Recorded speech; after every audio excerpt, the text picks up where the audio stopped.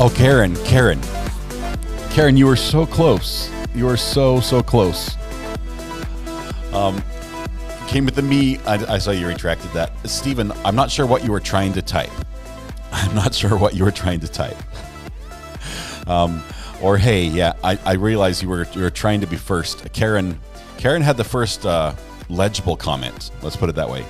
But I think according to the rules, Steve with Het 6 has purchased the internet this morning with being first in chat.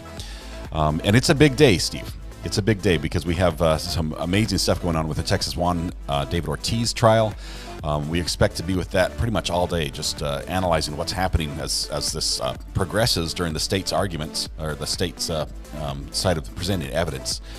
Are they going to be able to get the evidence in, the actual physical evidence that they tried to get in yesterday with a junior intern deputy who just didn't know what he was doing, really, and was not able to authenticate or vouch for the authenticness of the evidence, and the state had to basically just give up on him and switch to another tactic, and the evidence still hasn't been admitted. So we're going to see how this happens. We're going to see. It's going to be a crazy day. I made it for a bit before work. Karen, thank you so much for being here. I appreciate the effort of being first in chat as well. If there's a secondary runner-up prize, if Utah Steve doesn't want the internet for some reason, it belongs to you today, Karen. So wonderful. He'll share. So it's split duties today, Karen. It looks like Karen and Utah Steve will jointly handle the internet. I think as the process normally goes by contract, the second person gets all the praise, the first person gets all the work. So Steve, you've got the work. Karen, you get all the kudos for everything that goes well. It's an even balance of splitting the workload for owning the internet. But that out of the way. Good morning, everybody. Miss Chris, Miss L. Golden Mom, first of all, Golden Mom, thank you so much yesterday. You were so helpful providing me links and crucial moments in our surprise live stream last night of the Knoxville hot mic incident. Appreciate you being just on the spot there, being able to get those texts to the burner phone so we could get the video played that we needed for that live stream. It was epic. And I will say it's a good thing it happened late at night because it was not for prime time. It was not for daytime. It had some language in it. The inmate was not a big fan of being an inmate. That's for sure. But more than that, he was not a big fan of anything the magistrate had to offer, including bond. So he's probably still in jail. He probably will have another appearance at some point if he hasn't already, because they didn't really get through the process with him before he sort of cursed his way out the door or into solitary. But that was bizarre. But thank you, Golden Mom, for your help there. I appreciate you being there last night. If you guys haven't watched that, just save it on your watch list, maybe during break on lunch or something. Get ready for some cursey words because they're in there. But the most amazing part of that is after that arraignment sort of ended abruptly, there was a hot mic incident where the magistrate turned off the camera but left the microphone running, and then she started commenting about what she had just done. And that was why we went live, because I saw that she was live, and I was all set up. I was sitting here at my desk ready to go live on TikTok to play a video game, really, just to keep my TikTok account active. And I saw this magistrate feed, and I saw this hot mic incident start. And I switched everything from TikTok to YouTube and went live as it was happening. And Laura says, I haven't laughed like that in a long time. Thank you so much. It was amazing. It was really good. Good morning, Toxic. Minnie Pearl, good to have you here today. Carly, Mary Kay, we've got a lot of people in the house here. Cuppa Joe, great name. Good to have you here. Brenda Childers, good to have you here as well. Hello. Emoji, hello. In McDonald's drive-through, fat fingered it, says Steve. Yeah, Steve was first on the internet here, first in chat, so he won the internet jointly with Karen. But it's good to have you here. Who did I miss? Crafty Cow's in the house as well.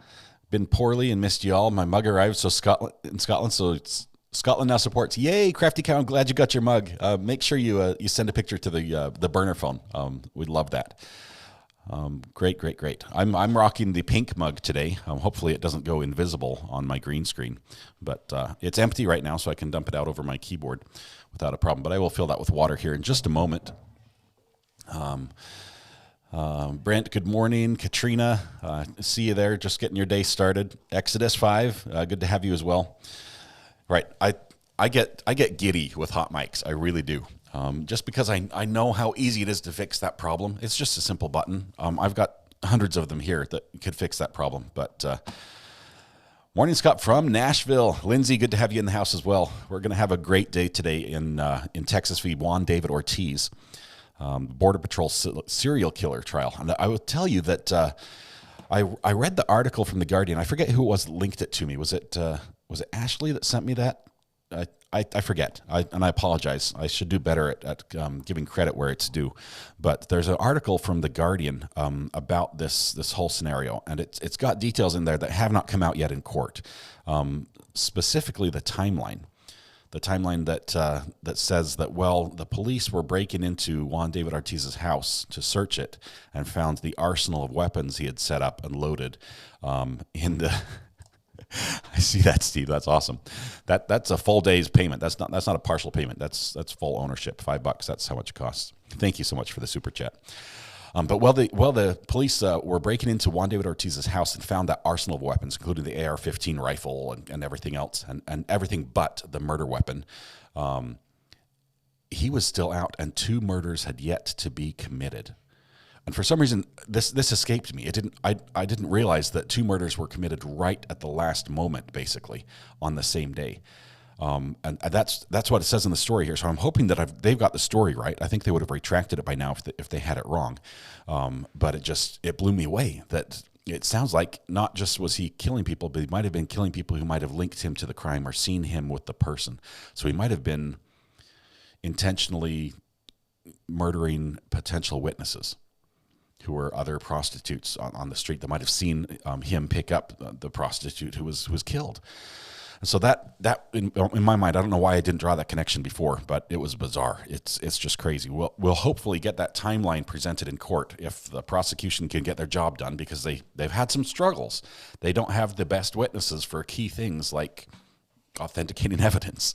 Okay, I don't know why they have junior deputy intern there authenticating crime scene evidence when he's never mentioned on the reports.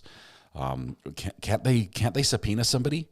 Can't they? I mean, I granted one of the guys who did the collection is recovering from surgery. I understand that. The other guy is working for another law enforcement division. I think he's over at Texas A&M.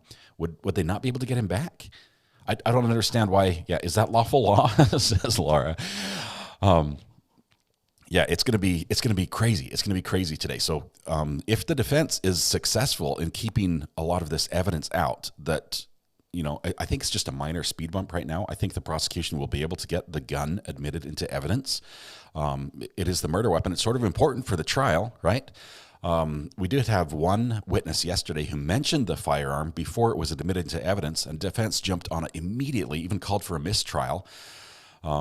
If the firearm doesn't get admitted into evidence, I don't see how they can get a conviction. But because that's important, because that's how they match the previous murders forensically to the defendant. That's his gun. Oh man, subject matter jurisdiction, Brenda. We have complete subject matter jurisdiction here in this court of public opinion. Anything and everything is on the table. So feel free to bring up any questions you have. It is good to be here. I know that we've got a little bit before court starts. Let's see. I was here earlier, so Suzanne, I was here earlier watching the live mic, and it was hilarious. It's got some bad words. I can't control their mouths, and I will admit that both the inmate and the magistrate said some cursey words. And so just be prepared for that. If you do watch it, if you've got children in the room, it would be probably a strong PG-13 if you rated things just on language. Sam Terry said, "Good morning from Costa Rica. I just wanted to say what a safe place this channel is. I just left a chat trail room and people were not left a trial chat room and people there were not very forward-looking and mean." Well, I apologize, Sam Terry. This is a friendly place. We try to keep it friendly. We have some of the most amazing mods in here who understand that really we like to talk about true crime. And we can have opinions that differ from each other, and that's okay. And as a matter of fact, I encourage it. As long as we can keep it civil and it doesn't get down to, I mean, if we argue back and forth to the point where we know that we're not going to convince the other person that our way of thinking is right, we just let it drop. We say, hey, cool, it was a good discussion. Let's move on to something else. We probably agree on more things than we disagree. And that's sort of the vibe we try to keep going here, and the mods are just phenomenal at doing that. As long as we keep everything civil and keep those little bots out, we're happy. So thank you so much. And to my mods, I cannot thank you enough for the hard work you've done week after week. It's just amazing. So Sam, hope you find a good home here. Debbie says, "Good morning, recovery addict. Are they done talking about the bullets and trajectory?" Debbie, no. There's going to be more of those because we've only covered two of the victims, and maybe not completely on each one. So there's probably going to be more very graphic testimony. Now, this courtroom, the judge has ordered the cameras to use discretion because they do show images that are gory, and the cameras have not been showing that. So we're hoping that continues because we don't need that to be able to discuss this. But that's hopefully where it's going to go. But I know if that does trigger you, it might be something just to keep the volume down a little bit. We'll try to warn you when something like that comes up. But we do expect some more of that today, as they're going to discuss at least two more victims that got shot and how that happened. Holy echo, Batman! I'm echoing again. You just have so much to say, Toxic. You have to say it twice. That's what it is. No problem. How about that? A little echo for you there. They are awesome mods. French Fry, good morning all. I love that name. Good to have you here. We're still watching. We don't have any of the live feeds yet. Actually, I need to get KSAT pulled up. I thought I had that.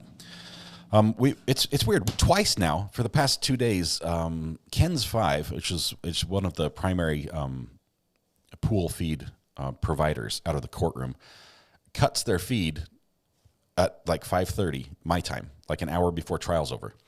And I'm not sure why. I think they might be limited on how much equipment they have, and then when they go live for their evening news, they have to use that same equipment for something. That's the only thing I can think of. Why would they cut out of the trial before it's over? But they have the best feed typically as far as the quality of audio, the speed, the delay, everything else. So I'll keep an eye on them. Law and Crime is at the very bottom of my list of things, ways to watch this. But Chandra, you're right. Pike County on verdict watch. They are. I hope it does not take anywhere near as long as the trial took.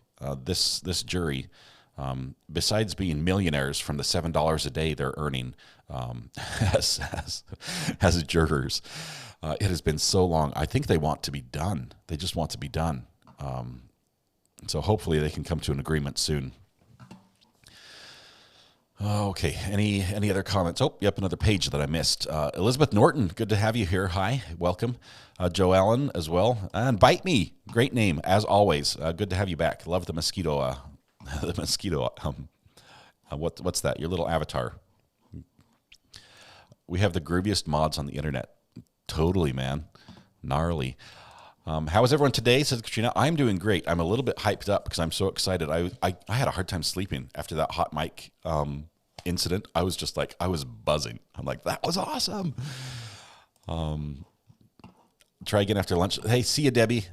Good to have you here. Hopefully we'll have something that's not so triggering for you a little later on. But Shauna says, Sam, this is kind of like an extension of family for us crime buffs. Everybody's in the house, and I should write down your name in English because I've forgotten already, and I think it has like 2 I's and an N in it, and I cannot remember. So please remind me your name because I can't read the language. I think everyone in chat remembers except for me, and I do apologize, but I have the memory of a goldfish. Lily, it has two eyes. Okay, where can I write that? Lily, I will put that in my notes page. There we go. You're written in my notes forever, Lily. The censor is here. Music Man, 80s Music Man, was providing the beeps in chat every time there was a cursey word in last night's live stream from the Knoxville magistrate stream, and he had his work cut out for him. His censor finger is probably bruised and sore. I'm fearing driving to work this morning. It's been snowing since yesterday. Terry, how much snow did you get? Chandra says, this is the easiest chat to mod I've ever worked in. Not much mod involved, mainly just enjoying great company. We try to keep it that way. We've got some settings that try to keep it friendly and limit some of the trolls, but glad you can be here. Hi to the lovely person. I can't even read the name. Welcome again. That is Lily. I will remember. Thank you, Katrina, for the reminder as well. You guys did remember. I love the name. It's beautiful letters, but I just don't know how to pronounce it. So Lily it is. Okay. Checking the live feeds again. It's still early, but the judge did start early yesterday, unexpectedly. And I know he wants to do a long day today. I will tell you that towards the end of the day today, I'm scheduled to go Christmas caroling with my son in a youth group. He's made some cookies. Everyone's made some cookies. So we're taking them around to the neighborhood, going to sing some Christmas songs, probably poorly, because teenage boys generally don't sing extremely well. At least not all of them. My son is gifted musically, but he can't make up for everybody, including myself. Anyway, so that will be fun. So we might have to cut the live stream towards the end of the day. Hopefully there won't be anything exciting. Pauline says, recovery addict, did you hear from Roxanne about her auntie? I haven't heard the outcome. I'm hoping everything is okay. If you guys hear differently, please let us know. She's obviously in our thoughts and prayers. Somebody just sent me a thumbs up. Oh, let me tell you what I did. So last night, this Golden Mom, you might find this humorous. You had texted me the links when I was scrambling rapidly to find the Knoxville magistrate's live stream that had been referenced in the one that we were watching. So we were watching the live stream with the lady magistrate who was referencing a previous one, and you sent me the link to that previous one so we could watch it. Well, I copied that link and I had it saved on my phone and I texted it to myself. And then last night when I fell asleep, I had my phone on because I was scrolling through things as I normally do. You fall asleep with, the phone hits your face and you just snore through it type thing. I think I fell asleep on the text messaging app and I texted a contact of a family member who is completely unrelated to anything true crime. And I pasted the URL for the Knox live stream twice, and I sent this individual that live stream to that insane Knoxville arraignment twice. And this morning I had to send an apology text and say, look, sorry, that was me. I'm sorry about that. I sent that to the wrong person. I'm sure they were not expecting what they got. Stephen Lee says, my name is Steve, but my friends call me Chunky Oatmeal. I'm fat and wholesome. Stephen Lee, I've got to get with you. I have some ideas for some artwork, particularly revolving around hot mic. And I've got in my head, I've got this vision of what I think would work. But I've got to get with you with that. I think there's a hot mic merch option available here soon. Good morning. Trying to decide which color of mug to get next. Monica, I did the pink one today. I've actually got to fill that up. I'll do that now. I've got my my bottled water. ASMR. There we go. So water is ready. I'm working with my iPad nearby. Kelly, I'm working with iPads all over the place. Okay, I actually did splash water on my keyboard just from pouring that. You will survive. It's just a drop. I'm working with 2 iPads nearby, and then 2 other computers. It takes a lot to do this. Roxanne, how is your aunt? Let's see. Did I see Roxanne come in? Oh, there's Roxanne. How is everything? Please let us know that things are good. That's my cell phone on your burner phone. Okay. Thank you very much. I will text you, Stephen. I'll text you the little images, the idea I've got, and I'd love to see your take on it, or at least your input. Sorry, that ASMR might have triggered a few people. It looks like it triggered Stephen as well. Did you leave the hot mic moment on the last live recording? Yes, Mallory. I changed the description to make it more clear. But if you go in the lives, if you go in my replays on the lives, you should be able to see it. I think it's called something like Knoxville Magistrate Hot Mic or Wild Knoxville Arraignment. It's something like that in there. But you should be able to find it, and it's very, very entertaining. Okay, more of the same. Still no information. Okay, Roxanne, just know that we are praying for her and you right now. Suzanne says, I'm looking forward to my pink one. I can't wait for it to arrive. Wonderful. Thank you for everybody who supports the channel in buying and drinking out of the mugs, because drinking out of them is what really is the support we want. I actually only make about 75 cents per mug, so that's not the reason. I've got a little bit of a reflection in there. That's not the reason I like you selling. I just love that you guys are proud enough to brag and say that you're a true crime addict like me. so we can be united in that. Roxanne says, with my PTSD, I wish the doctor would speak more gently, but at least he cares. You know, Roxanne, it seems I've found that a lot of the really good doctors are good at what they do, but maybe aren't the best at their bedside manner. And sometimes when you want the best treatment possible for something, you end up sacrificing a little bit in that bedside, the interaction you have with them. And some of the doctors that are really good on the bedside manner maybe just don't have the expertise that you need in whatever medical situation you're in. So it's rare to find one that excels at both. Stephen Lee says, you think sending the URL to YouTube is bad. Nothing compares to accidentally send my grandma my fans only page. Yeah, Stephen, I think you're written out of the will now. I'm pretty sure that probably got you excluded. Need to make a recovery addict mug to get more traffic to your channel. The traffic shows up. It's weird. It goes in spurts. On days where sorry, Monica, I'll get back to you. I just saw this from Stephen Lee. Guess what? I got my invite to the YouTube Partner Program. Thank you, Scott, for all the shout-outs, and thank you to everyone who's taken time to watch our videos. Matthew Harris, I am super excited for you. It's a big day. So you've earned it. Congratulations. That is awesome. And thank you so much for everything you do here on the channel as far as providing legal analysis and opinion, non-binding, of course, and not professional, just casual. It's not paid legal. What's the disclaimer you give? So this isn't actual legal advice. You should really consult a lawyer in your specific case, something like that. But in our case, he's as legal as we need for our chat. But congratulations. So going back to Monica, need to make a recovery addict mug to get more traffic to your channel.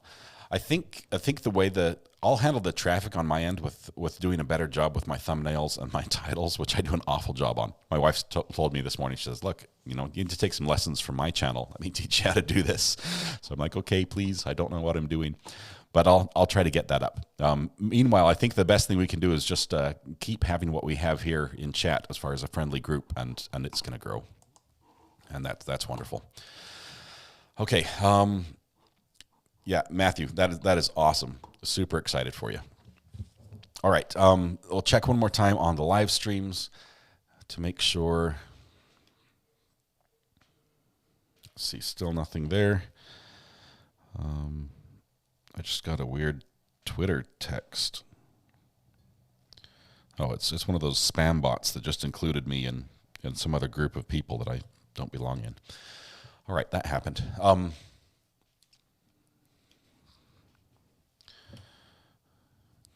Okay, we've got to fix that. Let's see what we have.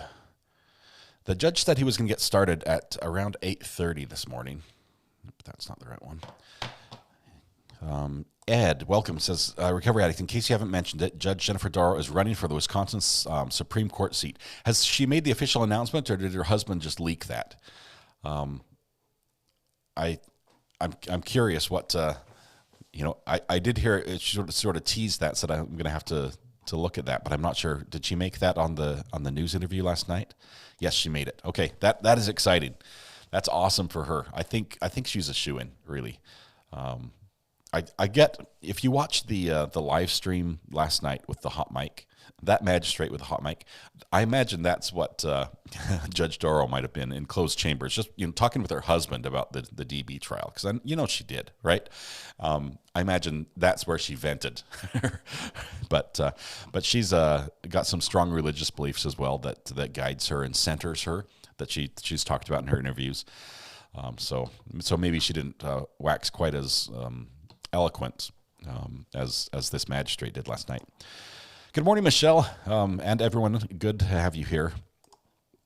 Roxanne, as you can see, everyone in chat is worried for you, and we're thinking about you. Hope everything is good with you and her. Let's see. The day today is going to be a little bit long. We're anticipating going from starting in about 15 minutes, really, in Texas. The live stream, the judge should be on the bench in 15 minutes, to go until about 5:30 or 5:45 in Texas time, which is an hour difference from where I am right now. So I'm an hour ahead of them. So I might have to cut out just for the last little bit of court today. Hopefully it won't be anything super interesting that we have to drop, because I can't just leave the live stream running.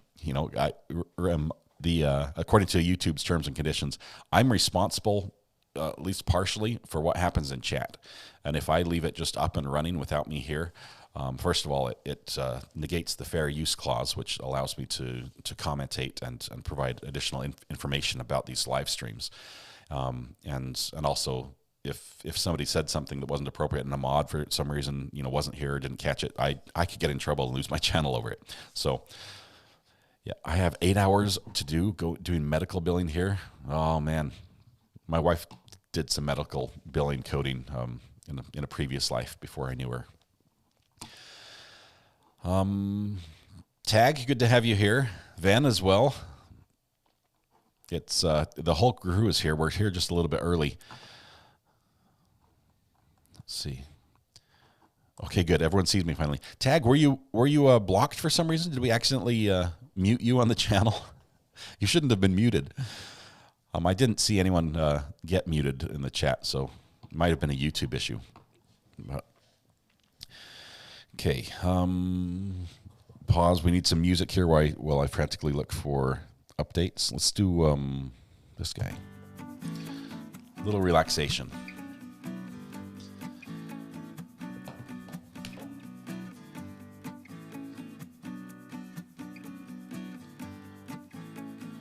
We're supposed to be live in 10 minutes.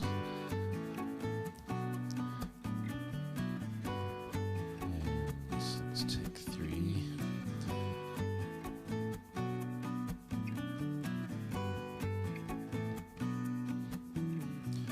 Trying to get the KSAT feed lined up right now as well.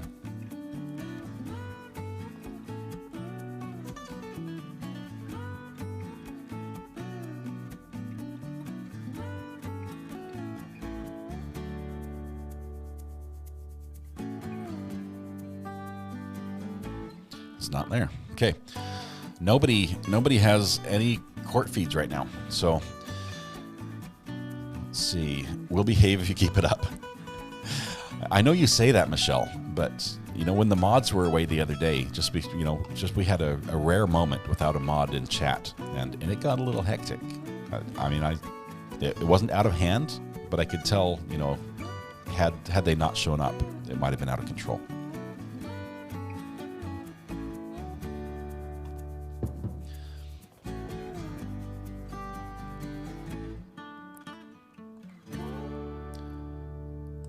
Hey, y'all, making lasagna later. Y'all invited with homemade garlic bread. Lori, we'll be over for sure. We'll be over there in a heartbeat. I do love garlic bread. I had some just the other day. My wife came in and handed me a plate with hot garlic bread on it. I'm like, this is love. This is what marriage is all about. She is amazing. She treats me much better than I deserve. Yeah, everyone's promising to behave, but Suzanne is going to fire up a broomstick. Suzanne, do you name your car Broomstick, or do you just have like Harry Potter skills? Good morning, Tiffany. Good to have you here as well. What's the music? That music was called Wishful Thinking, and this is all off of YouTube's audio library. So if you go into the YouTube studio when you're trying to make a video, you can download this music and use it for free on your YouTube videos, which is important because, copyright issues are a big deal on YouTube, and it can get you in trouble. Adam, we're sitting on the edge of our seats. What's up, Adam? Please let us know. Charlie says, good morning, all. I'm listening while I work on hurricane repairs in Florida with family. It's 33 Fahrenheit back home in New York, 86 here, so I'm literally melting. Oh, it's early, too. Adam, guess what? Chicken butt. That's what. We got a dad joke to kick the day off, so thank you for that. Dallas says, I received my addict mug. It's great for drinking soup from. It is. It's big enough that you could use it for soup. I love it for hot chocolate because it's perfect size. You can just wrap your arms around it and just, let it radiate heat and warm you up and drink for days. Chat did go into a few tangents yesterday. A little bit, but I think we corrected everything.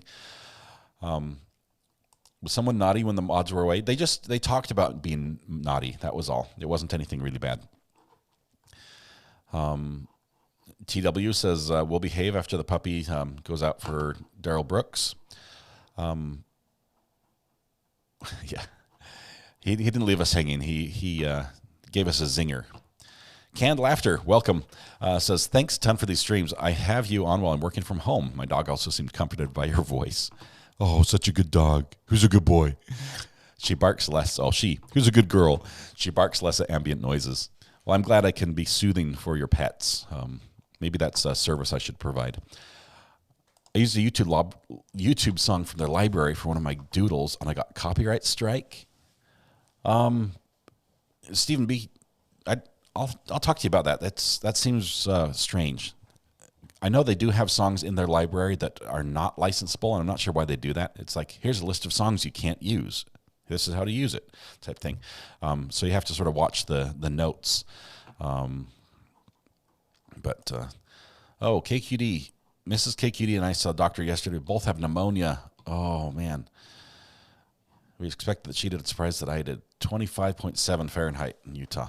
Oh, prayers out to both of you as well. Hope you guys get back to healthy quickly. And that's cold, just for the record. That's really cold. It's 60 degrees here this morning and cloudy. But my hubby says it's my stick shift. The broom is a stick shift. All right. Love my mug. Use it for everything. Okay, one more check of live streams because it's almost 0 hour.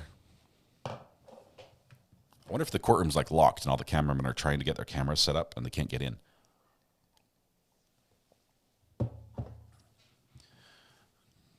Still nothing there. Let's check on KSAT.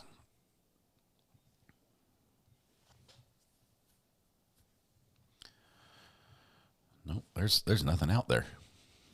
This is bizarre. What's happening down in Texas? Matthew, maybe you can fill us in. Do we have a Recovery Act Discord yet? Karen, I have not done a Discord, basically because I'm completely overwhelmed about the idea. And Toxic, Lil Miss, and a few other amazing Discord gurus have made such a good one and invited us to participate in theirs. That's all we've done. Maybe down the road, if I learn how to manage and moderate in Discord a little bit better, we can do that because it will enable us to do a little bit more live chat, sort of off the live stream. We can have a chat room and things like that we can't do here. So we get to actually hear each other and talk to each other, as opposed to you just hearing me, which is sort of one-sided. But I do imagine your voices in my head. So I'm not sure if that makes me crazy. Katrina says, Recovery Addict, my dog is sleeping through this. My cat Hazel is talking back to you. Meow, meow, meow. I can't meow very well. I'm just going to sing made-up songs I used to sing to my daughter because I don't know lullabies. Like the Itsy Bitsy Spider gets splatted and Dad didn't want no baby. Steven, you can't sing Daddy didn't want no baby to your daughter? I think that's child abuse. But that's funny. I have a book, a coloring book for kids. That's actually a coloring book for adults, but it's made to look like one for kids. And it tells them to throw eggs at the ceiling and things like that. It's an interesting book. I got it for Christmas from my family. Matthew Harris says the chickens might have gotten out and the judge is running late. I'm actually been late to work due to loose chickens. Did you have to tell the judge that that's the reason why you were late? That would be funny because I'd like the video if that was the case. Still absolutely nothing coming out of Texas as far as live streams go for this case. MB says, recovery addicts, could you please imitate what you believe my voice sounds like? Let me think on that one, MB. I don't think I can. I can barely do my own voice, let alone someone else's. As you can tell, I'm not very good with animal sounds either. Did the judge accept that excuse? If it was on the news, I imagine the judge would, but still nothing here. It's going to be time for one more song, and also a nice relaxed one. This one's called Front Porch.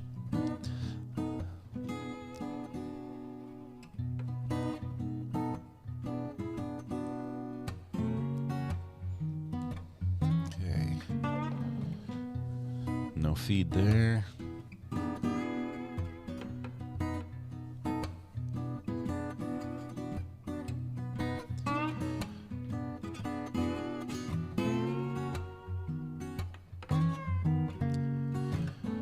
Okay. I don't know what's happening out of Texas. The judge has said he'll be on the bench in a minute and a half, and the cameras are not running. So we might get a sort of clipped version. Maybe they just haven't hit the right button.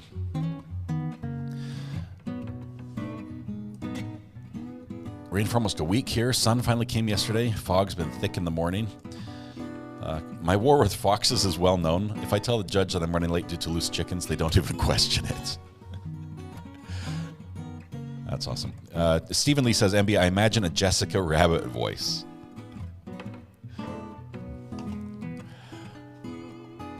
A few of you I do imagine in the cartoon voice. I will say that. I won't tell you which ones. I sent you a vid of my dog, Dr. Watson, doing his lassie trick, so you know my voice. No guessing needed. I'll go back and watch that. Maybe we can play it on here so everyone will know what your voice sounds like. Tag. Pauline says, all right, maybe on a Saturday we can have a picture day. We can send you our pictures to you, putting a face there to their name. We did that once, and then last Saturday we did the special on crisis cleanup.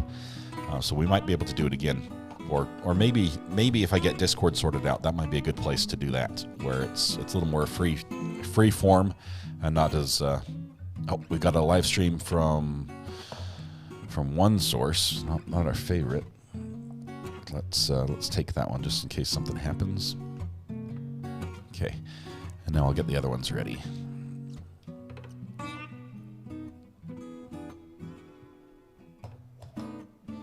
Okay, still nothing on the other ones.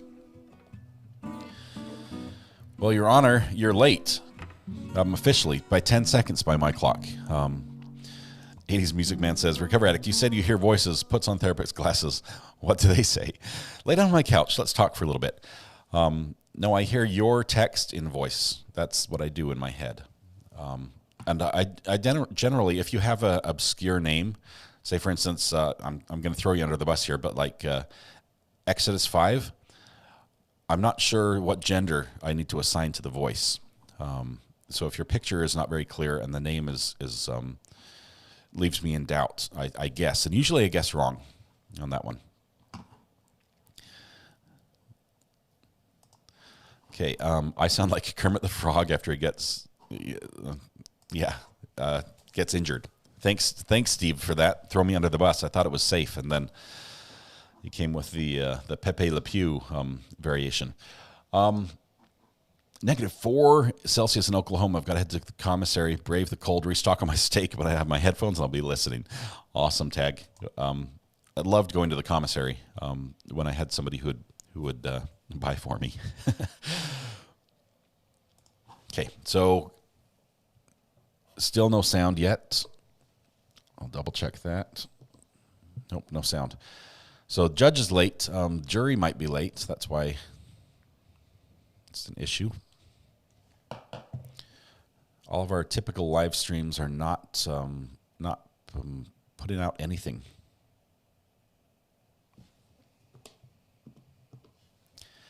How can we commentate on the trial if they don't go live? Is this too much to ask?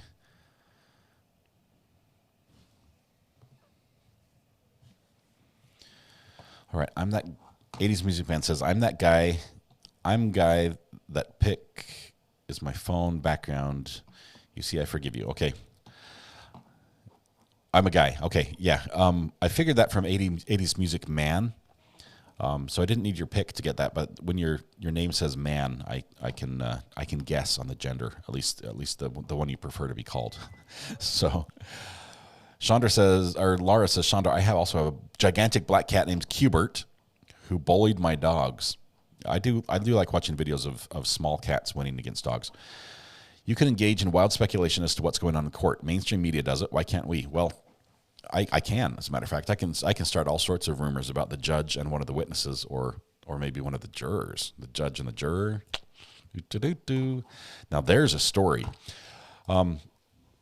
Recovery addict, I'll be having you playing here at the house for Dr. Watson while I'm gone. He was quiet last time I left your channel playing, and he had to run it. I had to run errands. I'll do what I can to keep him behaving. But if he starts typing stuff on the keyboard and asking for treats, he's getting them. Really, I'm a pushover for that. Defense counsel is late again. They were late the other day. The judge is like, is everyone ready? Where's the defense? It was funny because Mr. Ortiz was standing there by himself. The judge was like, let's get started. I wonder if he was panicking a little bit. MB says, I'm a girl. Got it, MB. I just don't know what you sound like yet. So you might have to call the burner phone and leave a message. Let's see. My 5-pound cat is definitely the boss of my 220-pound dog. It's funny to watch. Karen, have a great day at work. Hopefully you can join us or maybe check in during work or follow up after the fact. It'd be great to have you here. But thanks for checking in this morning.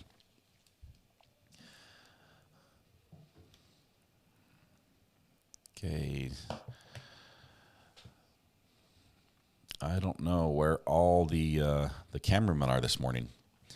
Unconfirmed rumor, the Juan David Ortiz case has been delayed due to a rattlesnake infestation in the vents of the courthouse. At least you went with something believable, Matthew. The chicken story, I'm still doubting. With a storm, some people are without power. Maybe that's why it's delayed. Did they have storms in Bexar County? Were they affected by that? Because that could be a real thing. Tiffany says, I don't understand how the defense is not more prepared, to be honest.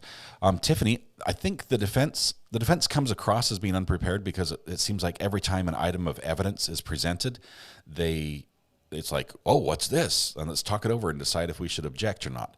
I'm not sure if that's normal procedure or if that's just being taking every precaution just to make sure that one of them doesn't make a mistake.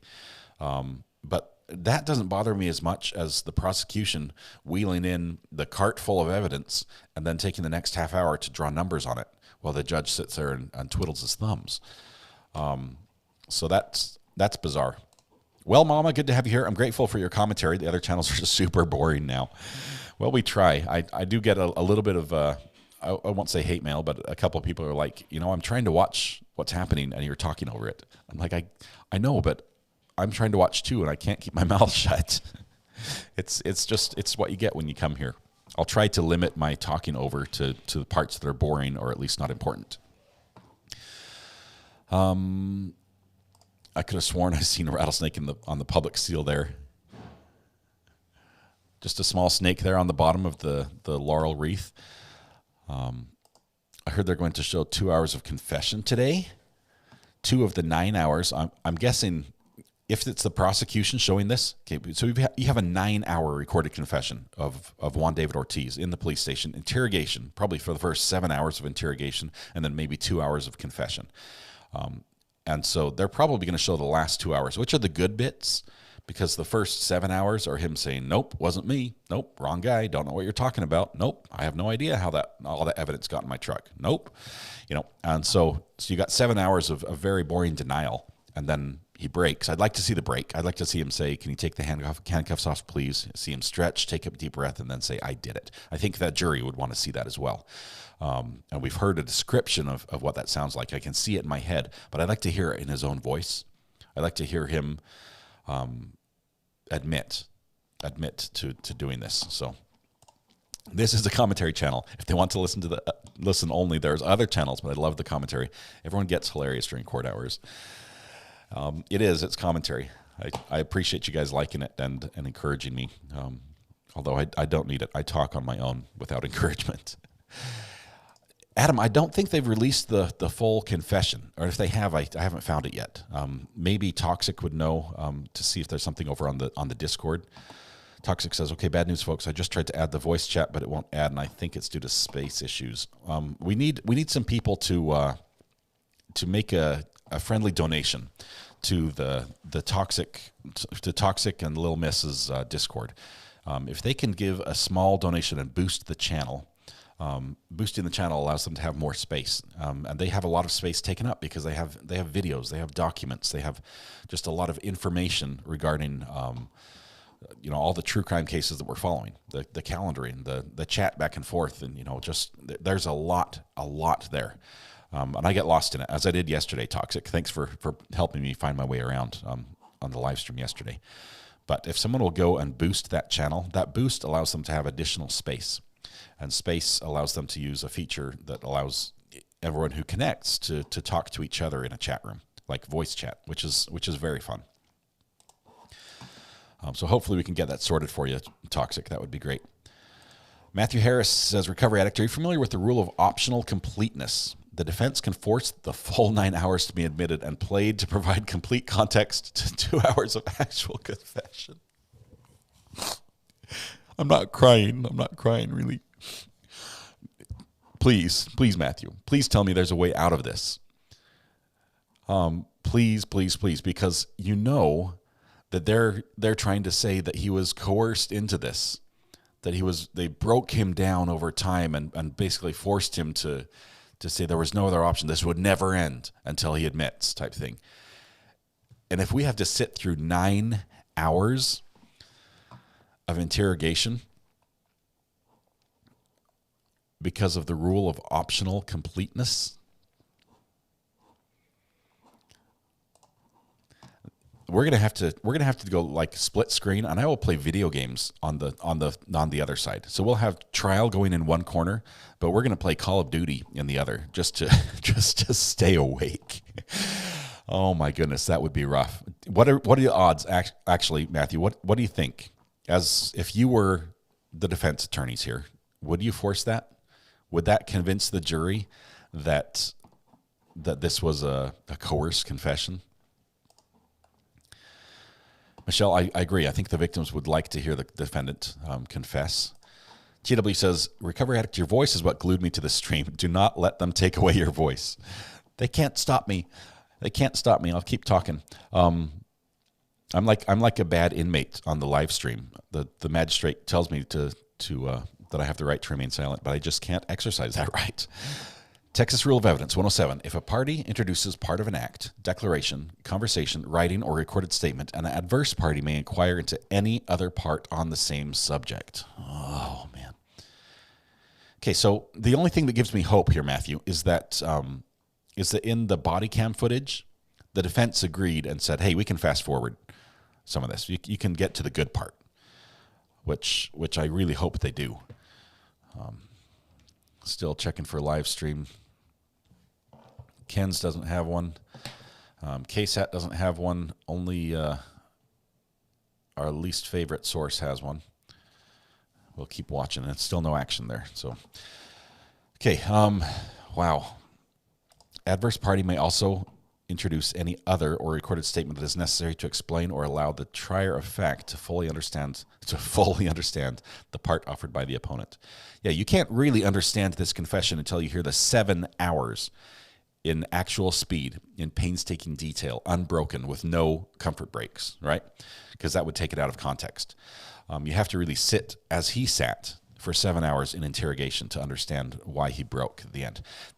Matthew, that would be so painful.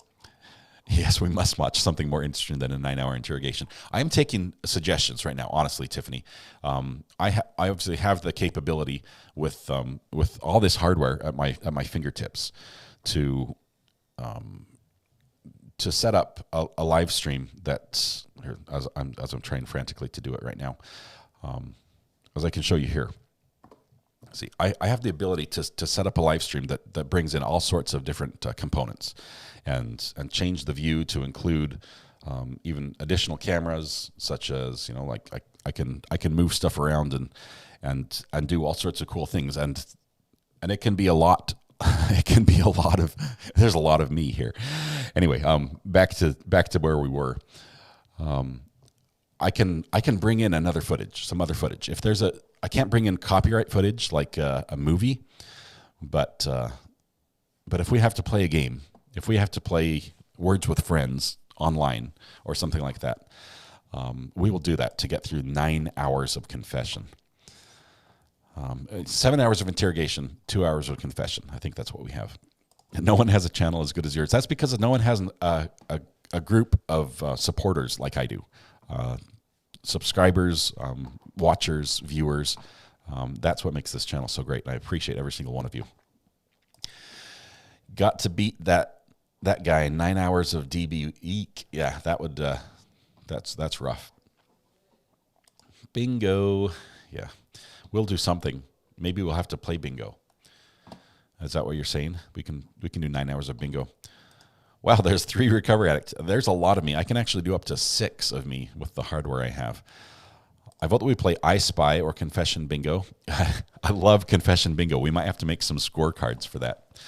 Court TV has a live feed up. Let's don't like taking Court TV either, but we'll take a look here. Court TV just has so many ads.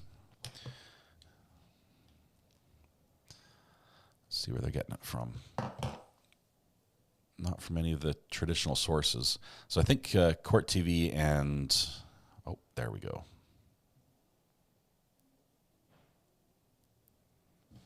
Let me just check here.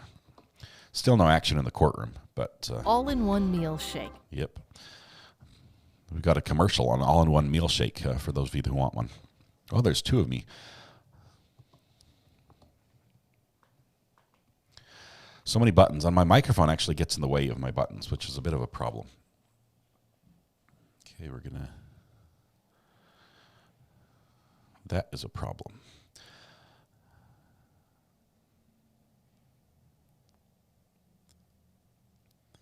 Give me just 1 second here. We're going to get there together.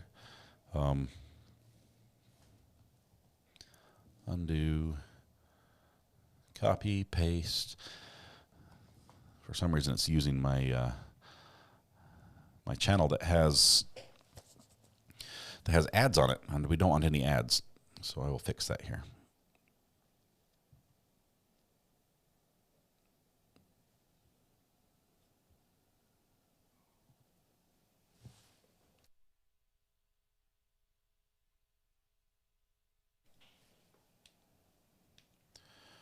Need more music, right? It's about to start.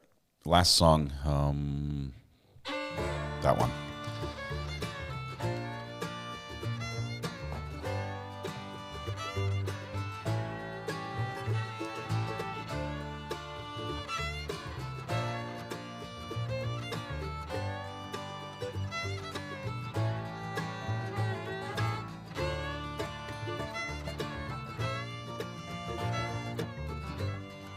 Okay, I think we've got a feed that's going to be coming in from KSAT right now.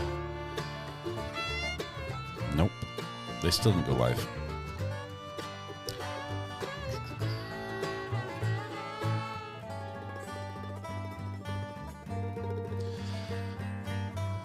Okay, it's This is getting a little bit frustrating.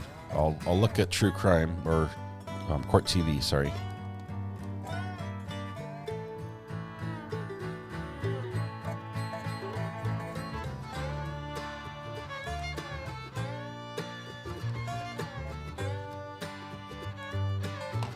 I see you fixed the Abby AI glitch. She's back up and running. Who broke the stream? I see we've got some motion in the stream, so we might be there shortly. Someone write lyrics to this. This is the closest music I've got to Texas country.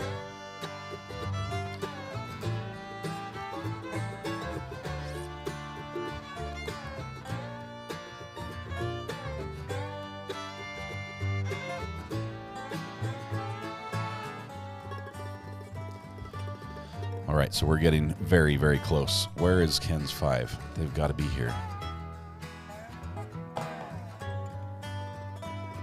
They're not.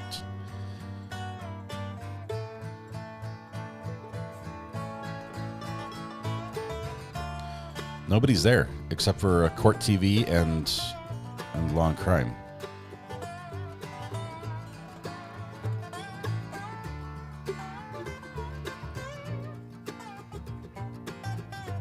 Wish I could play the guitar like this.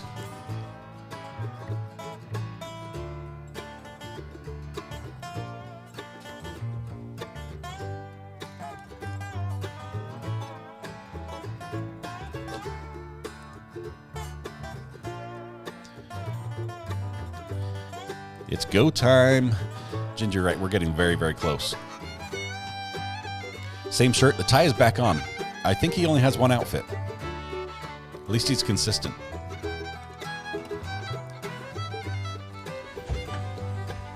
Good morning. All right. State ready, defense ready? Defense ready. All right. All jurors present? Yes, Your Honor. Okay. Go ahead and bring them in, please.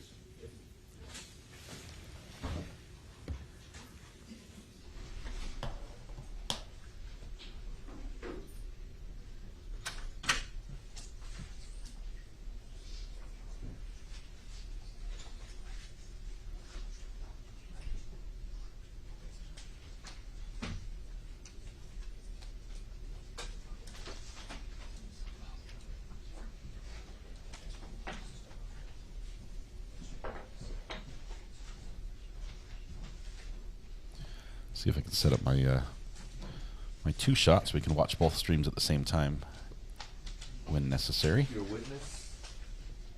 Yes, sir. Who was our stand yesterday? Right, got that on.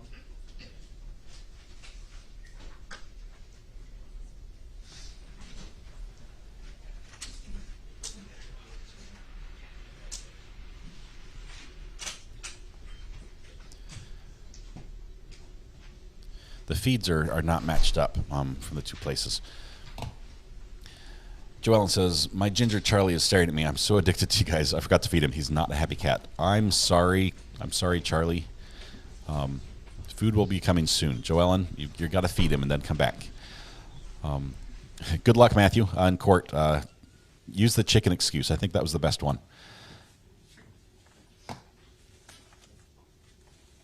I'm here for the Texas accents. This is border accents. This is pretty good stuff. There we go. All right. You may be seated. Good morning. Good morning. Got a little change in weather today. All right. So, Mr. Calderon, good morning, sir. Good morning. You can take a seat.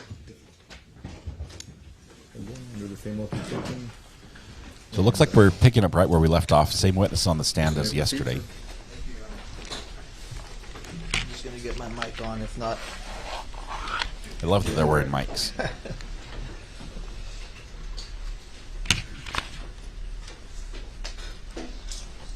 Just little glasses cleaning in the morning.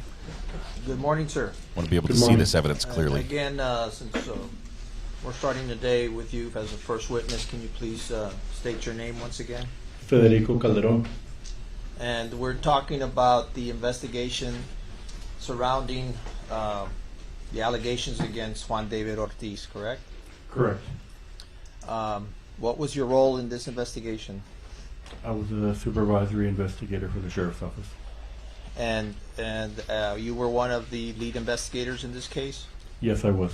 And as part of this investigation, what crimes were being, or how many crimes primarily were being investigated? Primarily 2. Okay. And at the end of the investigation, how many total crimes were investigated? 5. Okay. What were those 5 crimes? There were 4 murders and aggravated assault charge. Okay. The murders that were being investigated, who were the victims of those murders? Melissa Ramirez, Claudine Loera, Wiselda Cantu, and Janelle Ortiz. Do you know approximately the dates that these victims were murdered? This is our timeline. September 3rd, September 13th, and 14th. Can you So give 2 me on the names of 14th. corresponding to those dates? Melissa was on the 3rd, Claudine was on the 13th, and Guiselda and Janelle were on the 14th Of September. of September. Of what 2018. year? 2018, In what county? Webb County, And what state? Texas. Okay. So this goes to the And as part of your investigation, did you the last 2 also, were killed while the police were and looking one of the for lead him. investigators, did you visit the crime scenes in these cases? Yes, The 5th crime that you were investigating as part of the case against Juan David Ortiz, what did that consist of? the interaction between him and Erica Peña. Okay, but what crime would have been alleged in that case? I believe it was an aggravated assault. Okay. Can I approach you?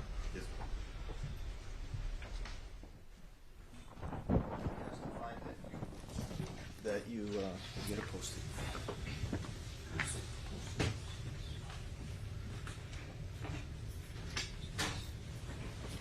That you visited the crime scenes in all 4 murders, correct? Okay, we've got a different feed I'm going to jump to here in just a second. 2 It's of them after the it's fact. just getting set up. But you visited the 4 locations. I visited the 4 locations, yes I did. Okay.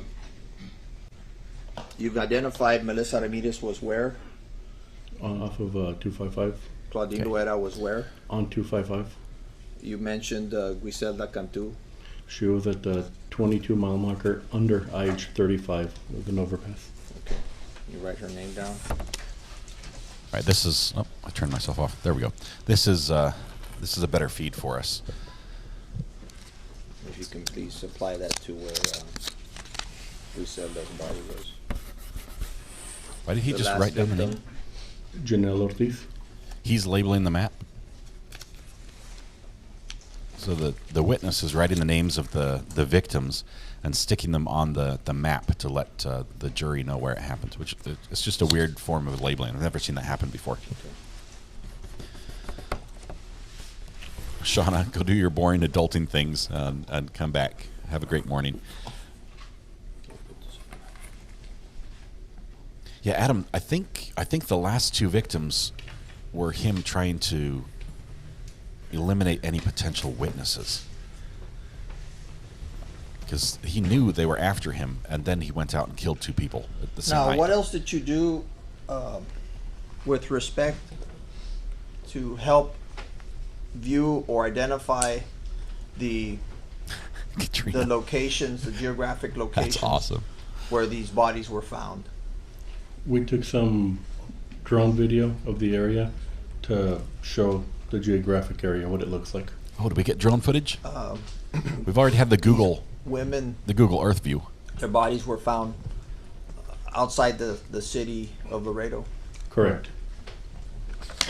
And if you can tell us when you say you prepared a drone video, please tell the ladies and gentlemen of the jury what that entailed.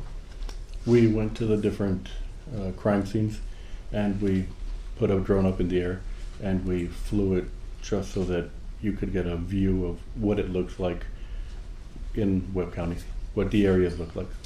Please And tell would me this that he was video not an amateur assist the drone jury pilot. taking them to Webb County, to the locations where the bodies were I believe found? it would, yes. Yeah, they're a little behind the times. They do have a big screen behind the judge, which is nice, for breaks and things if you want to watch the game. But they're a little behind the times as far as the exhibits go. They're all physical.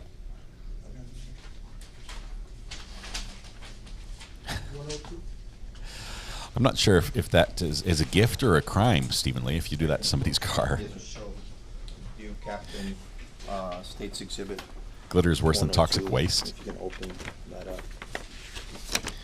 Can I have the link to the mugs, please? Abby, are you still here? What is it that you are holding Could in you your could you hand? link that for us? Thank you. A pen drive that I prepared for your office Okay. containing the drone video that we took. How long is the drone video? It's minutes. It's not very long. It shows aerial views and some of the paths. Randall says you worked in About IT 5 security, minutes long. slammed with auditing today. So Give or fun. take, Is yeah. a security audit? I'm wondering if you have like is this like a pen test type stuff or what? I did IT as well before I started live streaming YouTube all day. I was IT, worked with DoD quite a bit. May I take them on board our review? Yes. Captain Calderon, with regards to States 102, they do. Good luck on your shopping tag. We'll see when you get I back. directed the video. I was with the pilot, and I was telling the pilot exactly what to record, and I was with him when we were doing it. So it was under my direction. So drones have come a long way in the last few years. It's a USB. Have you viewed it? The pilot is prior to actually the your person on the testimony? ground. Yes, before I that's gave the it to the term. DA's office, I reviewed it. They actually are. Before I turned it over, I reviewed it to make sure the video worked.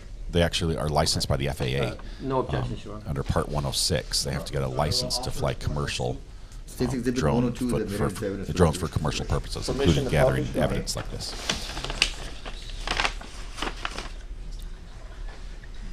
So we have drone footage from the sky. There's no objection here, right? They're not going to be able to see any details. It's basically like Google Earth, but you get to make your own video. And it also will show crime scene, but y'all better behave while I got you on my truck or on the phone, or I will pull over and come in here. Just saying. Tag, I will take that warning, and we will be good. Abby, thank you for posting the link for the mug. I appreciate that. I'm going to figure out a way to do that a little better, maybe in the description of the video or something. I'll get there somehow. As we set up the video, I would ask you to please walk the jury through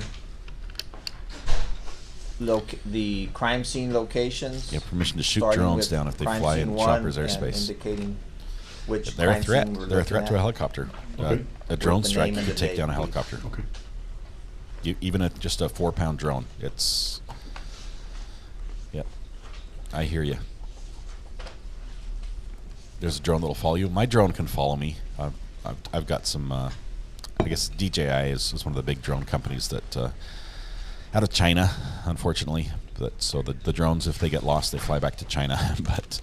but they have some pretty cool technology built into them.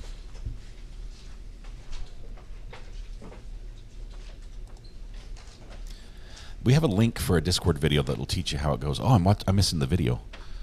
Okay, The- Captain, can you begin to tell us where we're at? You should That use a is racing the pilot. instead of Crime a- scene area for Melissa Ramirez, and that's what it looks like. That's the road. That's the way the road looks. That is from crime scene from September 3rd, 2018. Can you name the road, location? Jeffries Road. It's in Webb County, Texas. It's north of Laredo. Approximately how many miles away from the city limits? So this is not a professional pilot. More than 20? I can tell you that right now. You can just speak a little louder into the mic, please. Yes. I said this is not a professional. He wasn't talking to me, was he? It's a cool view. It is. But the jerky back and forth, up and down, it seems like the guy doesn't know what the controls are doing.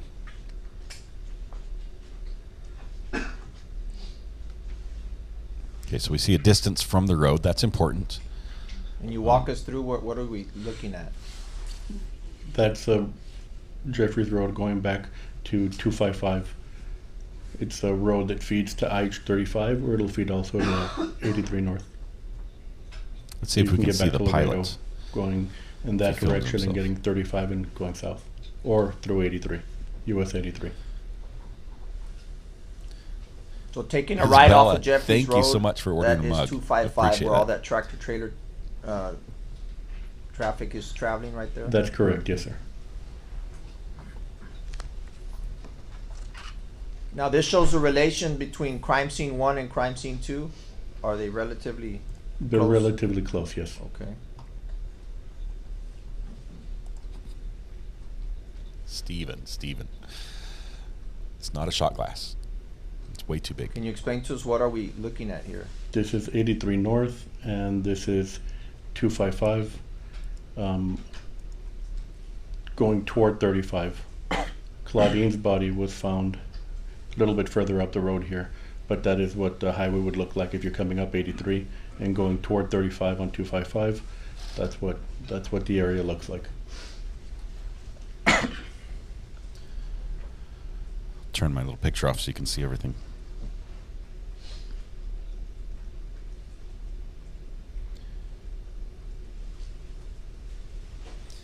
Isabella, thanks for representing Alabama, getting Alabama on the mug map. Appreciate that order. Whose body was found in this area? Claudine Luetta.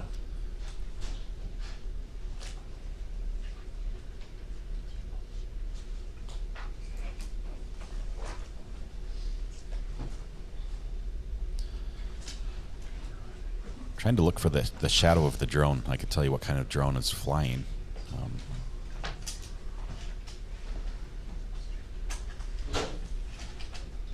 It has what's called a Now, gyros. Jeffrey Rhodes connects with 255.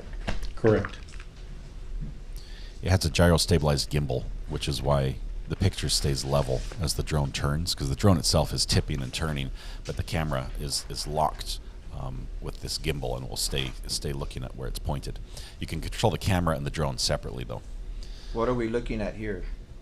We Power have to go a lines. little bit higher because of the power lines that were there, but we're looking at the general area a little bit further up. I'm still here. I Is just the area where Claudine's body was found. moved my picture so you Which could is see where? the video fully.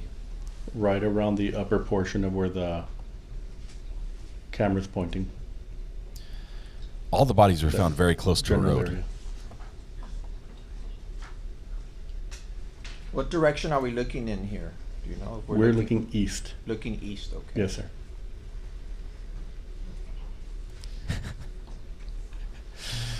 So that's what the super chat was for, Stephen Lee. This is the access road for IH-35, and this is southbound. I see Web Interchange 22. Tell us where we're at. We are approaching the crime scene where Wisel Lecantu was found Yes, he killed them at the site where he left their body. on the access And road. he didn't bury them. He basically What just shot direction them and walked are away. you, Left them for we're dead. headed Is the drone, south. is the drone going in? Drone's headed south right now. At least South those are the 35? allegations. South IH-35 on the access road. The main IH-35 is the cars you see on the left. That's the Okay. main road. So all that traffic going south is headed towards Laredo. Correct.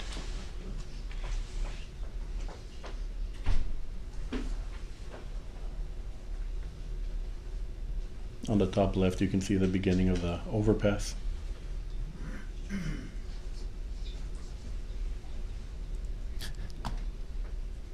Now we all have Superman music in our head.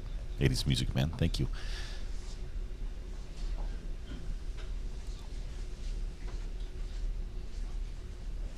Those little lines you saw on the left side of the screen, those are the propellers on the drone. The drone has 4 propellers. You can see Please those. indicate when we get to the spot where the body was located. We are approaching it off to the left. The propellers show up when the drone is You see accelerating. the overpass It's tipping off to the forward left? to go The faster. body was under the overpass on that connection between the northbound frontage and the southbound frontage, the other side. And you'll see that in a second when it pans over to the left. I don't know if they've said time of day. I think they've said on And or that's about where is the we most said the body specific we have. was.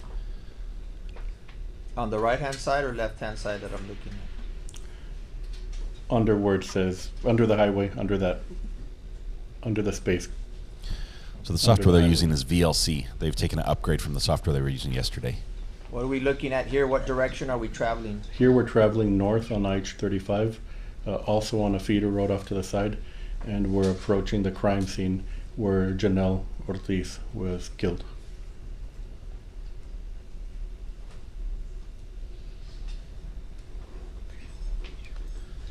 Lori, there hasn't been any testimony to that.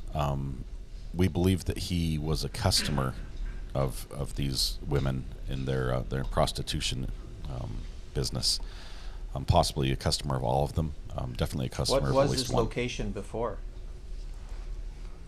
At one point, years ago, it used to be a checkpoint area, and after that, TxDOT used to use it to store aggregate for the use on the highway, gravel. The gravel they used to pave the highways. So there would have been a mound of gravel on the right and on the left. This is the Elizabeth, site? not This live. is the site, No. this area right here you're looking at. This is to after the the right fact. of that white tractor trailer, around that area right there. In the grass. In the grass, yes, sir. You said a checkpoint. Was it a TxDOT checkpoint? What kind of checkpoint was it in the past? Border Patrol checkpoint, but years ago. It's been abandoned for a long time. The Border Patrol abandoned a checkpoint? What were, if any, the similarities between the 4 homicides? The similarities that I found were they were all out of Laredo. They were all north of Laredo, so in the north to northwest Webb County. They all used the same caliber and the same shell casings were found. All of the victims were prostitutes with criminal histories, and it appeared that they were all shot and killed at that location where we found the bodies. That's a lot of similarities. What about the location of the injuries? The location of the injuries, it was neck and above. They were all shot in the head, neck or above.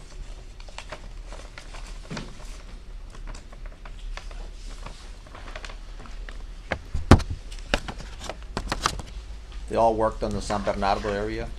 They all worked on the San Bernardo area, that's correct, as prostitutes.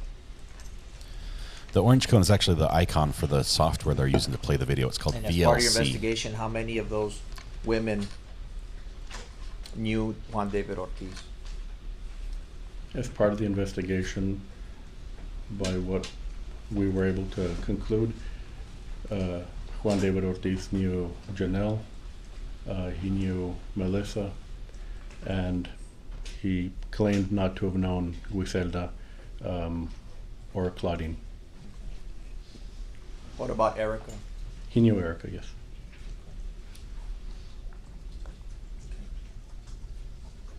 Yesterday we finished the day speaking about at the time that he was arrested at the Ava Hotel. Do you remember? Yes, sir, I do. And he was placed in a Webb County Sheriff's unit, Yes, he was placed in one of our patrol cars. and he was transported to the substation. That is correct. Where is that substation located? On US 59, right outside the city limits. Is that where you are housed?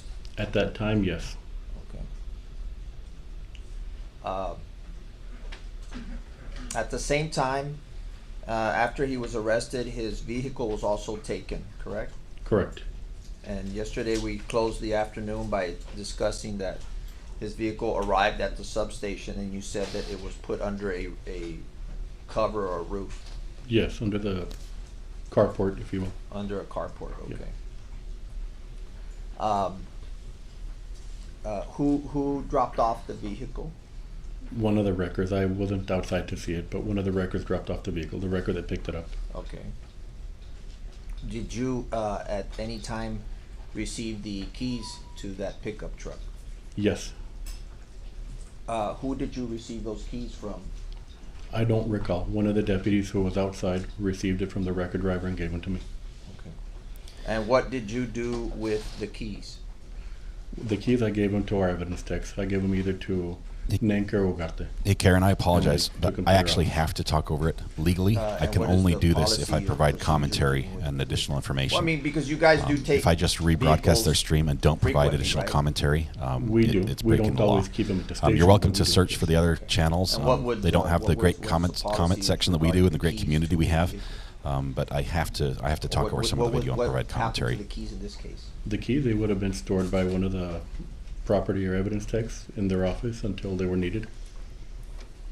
Was this vehicle kept there on site? The vehicle is kept on site at the substation, yes. This vehicle, this white Dodge pickup truck, was it kept there? Mr. Ortiz's truck, yes. Okay. And at the time that Ortiz arrived, were you there? I don't recall if he arrived first or if I arrived right after, but it was within minutes of each Because other. we did see the video yesterday that you were actually at the Ava Hotel during the search of Ortiz, correct? I was there, yes. I was behind right with the team that apprehended him. I was right behind him. Yeah, so you were on location. Yes, sir. And from there, you would have made your way over to the substation. I had to walk all the way back down, get my stuff together, get in the unit, and then drive to the station. So he probably got there first. So what happens when you get back to the substation? You organize, prepare, get ready. She had a very expensive Correct. habit. Get ready And- to and interview prostitution Mr. paid Ortiz, for that. prepare, get our thoughts in order, and discuss with the ranger how we're gonna handle the interview. So when you say we get our thoughts in order, who are you working with on this case? Texas Ranger EJ Salinas. Okay.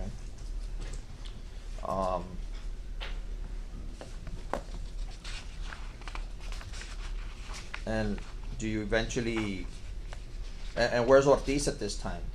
He's in the interview room at the substation.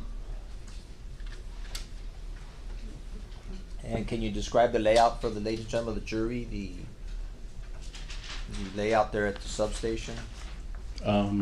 Yes, it has two entrances. One on the, I guess, on the west side of the building, and that's for guests or people who have business there. And there's an entrance on the right for employees or when we bring in arrestees or detainees. And he was brought in through that right side, and there's a large patrol room where they do briefings and a couple of offices where the supervisors meet, a hallway, and then immediately after that, there's the interview room right there. Okay. He was placed in an interview room, Yes, sir. and please describe to the ladies and gentlemen of the jury if the interview room is equipped with audio and video Our interview room capability. Yes, it is. Our interview room is mic'd for audio and video.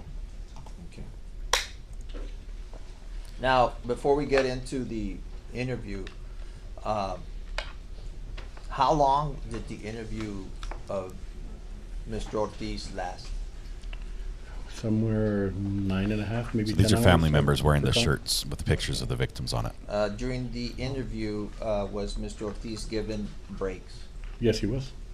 How many breaks was he given? I could count them, but off the top of my head, I want to say 2 or 3. Okay. Was he provided water? Yes, he was. So about as many breaks as the jury got yesterday. Was he also provided any food? We offered him a food or a snack, and I believe we gave him some Doritos. He ate some Doritos. Doritos during the confession or during the break? During one of the breaks in the interview. Any other food that you gave him? At the end of the night, I asked him if he wanted to eat something, and I bought him a Whataburger meal. So you fed him Doritos and you fed him a Whataburger meal. Yes, sir. Was he given bathroom breaks? Yes, sir. Randall, How many bathroom breaks was he given? we don't know if it's going to be couple, I broadcast think he yet. asked a couple, and maybe 2 or 3. We're following a lot of the information. Obviously the document dropped yesterday. That's over on the Discord. We'll also, We're following that, but I have don't the know if video, but I'll the ask trial you up itself will front. be broadcast. at any time did you, Thank you for the super chat, by the way. Appreciate at you, any Randall. time Great did supporter of the did channel. you make him any guarantees? No. Did you threaten him? at any Absolutely time? not. No.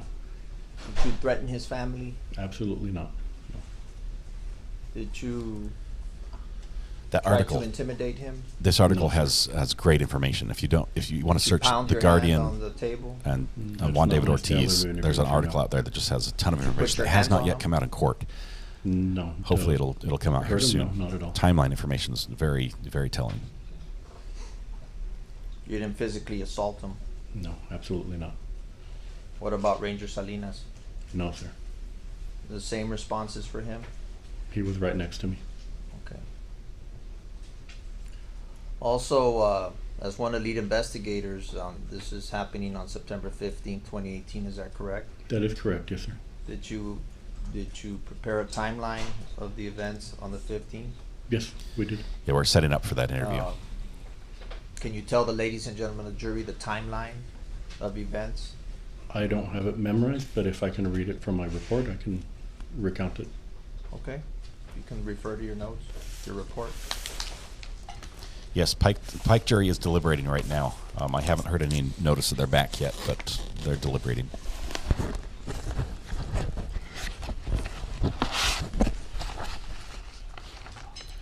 You want me to read the whole? You can start, or give us the We're hearing timeline. audio from the top feed, and we've got video So from Saturday, both. September 15, Can you 2018. speak up louder, sir, please, on the mic. Yes, sir. Saturday, September 15, 2018, at 12:07, Bolo is sent out for Ortiz's truck. Bolo is be on the lookout. At 12:57, a truck is located at the Stripes on the corner of San Bernardo and Jefferson by Troopers Bradshaw and his partner. At 1:02, Trooper Bradshaw and Trooper Obregon approach Ortiz outside the Stripes. Ortiz evades detention and a chase is ensued southbound toward the Ava Hotel, located at 800 Garden Street off of San Bernardo in Laredo. At 2:30 a.m., Ortiz is located behind the bed of a pickup truck on the top floor of the parking garage at the Ava Hotel. At 2:38, Ortiz is secured inside the Sheriff's Patrol Unit, and investigators transport to the Sheriff's substation off of Highway 59. At 2:48, investigators arrive to the substation, and Ortiz is placed in an interview room. At 3:21, Ranger Salinas and Captain Calderon enter the interview room to conduct the interview. Judge, we have an objection.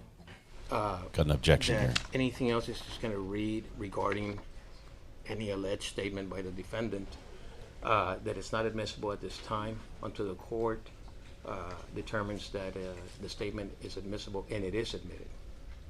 Sustain.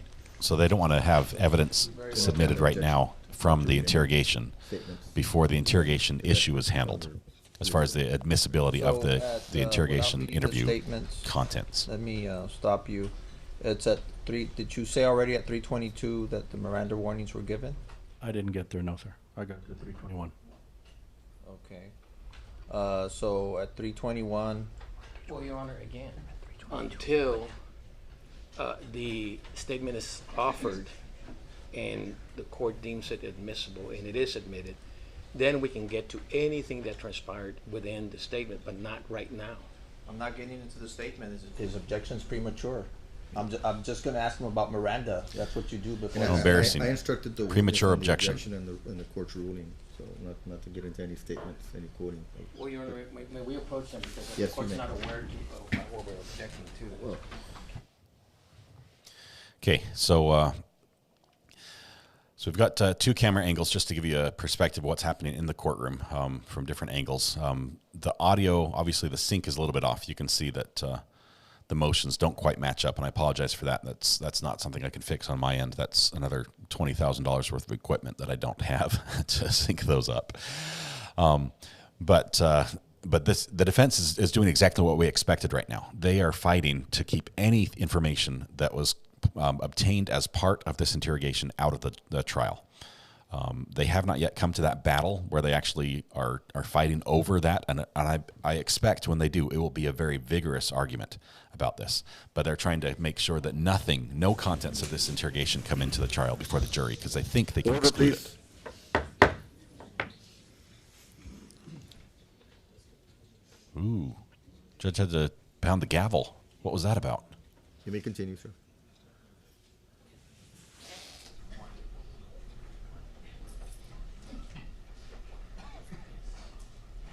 Somebody got kicked out.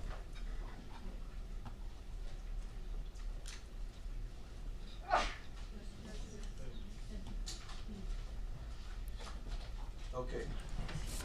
I'm gonna go ahead here and shift gears. I wanna talk about the statement. Did Juan David Ortiz give a confession? Yes, he did. And if you could speak up louder. Yes, he did. Before speaking to Juan David Ortiz, was he advised of his constitutional rights Yes, he was. I think someone was in escorted connection out with or his invited out. privilege against self-incrimination? I don't think Yes, they he yelled. was. Did you advise him of his right to an attorney He was advised. and his right to remain silent? He was advised. That anything that he said could be used against him, He was advised. and that he had the right to have an attorney present prior to and during questioning? He was advised. I think judges don't use the gavel as That much he as had they a should. right to have an attorney appointed to advise him prior and during any questioning? Yes, sir. And he also had the right to terminate the interview at any time? He was advised. So Ginger, they just had a sidebar, At this point in and time, there was some noise in are the gallery, you aware and the judge ordered of Juan them to be David quiet. Ortiz's I think somebody employment? left. At that point in time, yes. And what is that of? He was a supervisory border patrol agent. He is a law enforcement officer sitting in your interview room, Yes, sir. entrusted with enforcing the rights of the United States, Correct. enforcing the laws of the United States. Yeah, Correct. the rights are different.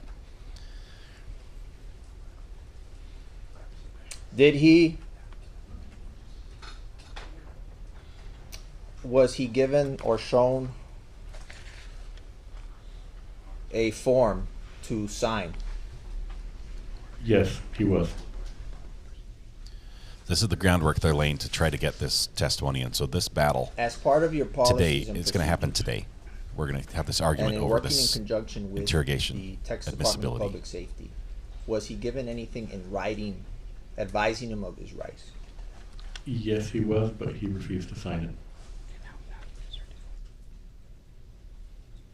I'm going to turn the audio up just a little bit. Present when this happened? Yes, sir, I was there. Who else was in the room? Ranger Salinas. May I approach the witness from?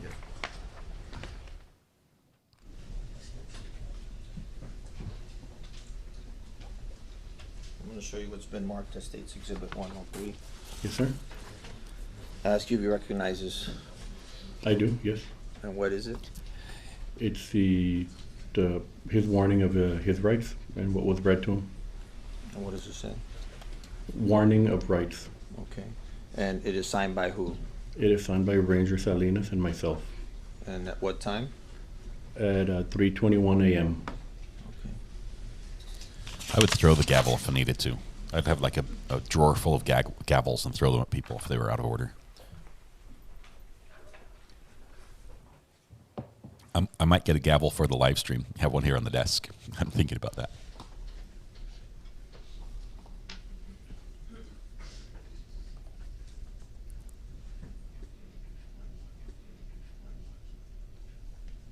We're gearing up for this. You can tell there's a battle brewing over the admissibility of this, and the defense is already sort of drawing the battle line, saying, "Hey, don't bring anything in yet. We're not ready." The original or an exact duplicate copy of the, Looks like a photocopy. has it been altered in any way? No, sir. Does it fairly and accurately depict the original document that was signed by you and E.J. Salinas Yes, sir. Yes, sir. on that night? Yes, sir. Thank you. Do you know where the original is? I don't do it. I believe it was turned out of your office by the ranger. Oh, so I've got it. Oops.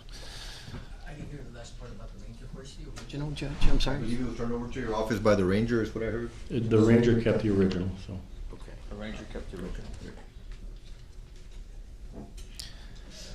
They're going to try to object to this. Judge, Only, if you could conditionally admit this one until the original is brought. Your Honor, he's already testified that's a true and accurate, exact duplicate of the. Yeah, you don't need Yes, the Your original Honor, we video have the copy. best evidence rule.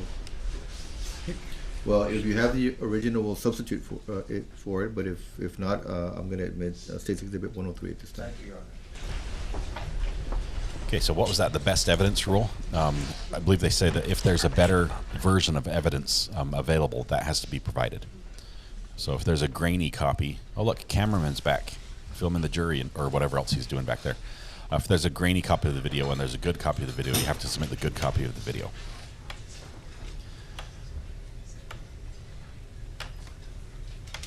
I do need a gavel.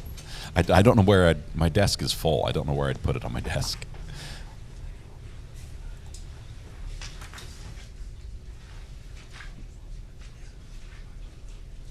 Tag is at the commissary right now, sending me pictures from the pickle aisle of huge jars of Mount Olive kosher dill pickles. So let's go over this form. This is the Texas Department of Public Safety. Pickle freeze Texas pops, Ranger everything. Division Thank you, Warning Tag. of Rights. Yes, Much sir. appreciated. Okay. And number 1, what does it say? You have the right to remain silent and not make any statement at all. Any statement you make may be used against you at your trial. Number 2, Any statement you make may be used as evidence against you in court. number 3, You have the right to have a lawyer present to advise you prior to and during any questioning. number 4, If you are unable to employ a lawyer, you have the right to have a lawyer appointed to advise you prior to and during any questioning. number 5, You have the right to terminate the interview at any time. and the last one. Prior to and during the making of any statement, you knowingly, intelligently, and voluntarily waive the rights set out in this document. And he refused to sign. He refused to sign, correct? Did he refuse to speak to you? No. Did he ask for an attorney? No. Did he say, I'm a law enforcement supervisory border patrol agent and I know my rights and I want to call my union rep? No. Did he say, I know that I'm represented, that I have the right to an attorney and I want my attorney present? Objection to leading, Your Honor. Rephrase, sustain. Did he explicitly articulate to you any indication that he wanted an attorney present? Mr. Ortiz did not articulate that he asked or that he wanted an attorney present. No.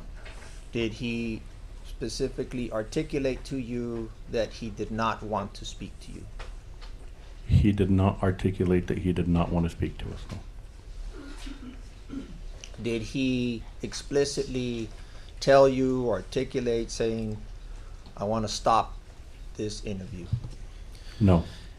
Ashley, what we're doing right now is we're laying the At any groundwork time for the in the 10 admissibility hours or of so that you the interviewed him, interrogation, did he the ever 9 or 10 hour interrogation. indicate This to is the you same that witness he that did was on not the want stand to before. proceed? No. They've gone through the At Miranda any time warnings, during the 10 hours or so, did next he ever we stop you and expect- say, hold on, the actual video. want And my we expect lawyer at least now. a couple hours of that to He be never played. stopped us and asked for a lawyer. No, he did not. if he would have asked you for an attorney, what Thanks, would you Katrina. have done? That's better. Stop talking to him.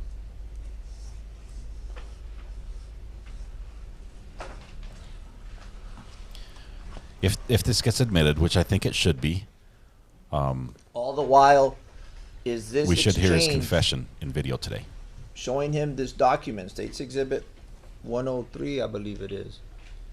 Is that what it is? Yes. Showing him showing him States Exhibit 103, is that being recorded? Audio and video. Yes, sir.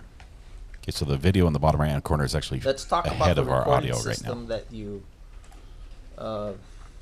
utilized in this case.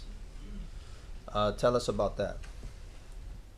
It's an L3 system. Companies changed names since then, but it's L3 is a big government contractor. basically it's like a in-car dash cam type system, but it's hardwired to be in a room instead of a police car. So it's a similar system to that, and it's managed by the same server. And in this particular case, was it functioning on that day? Yes, sir, it was. And were you able to? Yes. Not only did he confess, he told about an additional victim they didn't know about, and that's in the video as well. Was it able to, in fact, record the interview in its entirety? Yes, it was. And were you able to download, burn, or extract the video? The server backed up the time requested. And Was the video entirely recorded without any glitches, without any interruptions? What I'm trying to say is, was the entire 10 or so hours that he was there recorded? The entire time was recorded. I do believe at some point after the interview there was a power outage for a few minutes, but yes, there was a, But that's after the interview. yeah, it's recorded under, you can see it. So specifically, I know this is sort of meticulous, what time did the interview start? but this is what he has to do to make May sure I this refer gets to my notes? admitted. Yes, just telling me what time the interview started.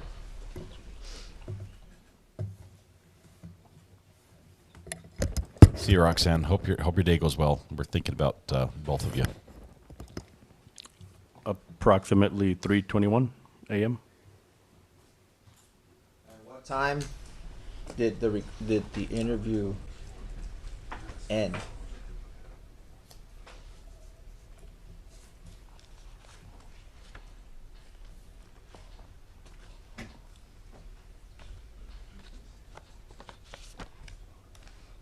Approximately noon. Yeah. I think he was actually in the interrogation room because he signed What the Miranda format paper. does your department, or did you, as one of the lead investigators,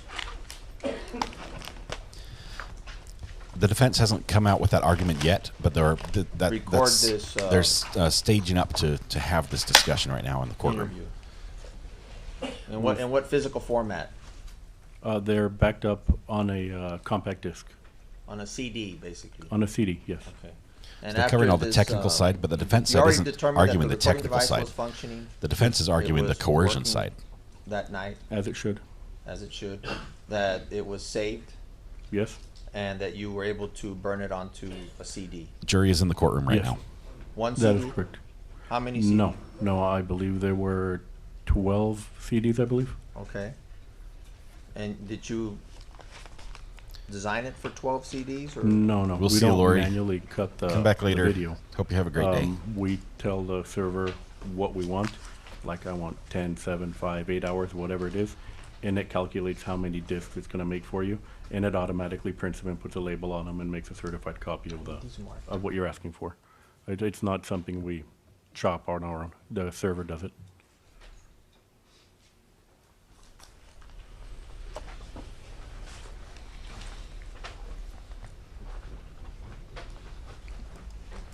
That guy, they're basically saying that there was 7 the hours of investigation interrogation before and the they case coerced against the convert Juan David confession. Ortiz, you prepared or transferred the interview to these CDs? Correct. Okay. Backed them up, yes. And be careful what you ask for. We might get all 9 hours. This might be painful.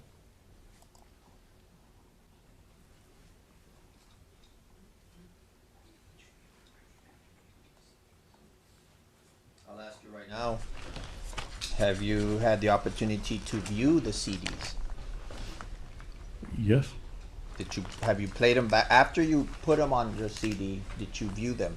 Yes, I watched the interview. You watched the interview, and Yes. all 12 CDs have The full interview in 12 it. CD Yes, box they set. in the chronological goodness. order. Correct. Okay, From beginning to end. from beginning to end.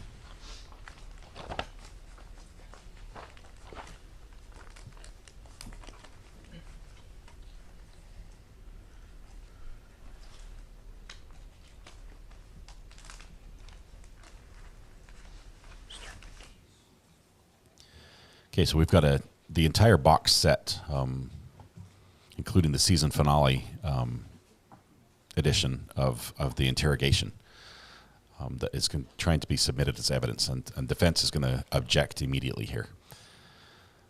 They don't want any of this played.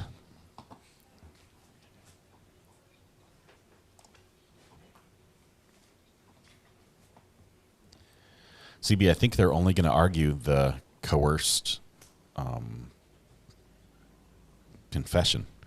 They'll say, hey, anyone who has a gun pointed at them might be scared and run away. After viewing these CDs, do they fairly and accurately depict the contents and activities and interview They're that still occurred labeling on them. September the This is crazy. 15th of 2018. Yes, I do.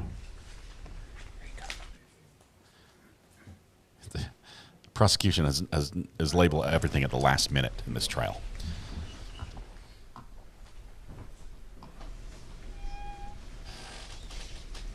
I'm going to show you state's exhibits for identification. These aren't state's exhibits. 104, 105, This is state's 106, evidence. 107, 108, 109, 110, 111, 112, 113, 114, and 115.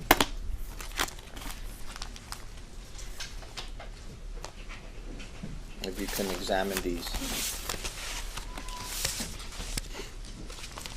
Unless they have his original label on them, which hopefully they do. This might be a problem.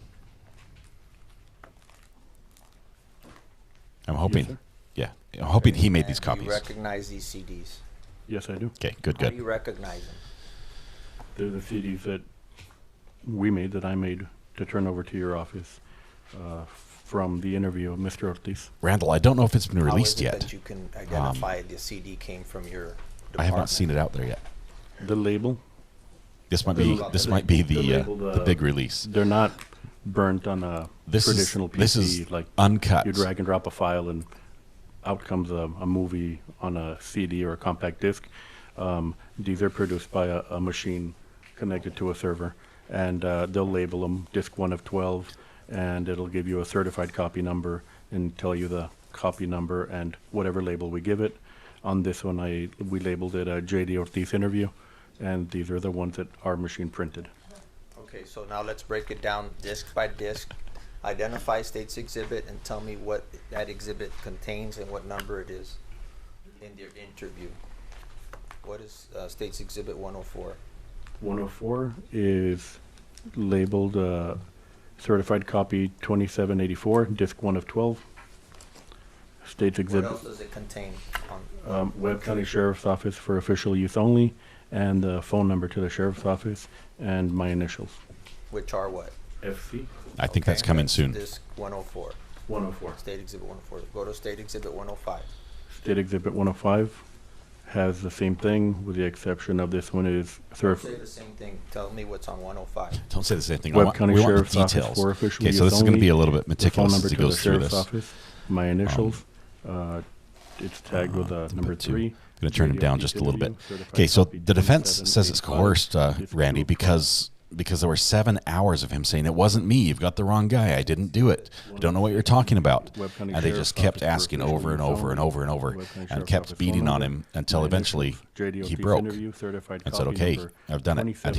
And they're going to present some other information about somebody who was like the DA who was outside, things like that, who could help him out and make if he worked with them, they would work with him type thing.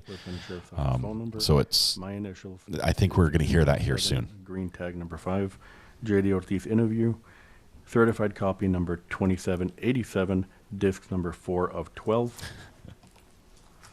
I'd rather watch Dune. I'd 108. rather watch anything than Webb County 7 Sheriff's hours Office of for official use only. this. Webb County Sheriff's Office phone number, my initials, J.D. Ortiz interview, certified copy number 2788, disc 5 of 12, and it's marked with a green number 6. State's Exhibit 109, Webb County Sheriff's Office for official use only. Webb County Sheriff's Office phone number, the initials, my initials. I think they J.D. give Ortiz copies to them, but interview, these are the certified copy official number ones that are 2789 entered. has a green number 7 tag, and it's disc 6 of 12. Okay, we're halfway through, 6 of 12. 110. Webb County Sheriff's Office for official use Okay, only. Webb County Sheriff's Office phone this number, is the big my thing. initials, We're about to hear him J.D. confess. The jury's about to certified see copy and number hear him confess to these 2790, crimes, which will be tough to get out of their heads. disc 7 of 12. So yeah, I think he's nervous today.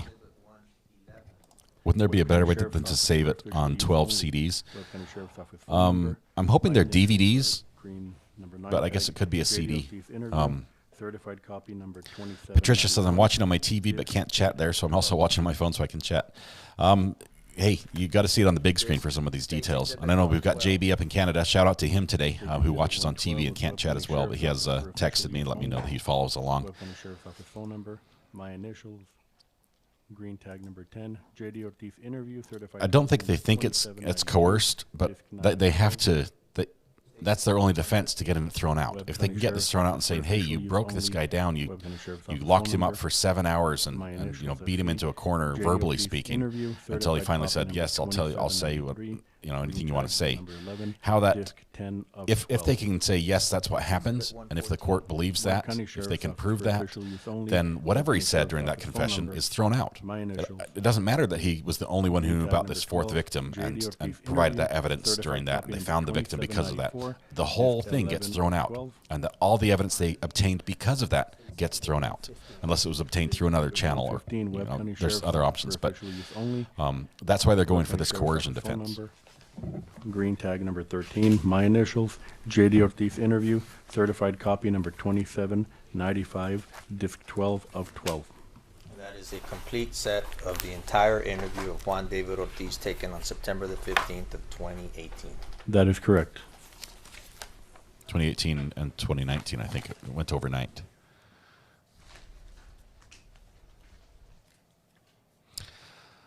Okay, so here comes the objections. MB, I think you understand then. My interrogation was only for 3 hours, but here comes the approach. He doesn't want to say this in front of the jury.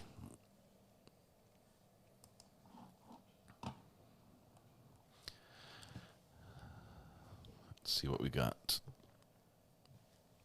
Got a couple angles here of that happening. The Whataburger was a bribe. Yeah, I'll say anything for a Whataburger, right? I think the Whataburger was a reward after he confessed. Someone told me to watch the movie Monster. When I told them about this case, we can watch that instead, instead of the hours of interrogation. These trials are eye-opening for several reasons. These aren't Perry Mason or solved within an hour. They aren't, and it's a battle. And these are people doing their jobs, and just like you encounter other professionals in other fields, there are some that are better at their jobs than others. We saw in the Matthew Terry case, the prosecution attorney forgot to ask a very important question, and because he made a mistake, a key piece of evidence was excluded from being brought into court. They still got the conviction on that one, but yeah, these guys, they're just people doing their jobs, and if they're not good, if they make a mistake, it can have a serious impact on the outcome. I mean, these aren't predetermined outcomes on these. Little Miss says, C.B. Clark, usually each side has their own number system per court orders. The court may tell one side to start with 1, the other with 1,000, regarding the numbering of evidence. And maybe the court doesn't want gaps, like they don't want, here's 1 through 10 and then number 17, things like that. At this time, State's Exhibits 104 through State's Exhibits 115 will be admitted into evidence, and yes, you may publish to the juries. Here we go. Admitted and published. Buckle up, because this might be a little bit lengthy. I'm going to try to take the audio from the other feed here really quickly because it's further advanced. Put 3 on. Audio input 2 off.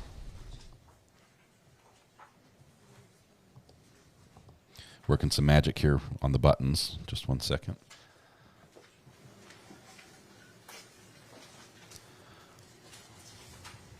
Your Honor, the state, 45 days prior to trial, the state has prepared transcripts of the Juan David Ortiz video. Clips of the Juan David Ortiz video recorded interview that's already in the record. We have prepared also copies of the transcript for the jury. Is it a transcript and translation? Is that what you're saying, or Yes, it's a translation from Spanish to English? Is that well, what I'm hearing? it's Tex-Mex, so there is Spanglish, Tex-Mex, Spanish. same thing. It's translated. Yeah, well, the 45-day rule is because of the translation from Spanish to English to give the, I guess in this case, the defense an opportunity to review it and challenge any translation. So, They've been in possession of this from the time that it was filed. and you're asking, We're asking to admit it. yes, Again, is that for the record before you do that? 116? 116. Okay. Okay, so here's the one thing the defense won yesterday when there was an argument about the translation transcription. Because there is a mix of Spanish and English spoken in just pretty much all the videos that we've seen in this trial. The defense has argued and said, hey, we don't want that admitted. That's not evidence, right? This is somebody else saying what someone else said. And because of that, the judge ruled and said, I'm going to allow this to be presented as an exhibit in court, but the jury would not be able to take this back as evidence into deliberations. They wouldn't be able to have a paper sheet that says, yes, I did it type thing. And, Ortiz, quote, yes, I did it. So I imagine he's going to go the same way on this ruling, that he'll say, yes, I'll accept this as an exhibit, but I don't want them to have it as evidence. I don't see why he'd decide differently on this one than he did on the body cam transcription.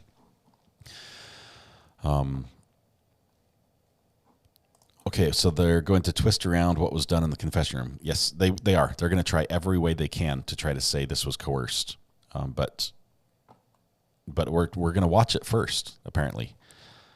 Let's see if they use that rule that Matthew warned us about, where they say we need to see the whole thing in context so we can understand what we're watching. We need to see the preceding 7 hours.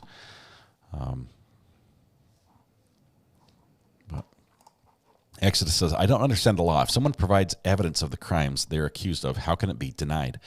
If the evidence is improperly collected. Say, for instance, Exodus, let's say that you have a marijuana grow in your house. And I suspect you have a marijuana grow in your house because I've used a thermal camera in your neighborhood and I can see your windows are hotter than other people's windows. That doesn't mean you have a marijuana grow. You might just have your thermostat turned up. But as a police officer, if I then kick down the door and find the marijuana grow and say, aha, there it is, you could say, hey, that's an improper search. You didn't have the right legally to search my house just because you thought it was hot. That's not enough evidence. And so any evidence that I, as a police officer, would have collected after I kicked down the door, whether it be the marijuana or the dead bodies you stacked in the basement or anything, all that would be thrown out because it was inadmissible in court. We have these rules, the rules of evidence of what's allowed in court, and the judge is the sole decider of that fact, right? So this is why the two sides are presenting the argument to the judge, saying one side says, hey, we have this evidence we'd like to submit to the jury, who's the trier of fact, and the judge gets to decide under the law if the evidence is legally allowed to be brought into trial. So that this is the back and forth that's happening. So yes, you might have a confession like we have in this case. We have the defendant who made a full confession and plus a bonus confession at the end. And if the defense can successfully argue that this was collected illegally in a way that was illegal, it could be excluded from trial, and the jury would never hear it. Let's see. I haven't watched that one, MB. I'll have to go back. I'm pretty new to true crime, so I don't have the depth of knowledge a lot of you guys do. 9 hours later. We're going to have to use that. We're going to have to find some. I've got that video. I used it on a previous one, previous live stream. I stuck a little SpongeBob in there. Let's see. 12 CDs won't hold but 20, 30, 40 minutes of video files depending on quality. DVDs are much denser and can hold about 70 to 120 minutes of video depending on quality. CB, you're right. I don't know the compression. I'm not sure if these are MPEGs or exactly what the compression ratio, 264 versus 265. But yeah, there's a good chance these are DVDs, which would make sense. But even then, 12 DVDs, that's more than you would need for 10 hours of footage, I think. So unless there might be additional data that's written, say different, multiple camera angles and things. So there's a lot of things in there. The science involved in fitting video onto DVDs is more of an artwork than science. Tex-Mex instead of Texican. Yeah, Tex-Mex I think is normally used with food. It's a food reference. But if it's in Spanish, I won't understand a word they're saying. Ginger, I think probably a lot of the jury, definitely a lot of the law enforcement involved. I'm surprised they don't excuse the jury for this. A lot of the law enforcement involved know some Spanish, enough to understand or at least get by or to communicate at a basic level. There's a good chance that some of the jurors themselves are bilingual and would be able to follow along, at least follow a conversation in this mixed English and Spanish.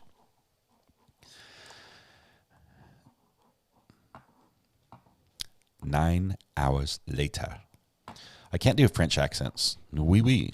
Je parle français, la langue de l'amour. That's all I've got. I had info outside scoop. That guy said, I had info outside the scoop of the general public. Regarding what? Let me go back. The human mind is weak. We'd say we were chicken to get out if they asked. Anyone can admit to committing a crime regardless of if they did it or not, and sometimes under extreme circumstances say they committed genocide. Right, so there will be people who, for various reasons, whether they think it will help their family, whether they think it will, they just, maybe they even get to the point where they doubt their own memory, and they will admit to things that they didn't do. And so it's possible. Ashley says, well, if I'm understanding right, he killed 2 women, then got Erica, but she escaped. Then in the time between Erica fleeing and him being arrested, he killed 2 more. Ashley, yes. He killed 2 people between the time, and the police were actively searching for him. They had executed a search warrant on his house and found all the guns he had set up and loaded, expecting them to show up at his house. And when they didn't in time, or maybe he rethought that, he ditched the guns, just left them there, and took the one weapon that he used for all these murders, allegedly, and committed 2 more. Allegedly, of course. Yes. We'll have to throw that word in there. Maybe in the title. Allegedly. Just all chat is allegedly.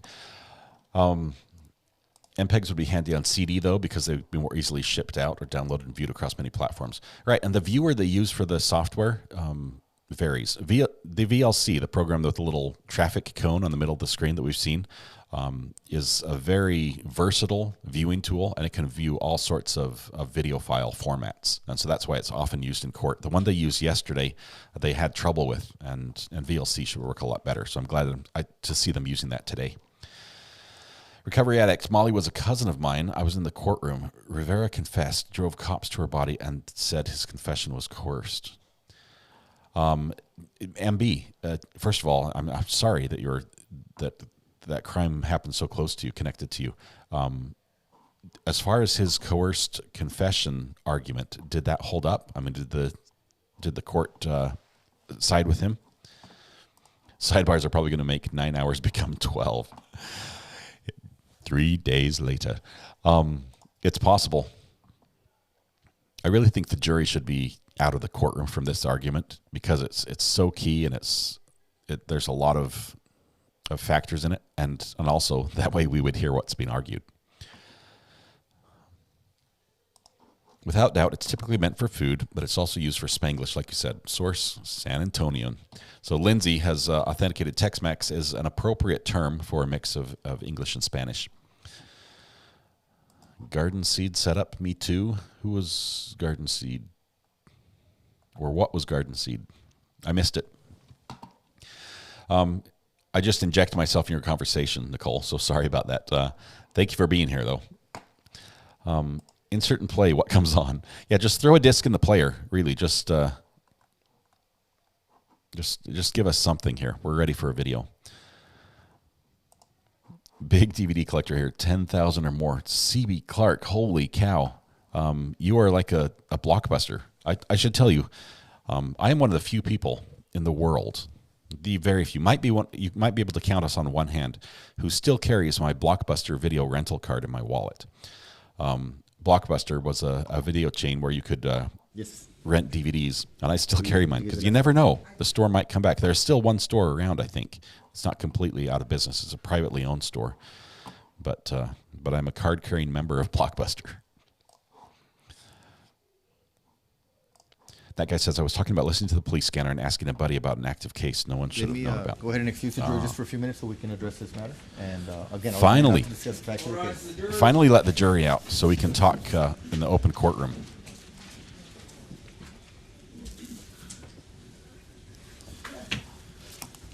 Okay, so there's probably going to be some questioning of witnesses involved here, which they can't really do in a sidebar. Nervous at all, Mr. Ortiz? Nervous? Yes, 1 second. I'm not ready yet. The juror's still in the courtroom.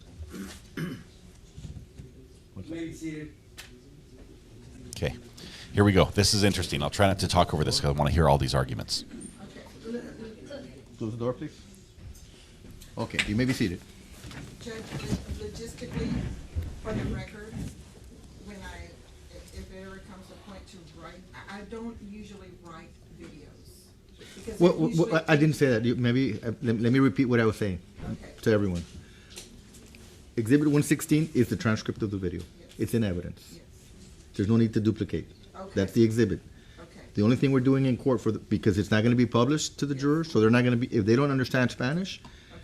they're not going to be able to see whatever or understand what was said in Spanish until they get the exhibit when they're deliberating. Okay. So that they can hear it in real time, we're going to have an interpreter. You don't need to record that, but the interpreter is going to read the translation, Okay. so long as he or she agrees, obviously. Well, they're going to read it. I mean, it's an official certified. There's been no objection from the defense on the translation, so it's going to be read verbatim So- how it is for the benefit of the jury, so that they can read it and hear it, or not read it, so that they can listen to it and hear the translation in real time. Okay. Okay, so the instruction to you as a court reporter, I agree with you. You don't have to retype, because for the video court public, clerk's obviously like, if there's questions Please don't let along me the way, retype then the obviously that's part of translation. the record. But that's That's the fine. logis- That was the logistic, because we have an interpreter present and she's gonna be speaking, so I just don't write it then. Okay. well, she's going to he or She's gonna she be interpreting. he or she, I don't know if it's a he or she at this point. They're going to just read, because they're going to be reading the exhibit, ma'am, Okay. the 116, and so at whatever point it is, they're going to read Okay. the translation that's already been made. Okay, Judge. Okay. All right, so, Really, it's going to be a translation, not an interpretation at this point, We agree, she doesn't have to do anything. because it's already in. It's already there. It's already recorded Correct. on this disc, and there's this document. Yes. okay, my concern was only because the interpreter was gonna be here and she was gonna be speaking. But just reading, basically reading it for them. So this is all for the And court purpose clerk's of it, so benefit. that the She's jury's like, not distracted by having. there's going to be a by video reading on along that I instead have to of reading the video transcribe that- and they need to- a translator that I have to type. It's like, there's just one of me. She's hands off. Correct. Okay. Yeah, and for the record, again, all objections as to the video have been made and addressed, so there should be no reason at this point to, I mean, we can address anything after the fact, or bench conference if we need to, but as far as the court's rulings and the Okay. defense objections, they've already been recorded. I don't have any popcorn, but I do have a. Yes. Agree, there'd be no comments made while the Correct, video's being played. correct. Okay, so we got they told me no comments while the video's We're played. working on that. That's not a We'll binding take a order, short recess. Judge. The jury's been excused, so we'll see how long it takes us to get someone here. Thank you. All rise. Okay, so we're getting ready. I don't have popcorn, but I do have a granola bar to tide me over as we watch this this video. We're gonna have a short break, and so I can't really eat the granola bar because I need to talk. So I'll eat the granola bar once we start the video. But we'll have a short break, and then we're going to have the video. It sounds like the judge says all the objections regarding the video have been addressed, and so we're now going to proceed with watching the video. I don't know if her interrogation was on CD or DVD. I think it was released digitally, like a file was released to the media through a share site. That's my understanding. We still don't have enough space to open the voice chat without deleting a category. Oh, toxic. Bummer. We need to get some more support over there, some boosters for you. The defendant has a degree from the American Military College in San Antonio, which had 5 huge Army and Air Force bases, and a master's from San Antonio's St. Mary's University. Smart guy. He really is. Not the smartest of murderers, if what he's accused of doing is actually true. He seems to have not hidden evidence, not cleaned up after himself as far as, incriminating evidence with shell casings and things that could be traced back to his gun, using his own service weapon.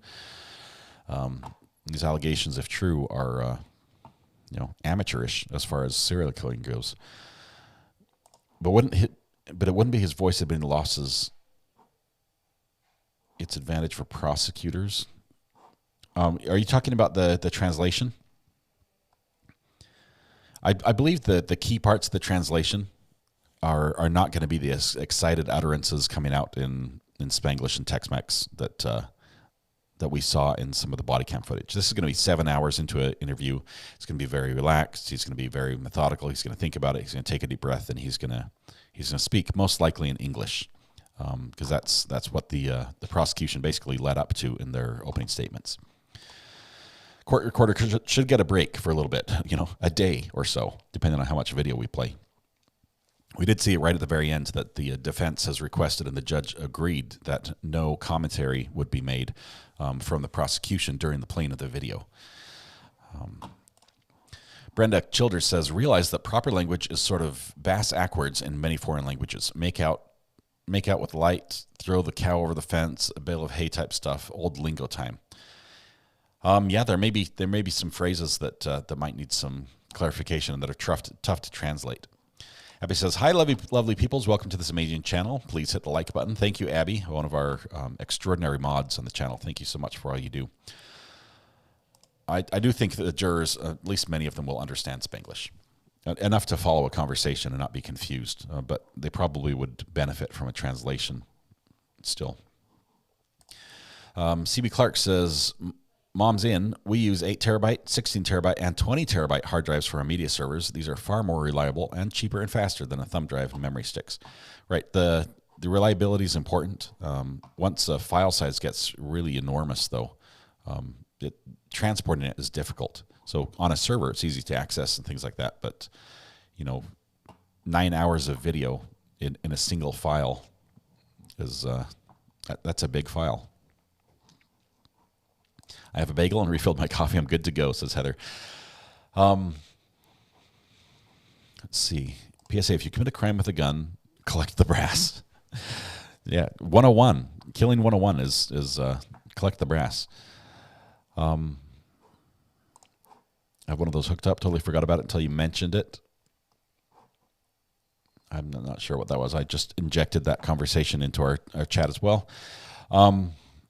I'll try not to click these, when you're like Little Miss. You were definitely talking to CB Clark and not to me, but I just click on them randomly and read them. So thanks for the reminder, Abby. Okay, so we're good. Got 180 people in here. Welcome. Feel free to bring a friend. This is getting to the exciting part of what we're expecting today. Let me just switch our view just a little bit and see the background of what I'm dealing with here. This is Command Central for the live stream. I'll keep an eye on the courtroom. Actually, I'll bring them back because that was pretty good. We do have some courtroom video that we're watching. I've got a couple feeds just in case one drops out. It does take just a second to switch the audio and everything, but we hope to have a good solid feed throughout the day. Ken's 5 started a little late on their feed, and they have been dropping early during the day in the past 2 days, so hopefully we'll get all we want out of their feed before they go for the day. I think their cameraman is works an 8-hour shift, and then he's done. He just checks out. So, this will be good. Ed says, Recovery Addict, can you provide a summary of where we are in the case? I can try, Ed. What we have is Texas v. Juan David Ortiz. Juan David Ortiz was a Border Patrol agent. He worked in the intelligence. I don't think he was like a guy working on the ground, but he works in intelligence. But he's a Border Patrol agent who was only made known to police when a woman, a prostitute, ran to a DPS agent wearing just a bra and pants, saying, a man just pointed a gun at me, and his name is David. I can tell you where he lives. I think he's the killer, the one who killed these other people. That's the first time the police even had him on the radar. The police were looking into the 2 murders of prostitutes whose bodies turned up on the roadside. One they initially thought was a traffic accident, and where there was a woman who was not dead yet, who had sustained massive head injury. They initially thought it was an impact injury, but it was a gunshot injury. She died at the hospital as they transported her there. And another woman had been found dead by a truck driver on the side of the road, or a rancher, I forget which one. But just their bodies dumped on the side of the road and shot in the back of the head, execution style, and left. So the police were looking for this killer. This woman who ran to the DPS agent at a Circle K and said, somebody just pointed a gun at me, has provided a lot of evidence where she's saying that she admits, hey, I'm a drug user, I've got a criminal record, rough life. She's a prostitute. She said, I met this guy while working the street, and he became a friend, sort of thing, and he would buy drugs for me and everything, and as their relationship progressed, or as their visits progressed and went on, after 4 or 5, maybe more visits, she became aware of these, obviously these murders, these other prostitutes who she knew. One of them was her best friend, and was worried and became concerned that this man that she was seeing was the suspect, was the killer. And she managed to get away. Turns out, it seems like he was the killer. She managed to get away. Police, using her information, located his house, located his truck, did a manhunt, a search for him. He was located at a gas station. The police held him at gunpoint. He ran from them and hid in a 4-story parking garage. They took him into custody then and interrogated him, took him straight to an interrogation, which went for approximately 9 hours. The first 7 of those hours, he was saying, I don't know what you're talking about, wasn't me, type thing. Even though they were bringing in evidence such as the fact that 2 of the purses from the women who were killed was found in his truck, including like needles and condoms and things like that. The shirt from the victim who ran to the DPS agent was found in his truck. A gun was found in his truck, the gun that matches, later they determined matches the evidence that was seen at the crime scenes. They also had this woman who had run to the DPS agent. Her name is Erica Penny. They had her testimony saying, look, because I've seen him professionally, I know information about him, specifically tattoos, that he has on his body, things like that she would only know had she, been privy to that view, and was able to provide that information that matched the suspect. And eventually he said, okay. Eventually he broke a little bit and admitted to knowing her, or admitted to that. But after 7 hours, we're going based on what we know little bits of this interrogation, because it has not been released yet to my knowledge. After 7 hours of this, I don't know, I'm sort of rambling here and there's a lot of questions here. After 7 hours, he broke. He told the detective, he said, look, can you take the handcuffs off? And the detective realized that there was a change in his voice and his demeanor. He took the handcuffs off. Mr. Ortiz stretched, took a deep breath, and basically said, I did it. And he said, I killed him. And he confessed to the 4 murders. The 2 that the police had originally, or the 3 they had known about, and 1 more. It's important to note that between the police first knowing about him and getting him in custody, 2 murders were committed. One that they didn't know about, that he told them about during the interrogation. So, yes, it wasn't a service revolver, Michelle. It was a USP P2000, it was an H&K P2000. It was a gun issued by the Border Patrol to him. Tag says, did you know when I search for this channel, I get a helpline number that pops up in search of addiction support? We're all addicts here, Tag, and maybe it's more appropriate than I thought. I will say again, I chose this channel name based on my addiction to recovering artifacts from the ground as a metal detectorist. And at the time, it made sense and it was sort of funny. I did not realize that it would link directly to Alcoholics Anonymous and TED Talks. But that's a good group to be with anyway. So I've just it's sort of grown on me. I've kept it. Abby says, you're amazing with what you do for this channel. We love it. Thank you so much. Abby, you're incredible. We have just an amazing community here. That's wonderful. Tag, okay, finally out of the commissary. I got to stop and fuel up, and I should be home here in a bit. Found your pickles. Yes, I saw the pictures, Tag. Thank you for those. I appreciate that. I'm a big fan of dill pickles in many different varieties. Abby says, Toxic, how do we donate to the Discord channel? This is important. Toxic Orchid 71 and Lil Miss and a couple other people have put together a true crime Discord channel called As the Gavel Drops. It's not my channel. It's not my Discord. They've invited us. They found my live stream and invited us into their Discord that they have spent a lot of time collecting information. Documents, schedule information, videos, just all sorts of true crime information for anyone who wants to do a deep dive into any of these true crime cases that we're following. They have them on there. Tons of information. So much information that they're running out of space on their channel. If we can get somebody to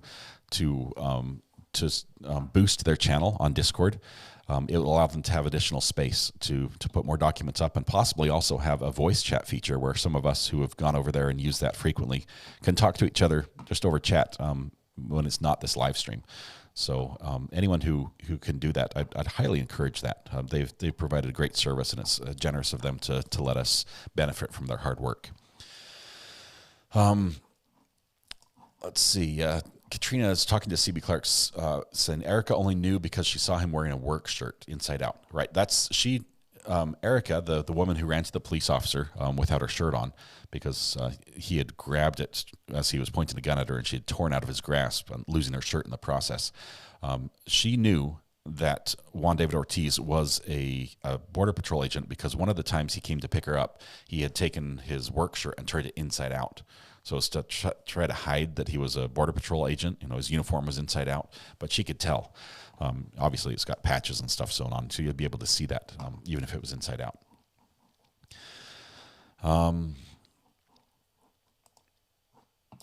Mom's in.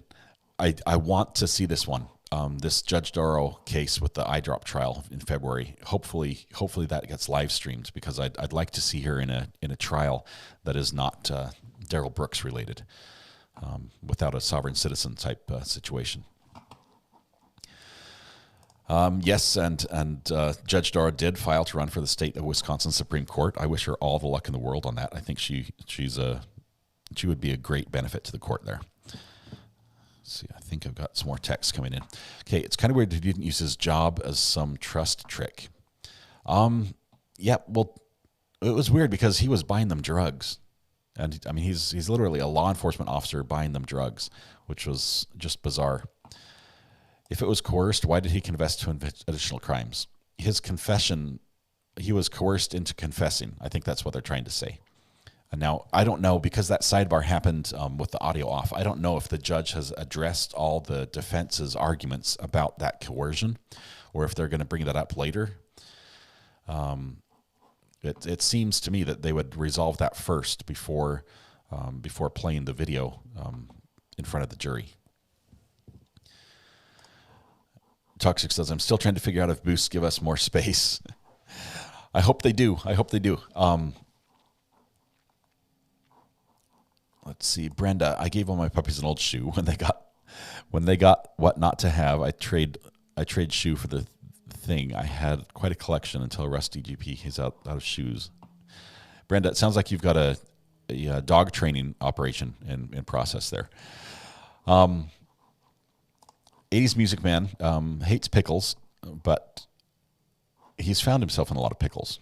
So that's close enough. We'll allow you to stay based on that close association with being in a pickle. Yes, Toxic and Lil Miss have done a great job on that Discord. Please give them kudos and thanks. They've done just an amazing job.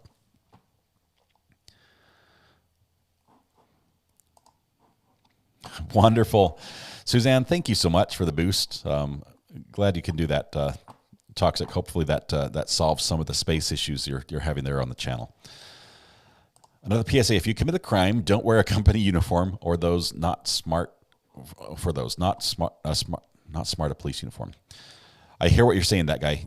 Don't commit a crime in your work shirt, that has your name tag on it. There are simple things to do. Crime 101. To boost, just click on the left picture. Oh, this is for Discord, right? And your option will come up. Obviously, the boost option is what is important to our server. I'm glad Suzanne is able to do that for you. Hopefully that fixes some things. Don't like pickles equals haven't found the right pickles. Right. You just don't know that you like pickles because you haven't tried the right ones. Ken Lefter says, Recovery Act, do you have a pickled Christmas tree ornament? They're a German thing, I think. I learned about them when I moved to Michigan. Yes, they, I believe Jimmy John's, the restaurant, sells Christmas pickle ornaments, and I saw those. I don't have one yet. We have not put up our Christmas tree. Shh! If my kids hear us talking about this, they'll want me to do it today. But we haven't put up our Christmas tree yet. We need to do that. I still haven't decorated my house, which my neighbors are mortified in. It's like the Griswolds all around me, and I'm that guy who does like 5 strings of lights and calls it good.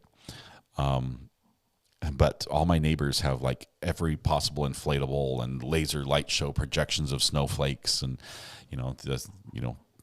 little trains that drive around the yard. It's literally the Griswolds all around me, and I'm the one house that's not like the others.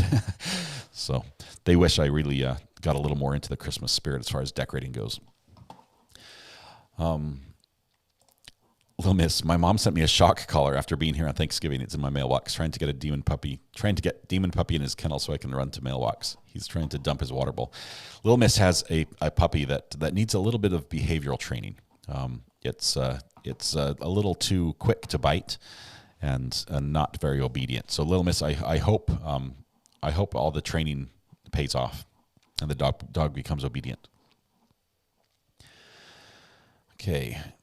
Franco Cordano says, went out to dinner with colleagues last night. There were pickles on a cheese plate, and the first thing I thought of was recovery addicts. I officially have a problem. You do, but it's a good one to have, Franco. Glad you're here.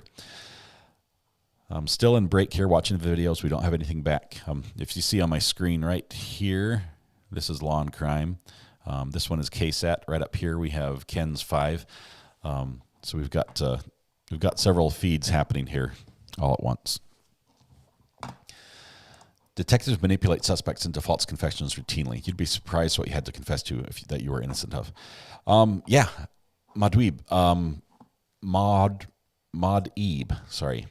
I've been interrogated for about 3 hours and accused of things that I hadn't done. I was actually the witness who called the police in the case and had told them about what I had seen and what I'd learned, and I was actually the one who found the crime scene, as well as found the perpetrators, which is a little bit strange. It doesn't happen often that way, but at 2 different times I was made aware of those facts, and I relayed that to the police department.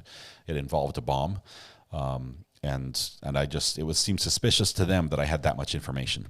And so I got interrogated for 3 hours, 3 hours on Christmas morning, I might add, from Christmas Eve until the wee hours of Christmas morning in a police station. And they did lie to me. They did get right in my face. It was the good cop, bad cop thing, only there was just one detective there who played both roles, which was sort of like if you watch the Lego movie, where the cop, his head rotates, and sometimes he's a smiley cop and sometimes he's an angry cop. I got that, and it was a real thing. I mean, he was right up in my face, the spittle flying as he's talking. We've got evidence that links you to this.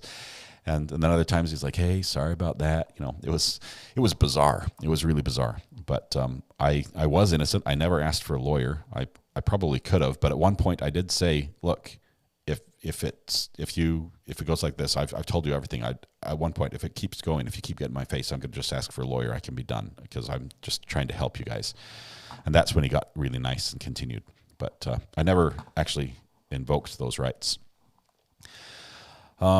I hate the inflatables, but put your tree up, MB says. 'Tis the season, right? We'll definitely have to see if we can get a pickle ornament on the tree this year.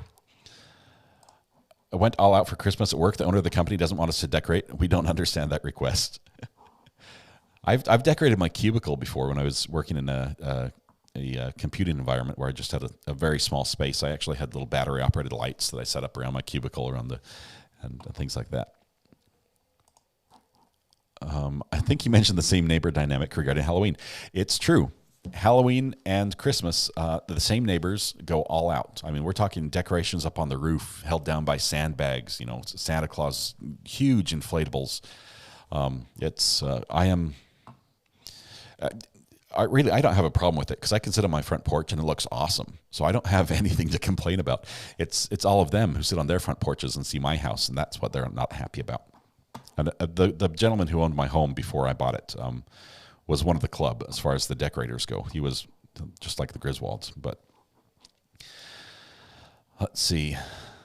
Since you're talking Christmas, Recovery Addict, I just got a zap from YouTube for music Holiday Spirit Productions. Looks great. Just got a zap from YouTube for music Holiday Spirit Productions. Looks great. Okay, I'll have to look at that.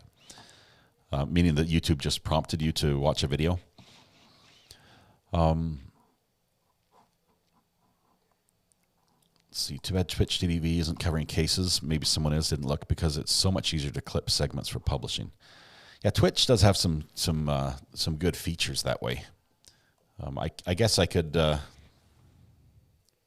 in theory, I could do that because I have a. Oops! As I break my microphone, I have this little device right here. It's called a Vidue. Can't really see what it is, but it takes an HDMI input and a network cable, and it's a RTMP encoder, which is how you send video to a website like YouTube or Twitch. In theory, I could just plug in to the output of one of my video switchers and send to another source as well. I haven't done that because it does, takes up bandwidth, and I try to preserve all of that for YouTube so we don't have any buffering and things like that. But in theory, I do have a Twitch. I think I have a Twitch channel. I don't think it's under Recovery Addict, but I think I have a Twitch channel I could stream to. The way cops interrogate makes people less willing to come forward when they stumble upon a crime. It surprised me. I really thought I was the good guy. I could tell you the story sometime, but basically I'll give you enough of a spoiler that you'll want to hear more, and then I won't give you the rest. But I found a bomb and found the people that did it, and then asked a neighbor to introduce me to the police officers because he was a city employee, so I could give them that information because I didn't know how to do that. When I went to provide that information, I was carrying my concealed weapon, which legally I was allowed to do as a licensed CCW holder. Things went downhill very quickly. I asked the neighbor to tell the police when he introduced me that I was licensed to carry and that I was, had this information about the crime. And instead, according to the police report, he said, "I've got the guy who did the bomb and he's here to confess." So I stepped out of the car thinking I'm the hero, and they stepped up to me thinking, "Here's the bomber." And it sort of was confusing for a little while after that. But 3 hours of interrogation later, I got let out, and the bad guys ended up confessing and did some time. Gotta say, seeing behind your scenes setup is so freaking cool. Thank you, Lindsay. It's been a lot of years assembling all these different parts, and unfortunately, way too much money. But yeah, it's a lot of fun. I really enjoy what I do. I went to school for video production, so I've been acquiring some of these items for the last 10 plus years. I got hooked on LawTube trials watching Johnny Depp trial and never looked back. That was a trial by fire, man. That had everything. It was crazy. Pretty good. The pickle ornament, the person who finds it gets a special gift. Don't do it. You'll lose your viewers to Amaranth. What's Amaranth? I don't know who Amaranth is or what. And something keeps flashing on my screen. I'm not sure what it is. We're going to go back and take the courtroom feed. Nope, let's take this one. Okay, it looks like people are about to come back in. Bailiffs are at least setting up for something, so maybe here soon. Still no audio on either of the channels, but people are starting to file in, so we'll watch.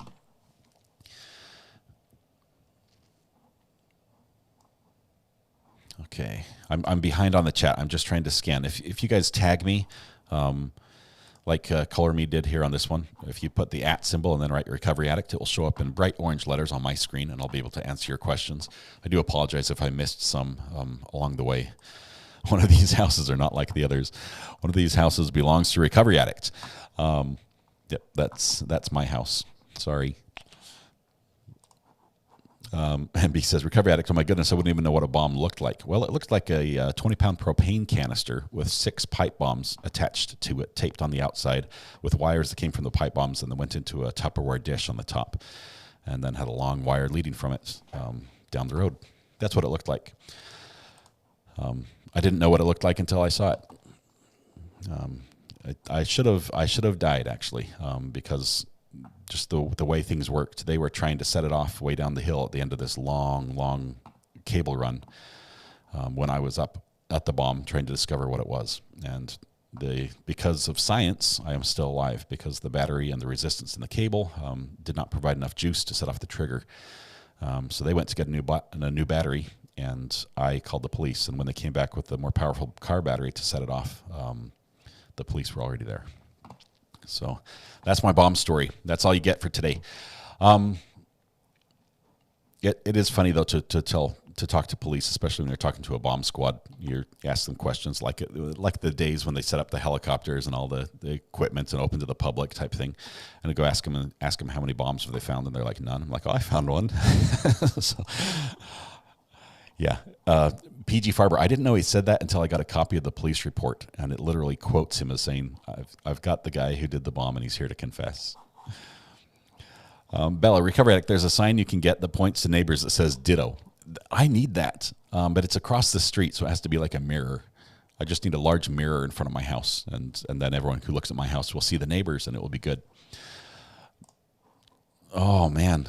Randall, that's crazy. I've also got stories of being the first on the scene when somebody had passed away, and over in England, and then having to explain why I broke into his house to find him dead was a long story that they had a lot of questions about.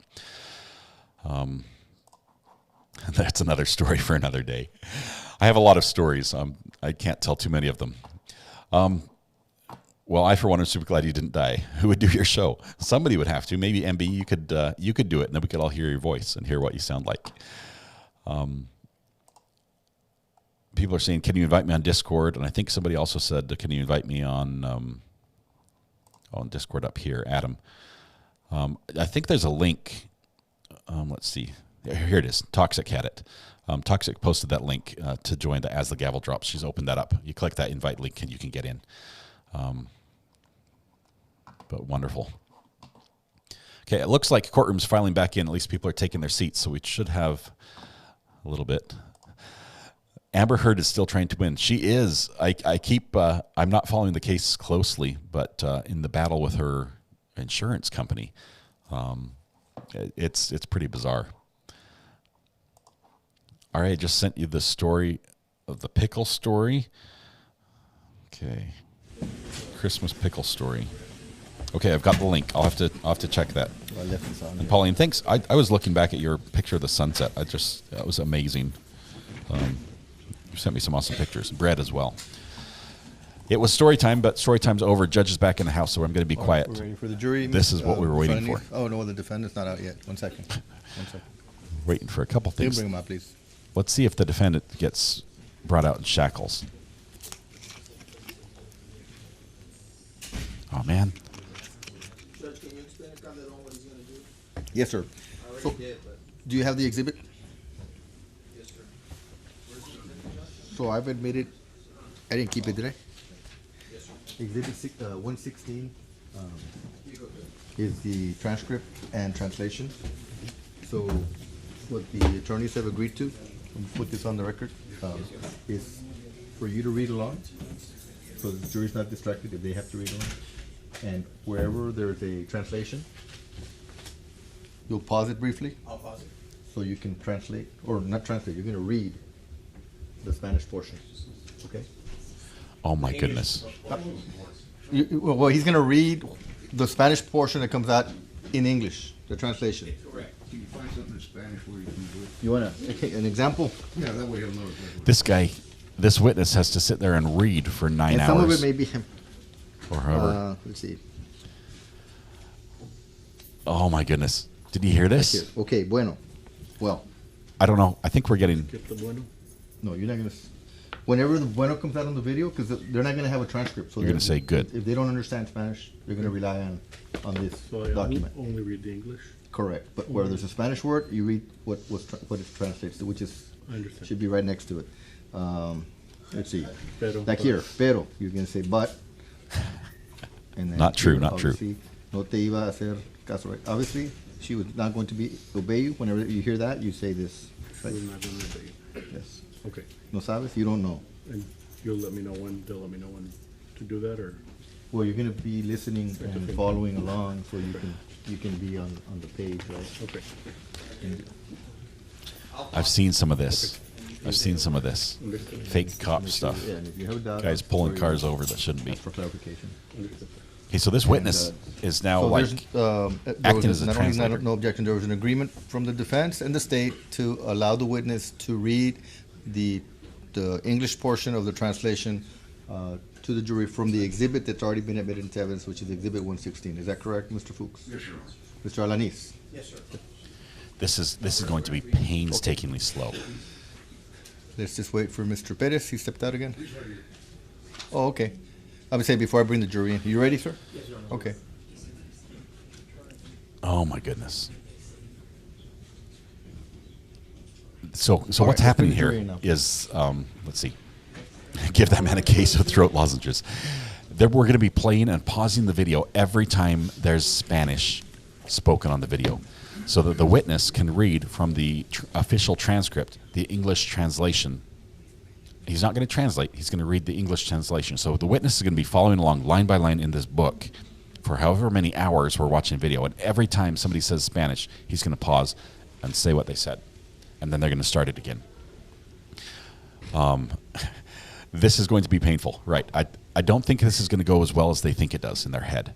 Unless there's just a very, very small amount of Spanish in here. This 9 times 2 hours, no problem. Yeah, it seems legit. Please tell that man to move. Oh my goodness. This is double facepalm for sure, Miss Chris. This is so bad. I can see this just being awful. Awful for the jury. This will be a long 12-scene set. I wonder by the... Well, I know the defense doesn't want any evidence submitted, so they argued and successfully got the judge to not allow the jury to have this transcript. It's just going to be read to them at pertinent times. Subtitles would have been great, for sure. I'm going to explain briefly to the jury what we are going to do so they'll understand. There was Exhibit 116 has been admitted into evidence. It's a transcript. It has some translation from Spanish to English. And so our witness, wherever the translation portion comes out, our witness is going to read that aloud. The exhibit will be available for the jury's review during deliberations. Oh, they will get but it. at this time, so that everyone can be able to observe the video, we're going to handle it this way. Okay? You may proceed, sir. Thank you, Your Honor.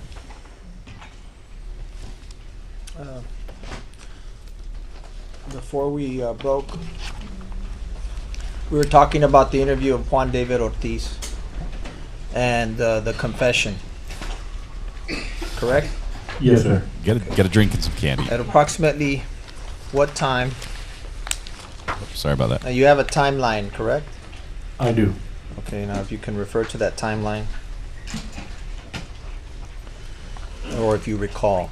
At what time Your mic. did Hot the mic. interview of Juan David Ortiz begin? 3:21 a.m. Okay. And who was present? I was present along with Ranger E.J. Salinas. And describe for the ladies and gentlemen of the jury the setting and whether Mr. Ortiz was restrained, or if he was restrained, how was he restrained, and if you can paint the room for us. It's a simple room with a table and a couple of chairs, and he was sitting toward the entrance, and he was restrained in the front, I believe, if I recall. He was handcuffed. Yes. Where was he handcuffed? On his hands, on his feet, on just on his? How was he handcuffed? Was he shackled? I recall the handcuffs. I don't recall the shackles, but he might have been. But I recall the handcuffs. Maybe our drink word is translation. And You have to drink every time he translates. where were you? I was sitting in front of Mr. Ortiz. On the opposite side of the table. No, same side of the table. Okay. And what about Ranger Salinas? He was sitting to my right. Okay. And what is the first thing that you all do when you walk in? Introduce yourselves. We introduced ourselves, and Ranger Salinas brought out the rights and read him his rights. Okay. What was his demeanor when you began speaking to him? He looked hungry. I'm talking about Juan David Ortiz. What was Juan David Ortiz's demeanor? He was not really. Cooperative. He wasn't really one way or the other. Well, let me ask you wasn't this. excitable, Let he me wasn't. be more specific. Was he angry? He did not seem angry. No. Was he being violent? No, he was not being violent at all. Was he being calm? He seemed calm. Yes. Okay. The jury will be able to clap out of a college language Spanish class after this trial. You said that the ranger read him his rights, correct? Correct. And how did Juan David Ortiz acknowledge those rights? He said he understood. He nodded his head and he said, "Mm-hmm." Okay. So he nodded his head. Yes. Okay. And we showed the rights earlier, right? The Texas Ranger form. It's been admitted. Was he asked to sign those acknowledgments? He was asked to sign the acknowledgments. Yes. Okay. And then what if anything happened? He refused to sign. Okay. After he refused to sign, what happened? We continued talking. Okay. He was asked if he understood. He said, "Uh-huh," and we continued the interview.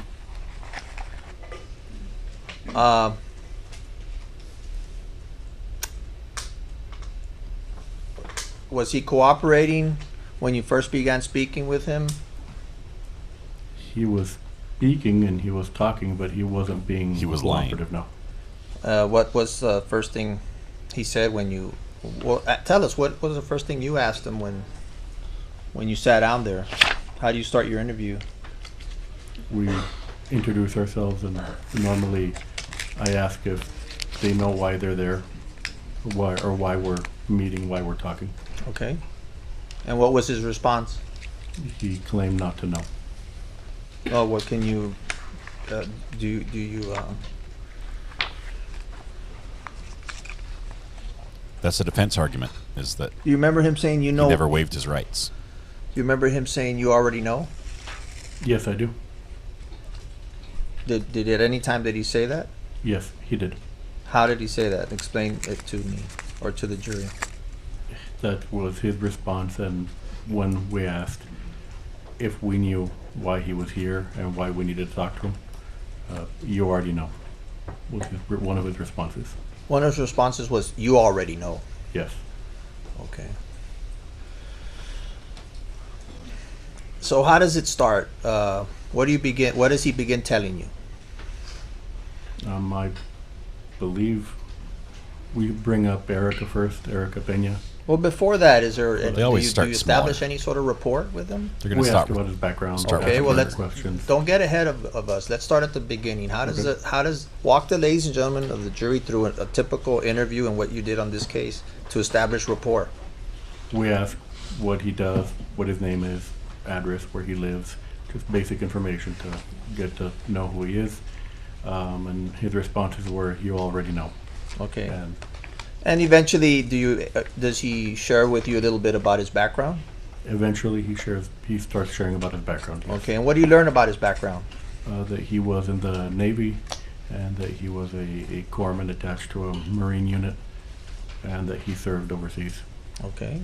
What else did you learn about his background, his education, his training, his? That he had a degree of higher education, and that he had lived out of Laredo and had moved to Laredo at some point. Okay. Did he tell you that he had a master's degree? He did, yes. Okay. Did he tell you his employment? Eventually, yes. Okay, and what was that employment? Border Patrol agent? United States Border Patrol. Correct. Okay. After so how long does the report last? Establishing report. Not sure what that gesture was about. It takes a while. Okay. It wasn't quick. Okay. What is the first topic that you guys want to talk to him about? They always start with the small crimes. We brought up the issue with Erica that had happened the night before. Okay. Erica Pena. Intoxicated How do this you bring much. it up? We're just starting We the asked if he knew her interrogation. and if he could explain what happened. What was his response to knowing Erica? He said he didn't know any Erica, that the only Erica he knew was from back home somewhere. I think he said Gladys Porter High School or something to that effect, but that he didn't know any Erica in Laredo, only from back wherever his hometown is. So he said in Brownsville at Gladys Porter High School, I he believe knew it an was- Erica. Yeah, I remember Gladys Porter, yeah. Okay. Yeah. So, Yes, so he denied knowing Erica Pena. he initially denied knowing Erica Pena, yes. Okay. Did you all ask him about any of the items that were found or left in his truck? Yes, we did. What items were those? There was a bag, and there was some contents in the bag, like a woman's bag. A woman's purse? Would Purse, that be yes. more specific? Correct, yes. It was Okay. a woman's purse. You remember what color that woman's purse was? Not off the top of my head, no. Okay. Where are the exhibits? Where are the exhibits?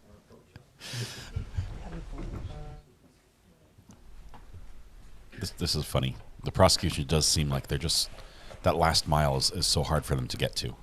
They just don't seem quite as prepared as they should be.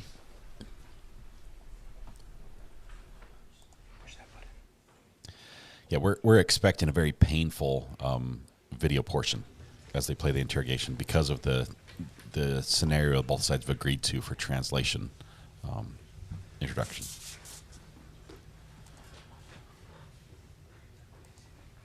So we have This is State's Exhibit 3. this State- witness will State's be reading the Exhibit 3. translations. You can tell us what you see in this State's Exhibit. It looks like a beer can and that purse, that bag. Correct. And State's Exhibit 4. Did he say correct? I take my picture off so you can see everything.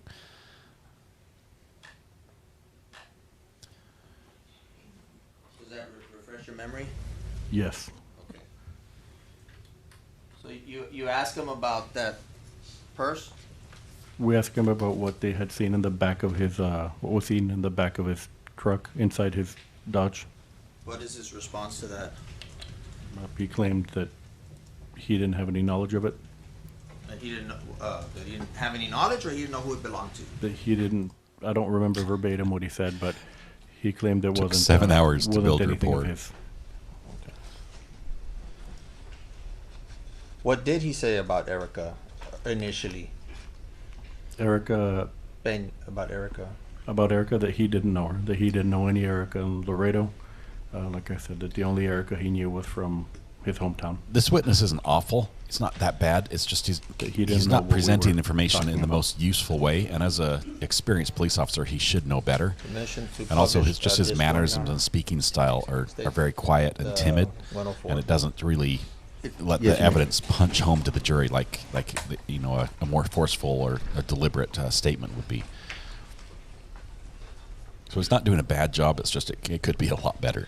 Do you have State's Exhibit, is it 116 exhibit in your hands? Transcripts of I hear you, Juan Randy. Ortiz video recorded interview, States Exhibit 116. 116, okay. And that's, I'm gonna ask you to. And turn to- Randy, that number you left voicemail on, you can send a text To to the that number as beginning. well, if you have a picture. This is an official certified transcript. Joellen, you have to save your confessions for the burner phone. You don't want to list it here on on YouTube.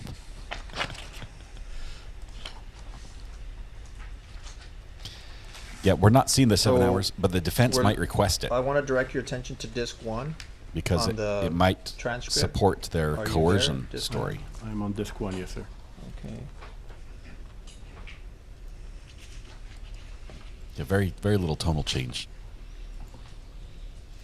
I could easily fall asleep to him reading transcripts.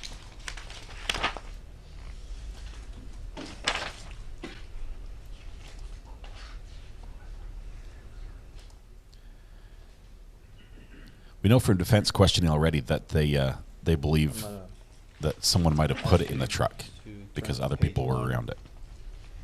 So that we can start the transcript. At least we have a good video.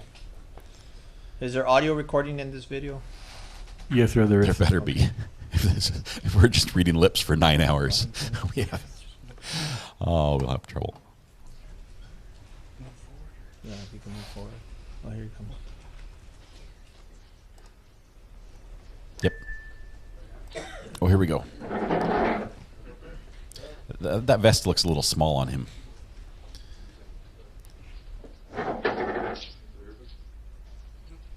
Who's there in that video so far? On the left is Lieutenant Nunez. On the right is Investigator Noe Gonzalez. Okay. I like that we have a Gonzalez little is the slider SWAT bar on the bottom. officer. He was one of the SWAT officers when he was at the sheriff's office, yes. They said he was handcuffed in back or in front, and he's handcuffed in back. I believe he asked to go to the bathroom, and they switch the handcuffs to front to enable that at some point. What is the current time right now in that room? It says 2:50. And just for That would be perspective, 2:50 they a.m. brought him straight in from the car, from the transport, straight to this room. This So is the close last to video 3 in we the saw morning. of him being brought to the Correct. police station, this is like seconds later.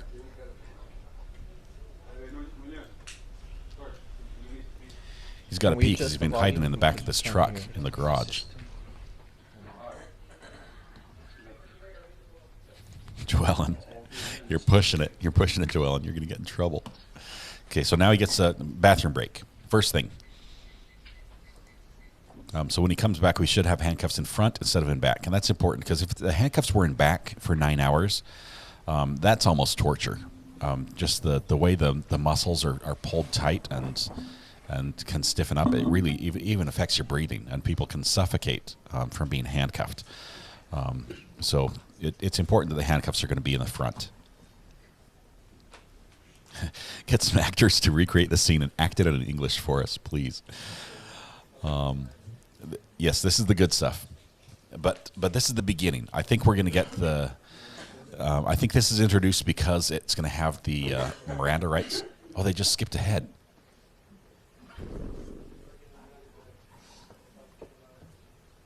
They just skipped ahead. I'm going to take this full screen on my screen so I can see the timestamps a little bit better. It won't change for you. It just changes so I can't see all the other camera angles at the same time. Note to self, lawyer up. Yep. It should be on the top of your list. They didn't secure a lip reading translator.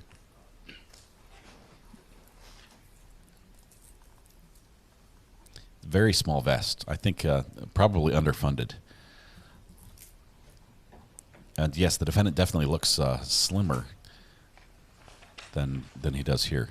I don't think he's wearing like a bulletproof vest, like a government issue type thing underneath his shirt. I think he was just a beefier guy then. That was 4 years. I mean, 4 years has passed. Jail food is probably not as good for him. Double cuff. Do you see that? See the space between his hands? They did that for comfort for him early on. Generally, even like really muscular guys, just because of their body build, when they're handcuffed behind their back, because of their body build, it restricts the breathing so much that they have to use 2 sets of cuffs, where they use one handcuff from each one and then link the spare handcuff IT together. personnel to come here. They'll be here in a few minutes. We've already called the IT guy. Let's get him on the stand and swear him in, just like in the DB case. if you guys do want to send a text message or voicemail, you're free to call the Recovery Addict burner phone, 801-513-1160, and leave a voicemail or text. If you leave a voicemail, just follow the instructions, and if you do so properly and you have some good information, there's a good chance we'll play your voicemail on the air. So if you request that. Just don't leave any information on there that you don't want played on the air. Thanks for sparing us the other room. It's going to be quiet. They only got one size vest. It's one size fits few. It's not one size fits most. He's not looking forward to this.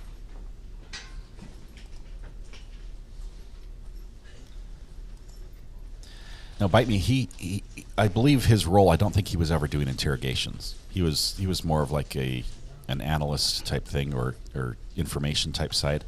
I don't think he was interrogating suspects. So this is probably his first time in an interrogation room on either side. That guy, please do that. If he can translate and you type, or he can type, that would be awesome. Also, if any of you are able to translate the Spanish into English before our translator is able to read, find the right spot on the page to read, feel free to do that in chat as well.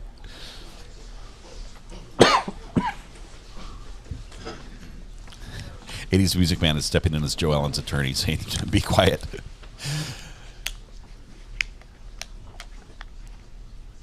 He's like, "Look, I'll give you a Whataburger if you sit quietly through this. When it's over, you get a Whataburger." He's like, yeah, Whataburger. Good. 253, 50. One size doesn't fit anyone in Texas. Everything's bigger in Texas, even the people. We start our interview at 3:21. Okay, so there's still going to be there'll be some dead time for now, right? Nothing's going to happen. Correct. Okay. Dallas, it's going to be in the gallons. It's going to be gallons, maybe a barrel. We should measure it in barrels of consumption. While the video plays, I'll go ahead and I'll be asking you some questions regarding the progression of the interview, and then we'll come back and we'll play the video. Just answer the questions to the best of your ability. If you have to refer to your notes, refer to your notes. Okay. This was Whataburger is a chain, a burger chain interview. that makes some tasty burgers. After he denies, And it's common down in knowing, Texas. Erica, what do you get into?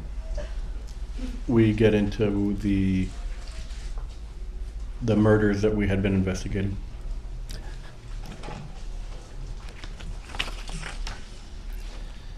Katrina, I'm sorry. Thanks for being here. Hope you get either breaks to check in What or is his get to catch up initial later.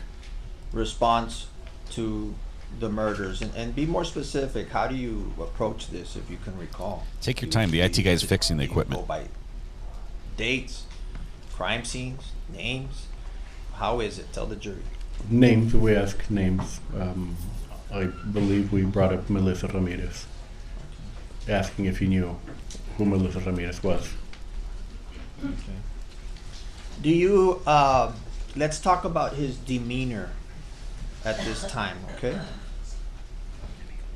And I want to ask you if you notice anything unusual or anything as far as in distress or mental distress in Mr. Ortiz. He didn't seem to be in any distress, no. Any delusions, No. hallucinations, No. auditory manifestations? Didn't seem to, no.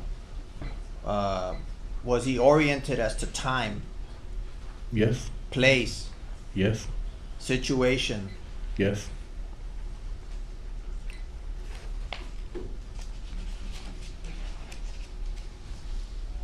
Was there anything to indicate to you that he was not mentally able to understand what was going on? Any indicators? I had no indicators to believe that. Have you had the occasion to encounter people who are going through any sort of mental distress? Yes, I have. Okay. In your time as a law enforcement officer, Correct, yes, sir. did he display any symptoms to you or signs? I know you're not a doctor, but just to the plain eye? Did he display any signs of mental illness or disorder or anything like that? No, sir. Okay. That being said, did you inquire into his health? I believe Ranger Salinas brought up his health, yes, during the interview. Okay, and was this at the beginning of the interview? It was toward the beginning, yes. Okay, and did Mr. I'm not sure why Ortiz we're only seeing the discuss video his, feed. His physical health or mental well, health it's or not being emotional played, health, but psychological health? Did he share I can that switch with to another feed I really quickly. It's a little remember bit him off talking sync-wise. about PTSD and some of the issues he had from the military. you? Okay, did he explain to you that he had began receiving services in February of 2018 at the VA? In Laredo. Okay, so I'm going to switch the audio on for this feed here. And we're in September of 2018. It's not nearly Correct. as good. So approximately Oh, and now they fixed it. 6 months before, he said he started receiving services from the VA. Yes, sir. He also explained to you that he had been in the military and deployed in Iraq. Yes. I And think when Idaho that? was going to have a break, but it's going to be on the That was DNA in, level. In what year was he in Iraq? Do you recall? I don't recall off the top of my head, but it was earlier in the 2000s. Was it like in 03? Around there, yes. Okay. Idaho cases 4 college And students also, stabbed to death. were you able to determine how long, at this point in time, on September the 14th of 2018, how long he had been employed with the United States Border Patrol? Yes. How long? I don't recall, but we did go over that. It was several years, Approximately 9 years, approximately. give or take. Yeah, he was a supervisory agent Okay. Where was he? Where Congratulations was on your the supervisory insurance win, agent? Where? Michelle. at the Border Intelligence Center. The BIC, the BIC? They call it the BIC, yes. Okay. And what happens at the BIC? At the BIC, What it's happens a at the BIC building stays at the BIC. housed in a Border Patrol compound, and it's one of their intelligence center, intelligence sharing. So they work with federal, state, and local law enforcement and sharing intel, Correct. protecting the border, Correct. protecting the United States. Correct. Yes, And sir. it's- Someone's enforcing the phone's law. ringing. Yes, sir. And he was a supervisor there. He was a supervisor for one of the intel units there. Yes.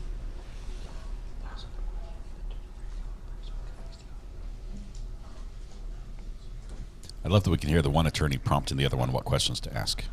At this time, we're going to take a break so that we can take care of this audio issue, and then we'll resume. Okay? Yes, sir. Thank you. I was waiting for you to pause on your question. Ladies and gentlemen, Joe, I'm going to excuse you for a few minutes so that we can take care of the technical issues. I'll remind you not to discuss facts of the case. Thank you. All right, to the jury.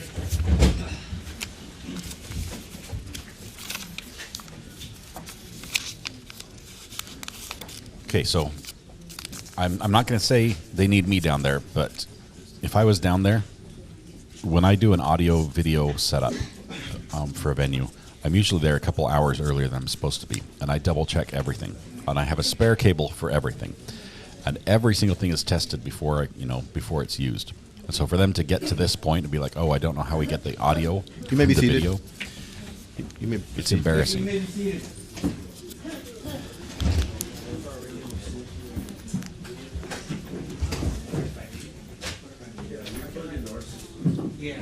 Got a hot mic.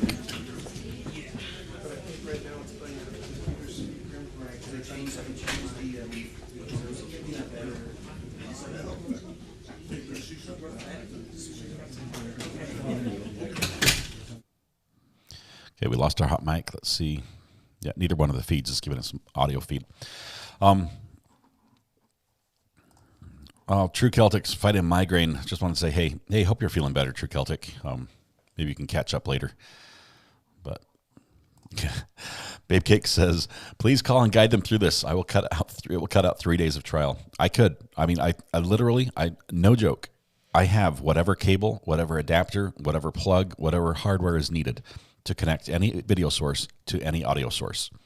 As long as they're not playing like a beta, pre-VCR type video source or, a high 8 reel or something, I can do it. I could probably get an 8-track machine to connect there.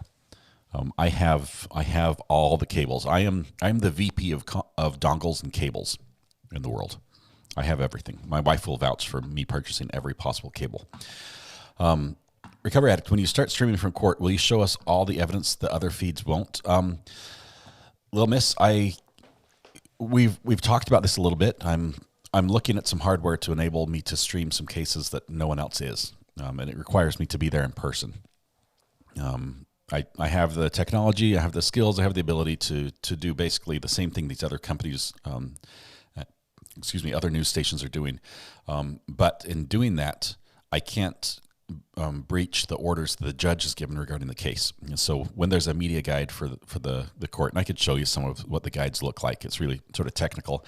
It involves when you can set up, where you can set up, what you can film, what your audio stream can and can't carry, whether or not there are lights on your machine, whether it makes any noise, how quickly you can turn the camera. All these things are all rules for each one. And it's like getting a writer when you have like a concert coming to town, and that the big star, whoever the star of the band, says, hey, here's my writer. These are the things I need in my hotel room, and these are, this is what I want, served, and I need to have a limousine ready to pick me up here. Every single case is different, and the judge sets those rules. And he can say, okay, we want you to do this, this, this, this, and this. And one of those rules that is a little bit tricky is if you're the first cameraman to request access, you may be the only cameraman allowed in the courtroom, but you might be required to provide a feed for anyone else after you that requests access, because they're also media. They also have, the right to access the information, but you're then the cameraman for all of them. So the video you put out, they get to share and use. That's why you see so many stations like Law and Crime, True, Court TV, all the different news stations, all having the same sort of feed from the courtroom, because you have what's called a pool photographer who's taking this video and they're just splitting the signal and taking it different directions. And then they'll overlay their own little logo on top of it or something like that. So those are all factors to take in that I'm looking at. If the channel gets to the point where it can fund that, where it could justify that expense, because it is just the hardware alone, just to send the signal from the courtroom to the internet, is about $2,000 worth of equipment, plus about $500 a month just for the data lines that will need to carry that. So there's a cost there. That's not counting cameras, laptops, anything else. That's just the bonded cellular device. But so there's a big cost there. If it works out and if there's justification for it, I will do it. But I won't be able to show anything the judge doesn't allow. That's more to the question. I can't show evidence that other feeds won't. I could use my discretion and say I'm going to show the pictures that some cameras won't, because if they're displayed in open court, legally I could show them. But I'd have to be mindful of that, and I'd have to clear that with the other media outlets that were using my feed. So anyway, just some things to think about. Probably too much information for what you wanted right now, but yeah, I'm discussing that. Let's see. In regards to Idaho homicides, Brian Enton and the News Nation are to follow. They've got great information on that. What are they doing right now? The IT guy has been brought in because they're having trouble getting the audio to play everywhere they need the audio output in the courtroom. So they've got the video, the 12 box set deluxe director's cut edition of the Interrogation to play, and I don't know how much we're going to hear. It could be all of it. The defense could require that they play every second of it. I doubt they would, but however much we hear, we're probably going to hear at least 2 hours of it today, because I believe we have about 7 hours of him denying everything, of him saying no, of him saying, I don't know what you're talking about, I don't know Erica, you've got the wrong guy type thing, and then 2 hours of confession, and just the questioning associated with that. They forgot the audio cord for the audio output. Somebody's probably running to Best Buy right now.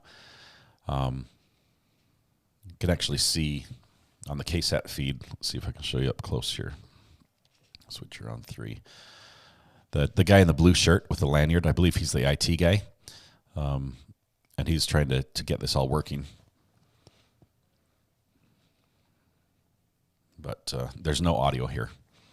So we'll see. Hopefully they get it figured out here soon. Ed says, right, I used to run a sound mixer, audio room for a church, and I was into every detail like that. Stop it before it's a problem, because you will still have weird things happen. You will. You just try to prepare for them and have an alternate, right? You need to have a contingency in place. I'll run duplicate wireless microphone feeds. I'll take from a source, and then I'll also have another way to take just audio in case that source fails, type of thing. I just hate being the IT guy when things don't go right, and so that's why I have all this gear in front of me for a simple YouTube live stream. Crazy fun. Dallas with the thanks, RA. I appreciate it, Dallas. Thank you so much for the super chat. I really do appreciate that. You guys are amazing. This is a great group here. Appreciate all the questions and insight. A lot of you guys have insight into whether it's geographical insight, experience through trials of your own, whether you've been a witness or interrogated, as some of you have been. It's interesting as you bring that to the group here, just to have that full spectrum of information available to everybody. They need to get the IT guy from the DB case because he can confirm the sound is as high as it can be. Yep, he took a picture of it on his phone. That was bizarre. I loved that day. Little miss. I knew there was a reason I keep a box of cables. My son pulls out my old box of old cell phones and shows their evolution now and then. I have everything except my phone bag, my bag phone. I used to have the brick phone, the original, like the big brick cell phone. That was my first cell phone, and I was at the time I was painting houses straight out of high school, painting houses, and I stuffed that in my back pocket, which would barely fit. But I thought it was so cool to be able to cram this massive brick of a phone into my pocket and be able to hear a scratchy voice through it occasionally when the signal was good. Good morning, everyone. Good morning, Rajesh. I'm not sure if I said that right, but good to have you here. It's ironic that Ortiz is nodding off in the interrogation room while this testimony is going on. Recovery Addict, is this amateur hour for the prosecution team? It sure seems like it. Greg, they've had so many of these little moments. They're little things that they aren't huge. I mean, it's just like a little technical glitch. But every time the court's supposed to be making progress and they have to stop to do something, whether it's clerical or technical, it seems like, like just a major oversight. Like, man. Had to go take a nap and come back after I have a snooze. Do it, RA. Sounds awesome. I'm working on it. I have most of the gear to put it together.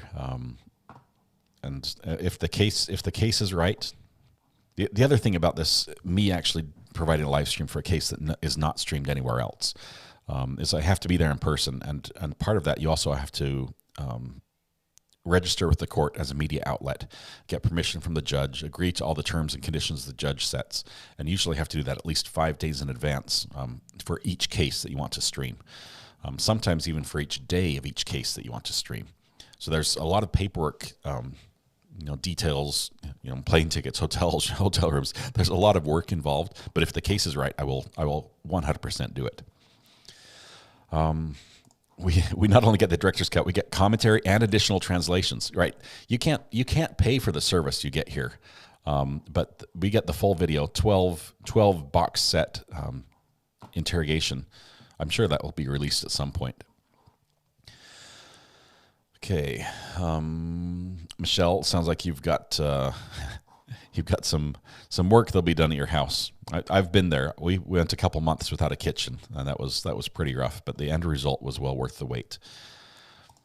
Lil Miss says, that guy, yes, I've seen plenty of stories that haven't touched me like this. I've watched true crime forever, and I know the evil in people, but that case and one other have really hit my heart. I think we're talking about, is that Idaho? I don't remember. But let's see. Tag's back. I'm back. Just got to unpack groceries and take the dog out first. Brownsville is a major collection point for spring breakers, which means crime of one sort or another. Batteries go out in wireless mics. Back up everything you can. The wireless mics I use now that I'm a huge fan of are these right here. They're tiny. This is also made by Rode. Let's see if I can get my camera to focus here. A Rode wireless mic. It's a little tiny body pack. It clips on. It also has a battery. I can plug in a lapel mic on it as well. I have 2 mics that I can receive a left and right channel, so I can do 2 separate recordings. and I love them. Their range is phenomenal. They last long, and they internally record everything. So even if my receiver goes bad or my audio board for some reason craps out on me in the middle of a live stream, the audio is still recorded on the microphone itself, and I can go back and get that afterwards and put it in post. Little Miss says, Tag, welcome back. What did you buy me? Hopefully pickles, right? By the way, I found your pickles and texted them to you. You should be good to go. Good thing I'm here. I did see those, Tag. Thank you for those texts. Those looked delicious. I worked at IBM in IT, says Joellen, back in the 90s. Question about Joellen. Back then, did IBM have a dress code for employees? Because I remember I had a neighbor who worked at IBM, and he was always shirt and tie. I thought that was interesting. I still try to keep up to date on the latest hardware and software. I hurt my arm in 2004. I had to stop working. It's been crazy. A lot has happened since the 90s, but it's fun. It's very expensive to keep up with the progress of technology. How long is this trial meant to last? I think we've slated 2 weeks, but now that this is with all the delays, I think we're adding a day just in delay. The translation issue might add half a day, literally half a day to this trial, depending on how much they have to stop and play. Toxic said, this is why I don't do long crime. They claim pool feeds as theirs and strike other channels for using their channel for the trial. They do. It's super frustrating when they claim a pool feed. It's like, you guys, you can't claim copyright on something that isn't yours. That in itself would be a crime. 9 hours of interrogation turns into 12 with translation plus pause, turns into 20 with technical issue. Exactly. I was subpoenaed once for getting the police when drunk guy buying more beer at local gas station and driving off. The guy pled guilty after he was told there were 2 witnesses. I think some words got shuffled in there. Momsen, were you getting the police drunk? I'm not sure. I have a story about that too, as far as the police getting somebody drunk. I've been there. In our police academy, we had to do the field sobriety test day, and to do field sobriety tests, you need somebody who's not sober, and so we put out a little ad on Facebook and said, wanted, the police department's looking for someone who wants to drink a lot.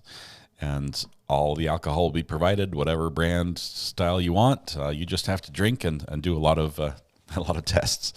So we all met for class, and this lady started drinking. We kept just giving her tests, and they gave her, at the end of the day, she got to keep all the leftover alcohol and got a free ride home in a police car, in the front of the police car, not the back. And she did not throw up in it, which was more important. But she had a blast and was very grateful for the free booze.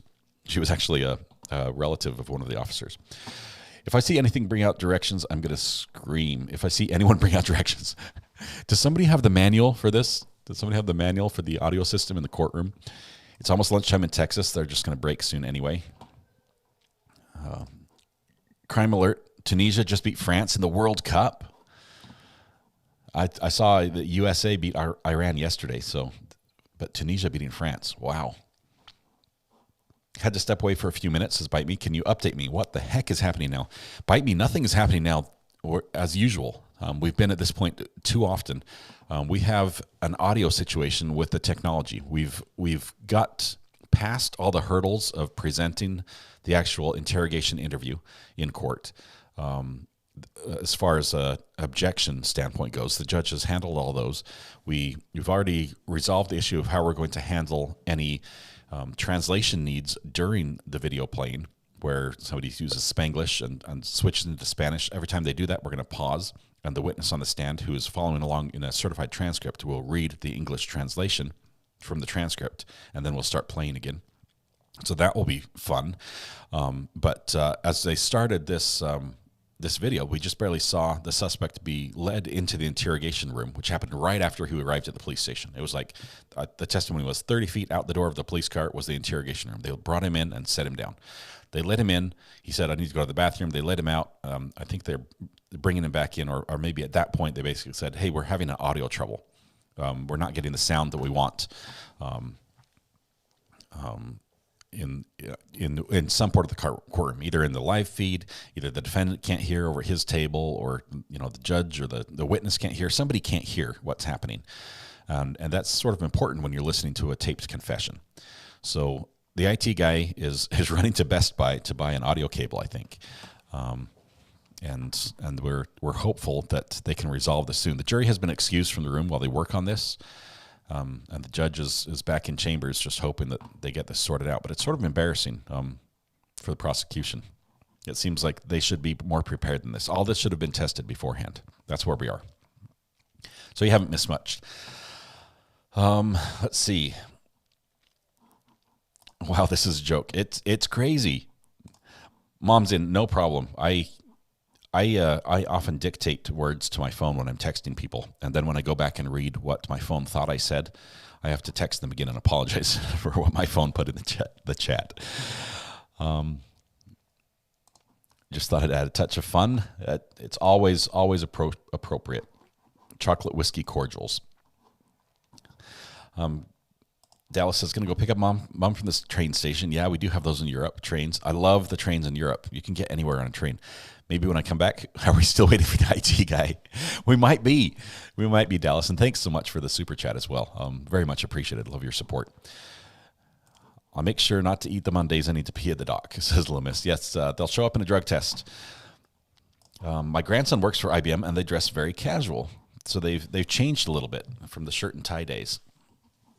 It was always a very proper company. It was very proper. Why didn't they check this all out before they started? Abby, this drives me nuts. When I was a cameraman for like a college basketball game that's aired on television or something, we would show up hours before the event, hours and hours before the event. We'd run all the cables. We'd check everything, every single location, every audio, all the headsets, everything was checked, the power, and it would all be taped down and secured and ready. And we'd be, ready to go 2 hours before anyone's in the courtroom or anyone's on the court. And before the teams are out there to practice, we're all set to go. And we're gathering B-roll footage and testing things. And then we'd go out and we'd have our little lunch and our break or whatever, and then we'd come back and be ready to do it. That's always been the case for any event that I've been a cameraman for or an audio guy for. It's always, you set up well in advance, you test everything, and then in the moment, when it matters, it works well most of the time. But for them to get to this point and not be able to hear the confession, which is their star witness is this confession, it's frustrating. The audio guy in me is grinding my teeth.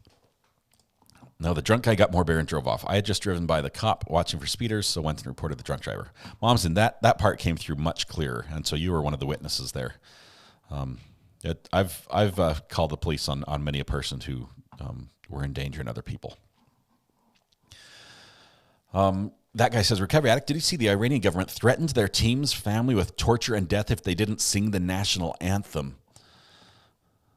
There's some, wow.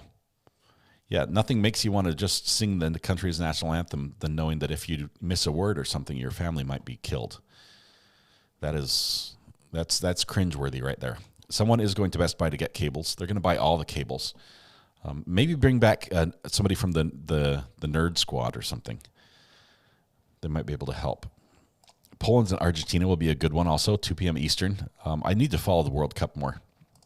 Speaking of docs, I came in to Dr. Watson snoring in his kennel. Scott put him to sleep. Tag, I do what I can. And he was a good dog the whole time.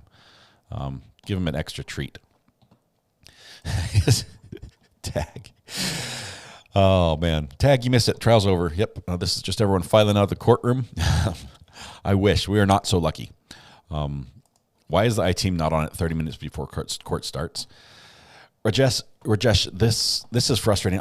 Being the IT guy, I've been in charge of many live streams where I'm running the technical side of it, but we have like a guest speaker that comes in, and sometimes it happens, the guest speaker shows up and everything they've told you about what they're going to do is completely different. Instead of saying, I'm going to stand here at the microphone and read my talk type thing, they're going to say, actually, it's going to be a question and answer session with the audience, and I'm going to wander around the audience, and they're going to speak into a microphone, and I'm going to be on a wireless mic. And not knowing that beforehand, that's happened once where I'm like caught off guard. I'm like, I can't handle that. And I'm like, never again. So now when I go to an event where Someone says, I'm just going to be there speaking. I have wireless mics. I have everything set up and configured, ready to go. So when they say, hey, is it okay if I step down there? I say, yeah, it is, because I can handle that. The IT team at this, they don't have those sort of weird situations. The most that can happen is something like this. The defense wants to play a video, an audio or a video. We should be able to incorporate that. The system should be set up to handle that. And it seems inexcusable that this delay is happening. I'm getting a little frustrated if you can't tell. Is it the prosecutor or the tech who works for the court? Canned laughter, I think it's a combination. You've got the tech guy there in blue, if I can bring him up on screen again. He's the guy in the long sleeve blue shirt with the lanyard. But he's working with the prosecutor's laptop. So it's not his gear as far as the source of the video. So you have a combination of maybe an internal setting on the laptop, or maybe instead of playing on internal speakers, it needs to be routed to to the external audio jack. And that might be able to be fixed just by playing it on a different device, or have the court having its own video player. But it is what it is. Hopefully soon here we'll get it working. It looks like the tech guy is winding up cables around his hand inappropriately. By the way, when you do that, it's very bad for the cable. That's not the proper way to wind cables. Excuse me.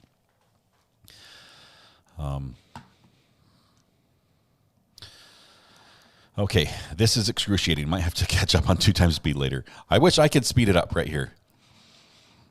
Didn't the jury sit around a lot yesterday? The state should be concerned that they're getting annoyed for wasting their time when it could be holiday shopping. Mom's in. Yes. You've got to think about that. The jury, no jury likes to sit there. They're not sitting there thinking, oh, I'm getting rich. I hope this trial just drags on forever because I'm getting rich. Occasionally, they might be like, hey, it's awesome to have a day off work and get paid for it type thing. But, as trial drags on and on, every single delay just adds up. And it adds up and adds up. And pretty soon it's like, I've spent 2 days sitting in the hall waiting to be brought into the courtroom. And if they know that it was because the prosecution forgot to do something or didn't test something, I think they've resolved it. The mannerisms here, I think they're getting close to having it fixed. I wonder what that black box is that guy just held up. One other issue, wasn't all evidence locked up tightly, and so maybe IT couldn't test the media in the players?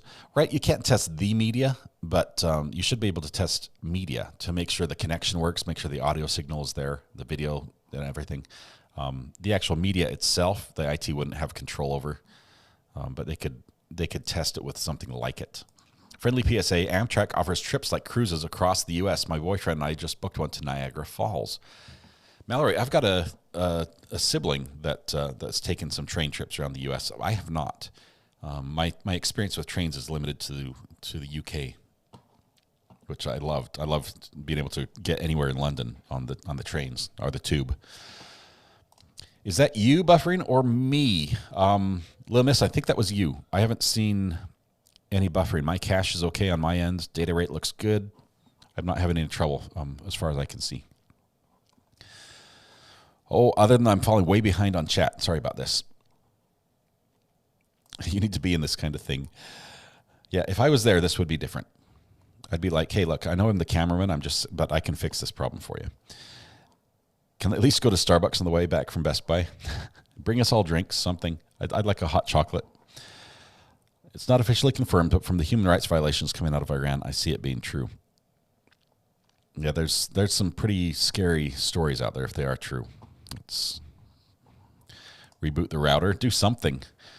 I think I'm still good on my end. I'm not seeing any errors on the outgoing side or on the monitor of my feed as I'm in front of me. What's the proper way to wind up the wires? Asking for myself.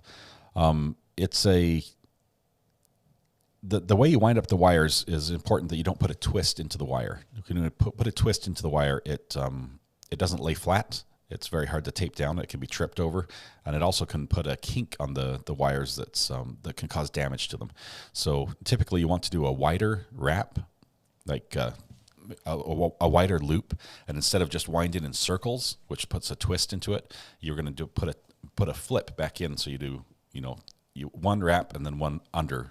It's an over-under technique, and the benefit of that is also uncoils very easily and just comes free without any tangles. So it's hard to describe. It's sort of like a learned technique that's just second nature now.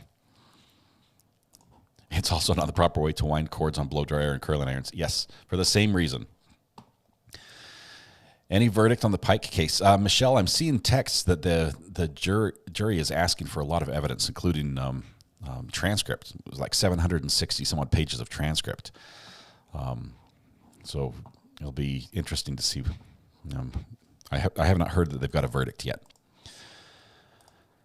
I'm going for a few duty calls. District Court is back in session. Hey, praise the IT guy. Neighborhood watcher of my community, going around to make sure everything's calm, moving each in the yard. Ready to go? Awesome, 80s man. All right. Let's bring the jury back in. That So was it's 11:25. We'll try and go 45 minutes, an hour max. 12, no later than 12:30 before I excuse him for lunch. So if you have a good breaking point, within 45 minutes to an hour. So for the court's information, the available time, this disc will go on for an hour and 14 minutes more. So just From this point? From this point, for your info. That'll help with. Well, then maybe we'll do that then. hour and 14 minutes. Are you gonna That's start straight that's with the video, or you without gonna the have pauses for translation. Okay, perfect. Well, I'm saying, so we do have an hour and 14 minutes. We can precisely say that's what it's going to take, right? No. Okay.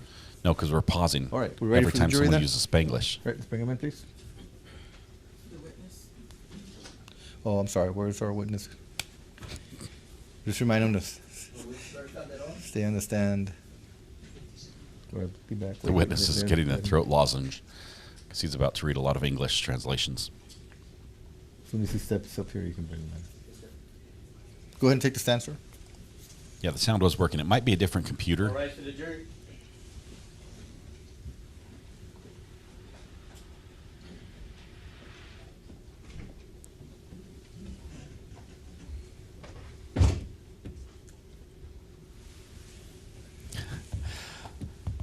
I try to only have skippable ads on my videos because I don't like putting ads all over the place. I literally turn off almost every ad option but one. It lets you skip an ad at the beginning and then you're here. Hopefully they're not too intrusive.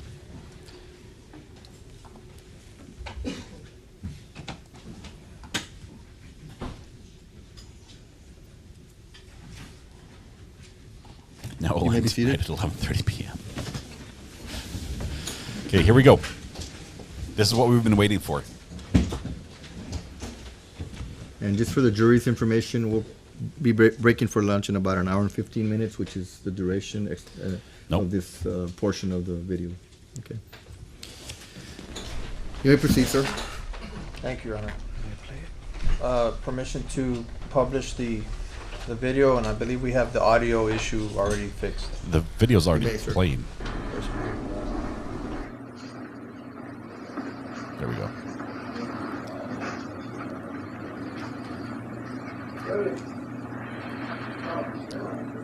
I'm going to turn the volume up here. They may come in and start talking. I'll have to turn it down again, but we don't want to miss anything in the hallway. Interview, is it in the English or Spanish language?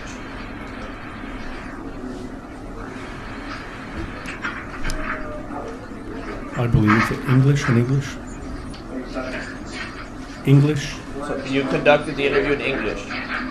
There was back and forth when everyone speaks Spanish, so it's mixed. It was primarily English. So primarily in the English language, but there was Spanish language used? Correct. Also commonly known as Tex-Mex? Or Spanglish. Correct. Yes.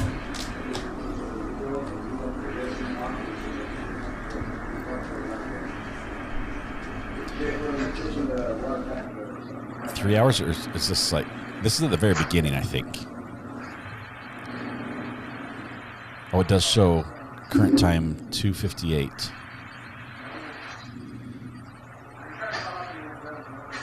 I wonder if this is like the body cam footage where they just have... Seriously, if we're sitting here for an hour of them walking up and down the hallway. AJ, no one's seen this yet. This is the first time it's been out. Images that you showed them, you testified that you showed them some purses. or photos of some purses, correct? Correct. Where he claimed, what did he claim when you showed him the pictures of the purses? That he didn't know who they were. Why is the defense questioning the witness while they're providing? Can I approach you on it? Yeah, I'm gonna give some thoughts here. Well, Pause it. Okay, pause with the guy walking right there. There we go. Perfect. Okay, so this is bizarre. The prosecution has asked permission to play this for the jury, to publish it. And while it's playing, the defense is asking questions of the witness. Recognize what's in State's Exhibit 117? Yes. Okay. Is this one of the items you showed to? It's one of the items that was shown to me and we showed it to him. Yes. Okay. And how was it shown to you? The actual purse or a picture? A picture. Okay. And you showed this picture to Juan David Ortiz? We asked him about it, yes. You showed him the Yes. picture? Okay. Thank you, Randall. I appreciate that.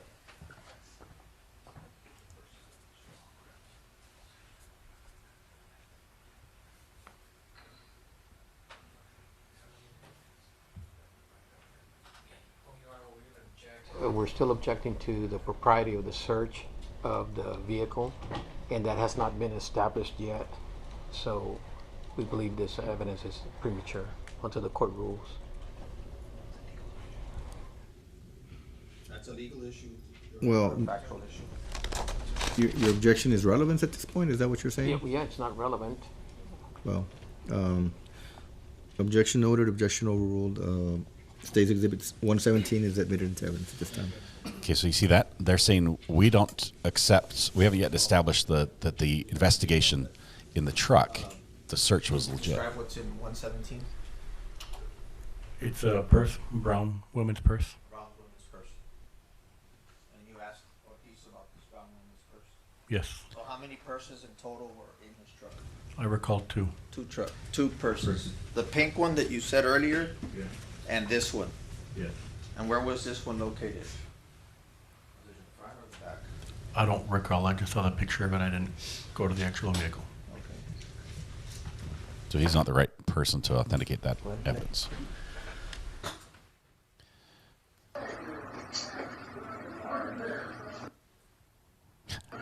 I love when they show their own desktop. Someone has to go back and look on the desktop and see what files that the prosecutor has all over on that laptop.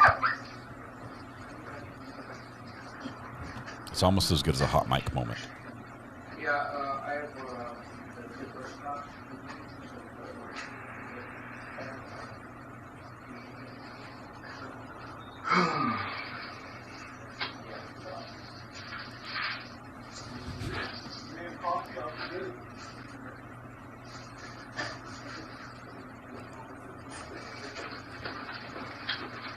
It's like they don't know which evidence to introduce first because it all leans on other evidence. They should be more. It should be a cleaner process in this. They shouldn't be having these objections about evidence that hasn't been admitted yet. Yeah. You should have the truck investigation evidence already captured here, because that happened before he was taken into custody. We should already have all that evidence admitted before the court.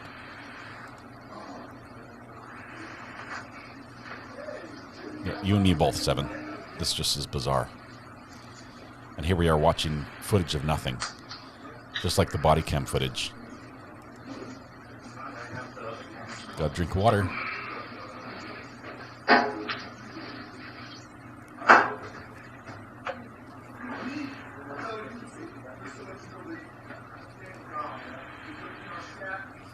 And how can I help? What are you looking for?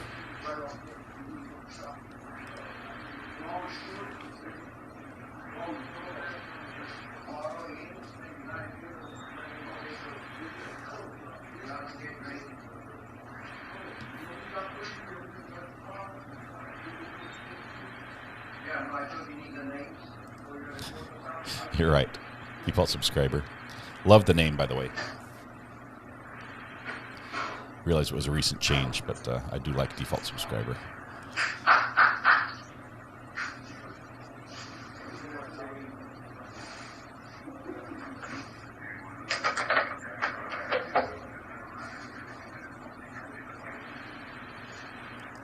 The pretrial hearing is just going to establish if there's enough evidence for the trial to proceed. But the actual presented of evidence is argued, in the courtroom during the trial.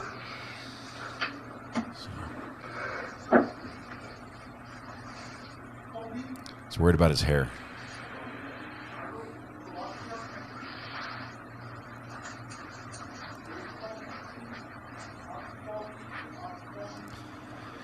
Suzanne, I think it's just you. YouTube looks up for me.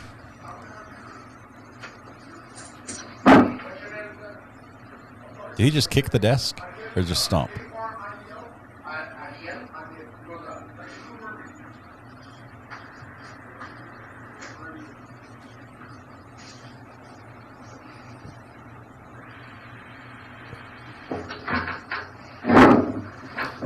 Did the prosecution say they're going to play all the discs? Is this hour 1 of 12 hours? Logic reason for this going on. This time, it's after 3 a.m. Have any weapons been found in his vehicle?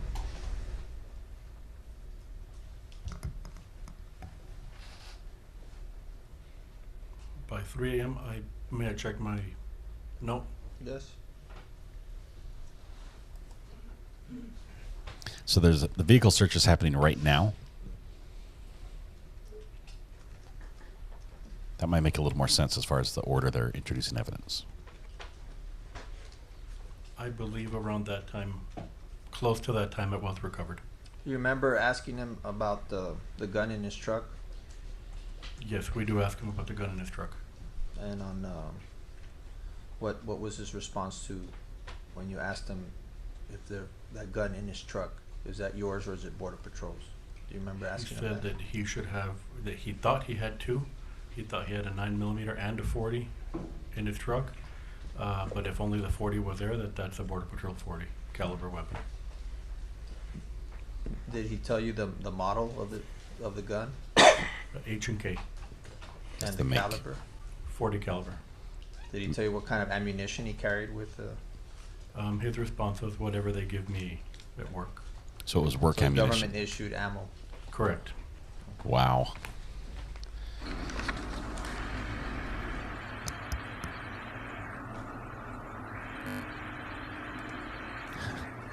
Who leaves their water bottle with the cap off? Seriously.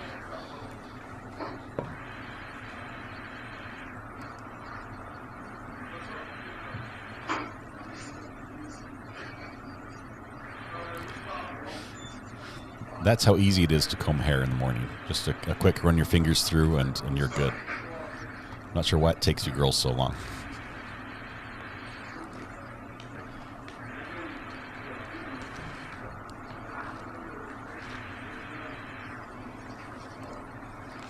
Okay, this seems bizarre. Okay. Someone's about to walk by. I can hear footsteps. Oh, there it goes. You got some action.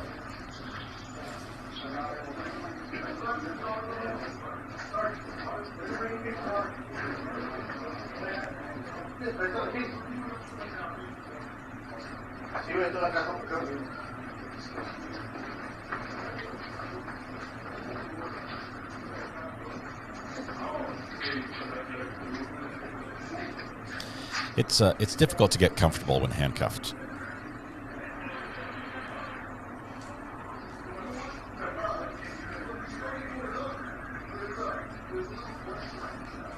That's about the only position you can be in right there.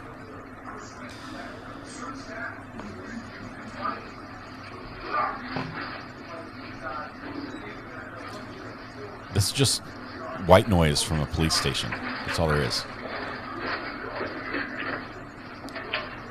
Water deliveries here. Guy with the water bottles here.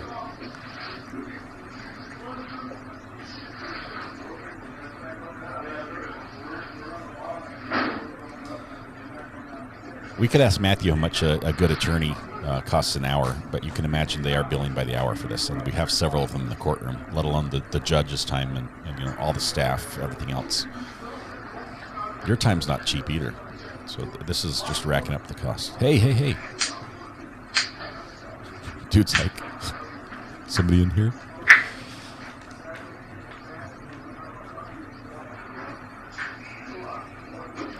Prosecution are coming across as all over the place, not building a great timeline to follow. Yeah, compare this to how the prosecution did in the DB case, where they had a timeline and a map, and they were able to walk through the occurrences of the events so well that anybody who watched it could literally just recount exactly the order it happened in. And here we're just left hanging. We just watched 5 minutes of literally nothing. 5 minutes of him sitting there. Yeah, he had a drink of water in that time, and 3 people walked by.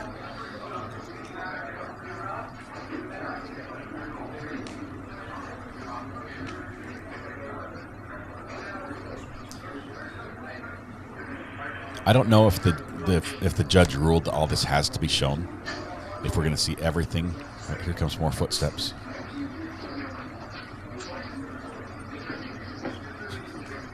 Everyone wants a peek in. I'm surprised there aren't people taking like a little, what was it? He said get your trophy shot or something, taking little selfies with him. No, Karen Lee, I was actually surprised they left the door open. When I was interrogated, I was often left in the room alone with the door shut. And there was no clock or anything there. The passage of time seemed painfully slow for me.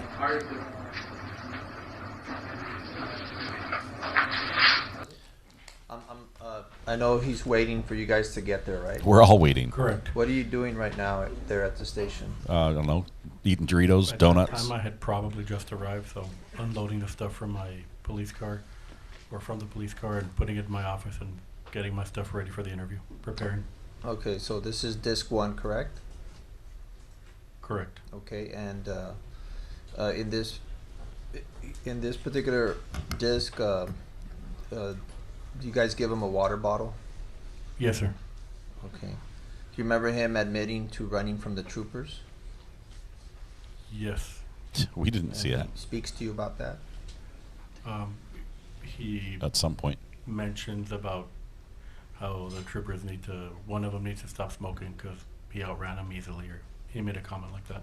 He makes that statement that one of the troopers was out of shape. Yes. And then Look at that smirk. he brings it up again that he outran the troopers. Yes. Your Honor, can we play this And on he goes 4 over times his speed? education with you. When we start talking to him, yes. Okay. Press play. Check my bangs. Do you think I wake up looking this fabulous? I thought you did, AJ. I thought everyone woke up looking their best self.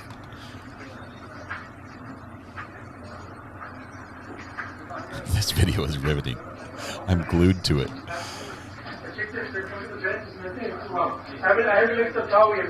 Okay, here comes somebody. Here we go. Do you see that hand signal? It's like, hey, hold up. Don't say anything right there. He can hear us. That was cop speak hand signals. That was shut up, he can hear us.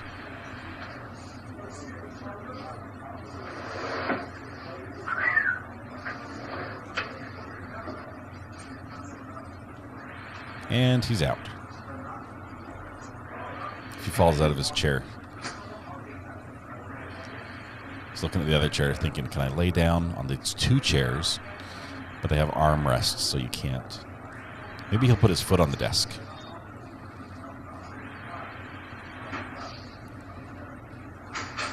Hey, too soon, default subscriber. Too soon.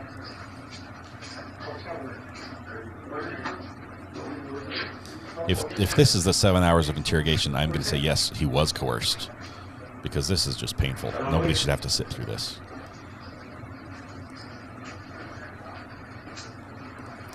Everyone wants to take a peek.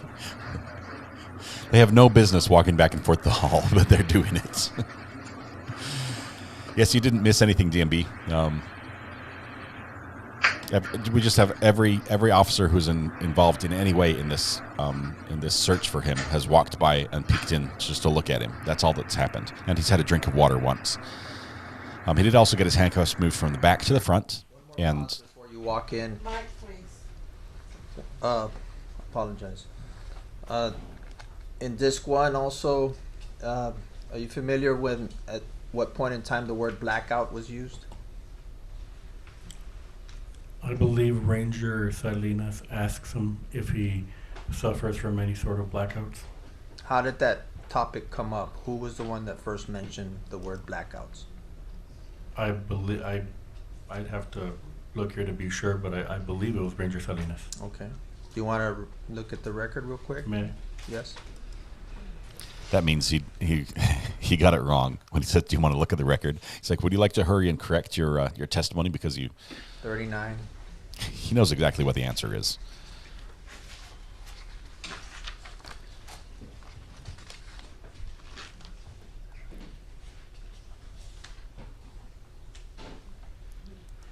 Right.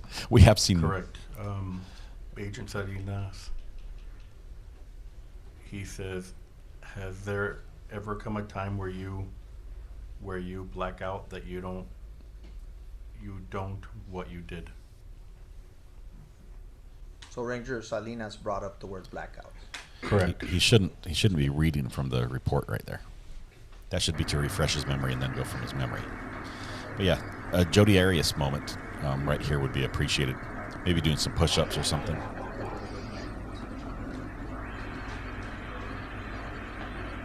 .30 a.m. water delivery. Hey, a man's got a drink, you know? Oi! Glory.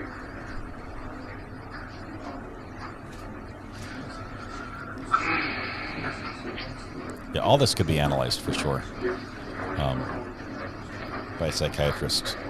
Body language, although it doesn't really hold up in court, but it's interesting.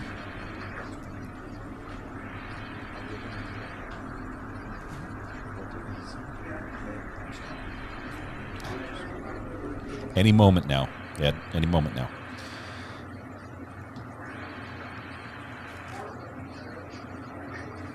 Sorry, AJ, I just clicked the wrong button and hit your comment. My bad.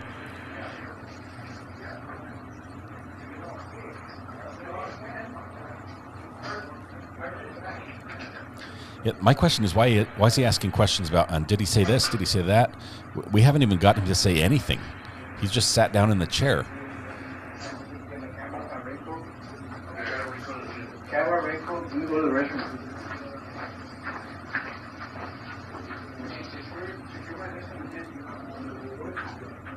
Yeah, we could.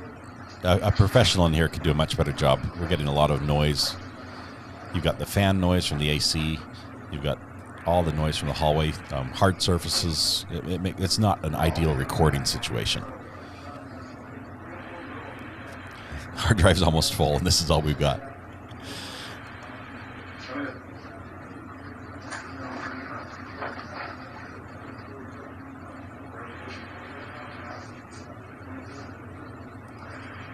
We haven't got to that point yet. Haven't done the rights yet. I imagine that's why they were introducing this video, so we'd see them reading him his rights and then him refusing to sign and then proceeding anyway.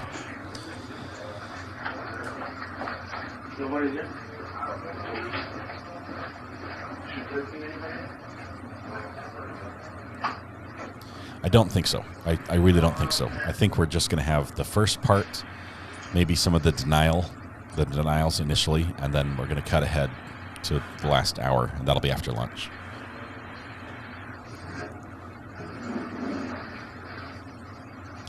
And I'll keep you up to speed. I'll try to pause it now and then just to summarize the events of the preceding hour. But yeah, this is just gripping. Hey, that guy didn't look in as he walked by.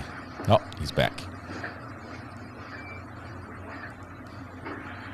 Kelly, you're on to something there. We're in, in our world, everything's edited and trimmed down for our entertainment.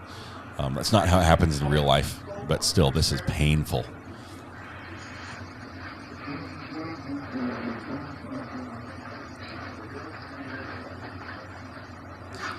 CB, the defense might have requested this to be played in more complete clips, which is very possible. And yes, usually the doors closed because for the same reason we saw, they're talking about this case in the hallway, and that could give him information about what the police know, and it just seems sloppy. I think we're getting somewhere though. I think we're we might be getting close to having people come in. Heather, thank you so much for the super chat. She says, hey, look here. You now have super chats. Way to go, Scott. Love watching you each day while I work. Thanks for all you do. Heather, thank you for being here, and thank you so much for your support. You guys make this channel absolutely amazing. We have absolutely the best community on the internet right here.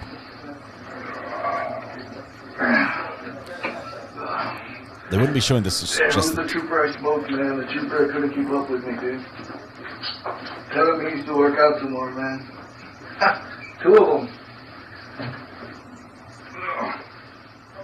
Oh my goodness. I didn't realize you said that in the interrogation room. Trooper's good. I was fucking running, dude.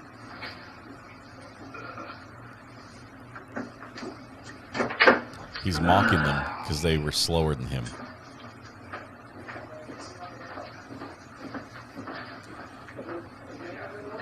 You can see that smile. This is his moment. He's liking that. We're about to watch a video of him confessing to 4 murders, and he's smiling at getting this little jab in against the cops. Man. This is still more exciting than the Pike case. You guys are great. I missed a super chat. I missed another one. Oh, whoa. Shannon, thank you so much. I'm sorry. I was scrolling. I missed it. Thank you so much. Live action. Yes, it's happening right here. This is gripping. It doesn't get much better than watching someone wait for the police to walk into the interrogation room. But Shannon, thank you for your support. Thanks for the super chat. Thanks for flagging me on that one as well. That guy. I appreciate that.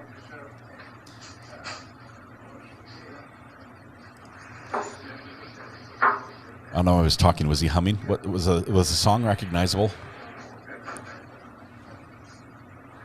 Was it "Nobody Knows the Trouble"? No, I don't know what song he would have been singing. What's a good prison song?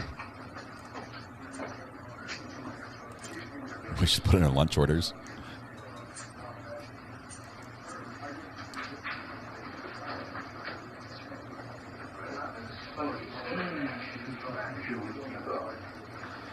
He's getting a little impatient. Randall just bought ice cream for everybody. Thank you so much, Randall. Appreciate you. You've been most generous. Great supporter of the channel. Everybody enjoy your ice cream, and I thank Randall for it. Still have to figure out how to get this super chat to show up better. For some reason, it's keying out to the... Actually, let me see if I can fix that right now.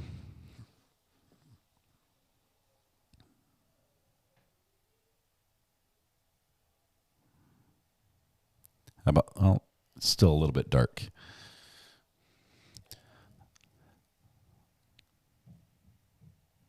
How about that? Is that better? I fixed it. Thank you, Randall, for the super chat and the opportunity to fix the super chat, how it shows up. Okay, so the defense, I think, has protested because watching this is cruel and unusual punishment for everybody. Jailhouse Rock. Miss Chris, thank you as well. I appreciate the super chats from everybody. You guys are amazing. Hopefully that we'll get to some parts that will make you want to watch, actually, because this is painful. I mean, I want to scratch my eyes out right now. And okay, has this guy got a history of trying to be a police officer? Maybe disgruntled. Kelly, he actually is a law enforcement officer. He was worked for the Border Patrol as an officer of some sort. So I don't know if he was ever like on the street, so to speak, but he's definitely got a tough guy attitude. Good prison song, The Animals. We got to get out of this place. Oh, you don't know? That's the sounds of the men working in the chain gang. All right, good chain gang song. When they read me my rights, I never signed off on anything and still got charged. That's basically what he's saying here.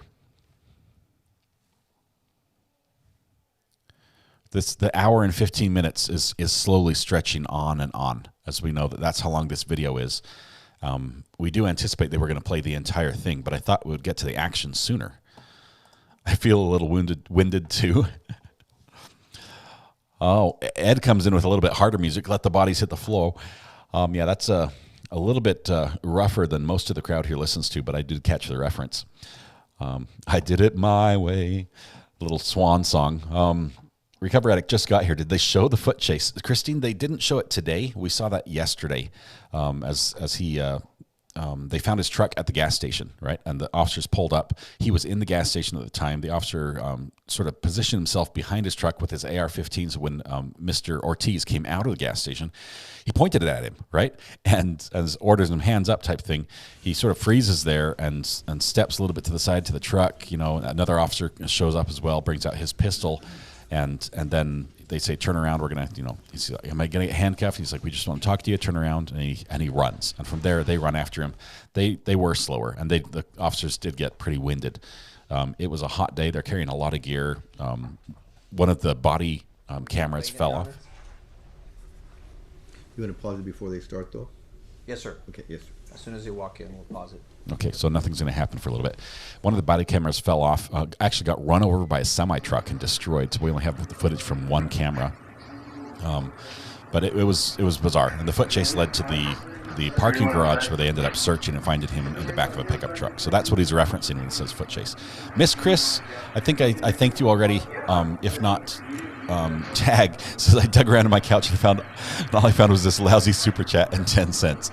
Well, thank you so much, Tag. I appreciate everything you bring to the channel, both in your contribution that way as well as just in the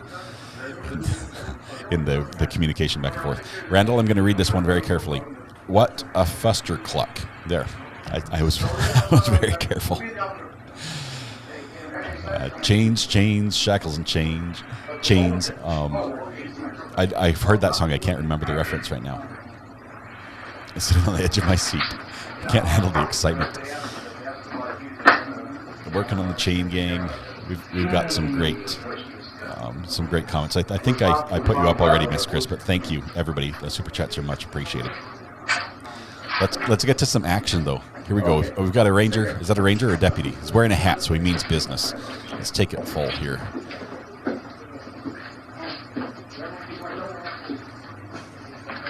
Two hats. Yep. I wonder if the hats come off in the interrogation.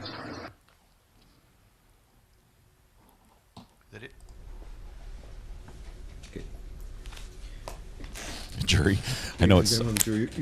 During the video, you're going to be hearing statements made by officers, and the statements made by the officers are not being offered for the truth of the matter asserted by the officers. It should be considered only to put in context what the defendant's statement is, or statements are during the interview. And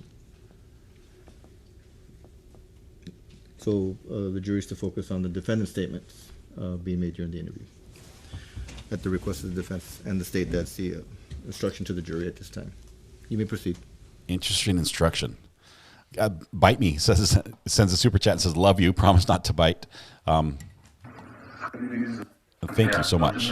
And for the DB cases, Bullish in Seattle, appreciate that. It was fun to have you on the DB case as well. I'm not sure what happened there. The door shut and then opened again. We're skipping around, hopefully skipping ahead. I'm not backing up. But thank you, everybody, for your super chats. A rare triple walk by. They're staging. They're stacking outside the door right now. Folsom Prison by Johnny Cash, always a good one.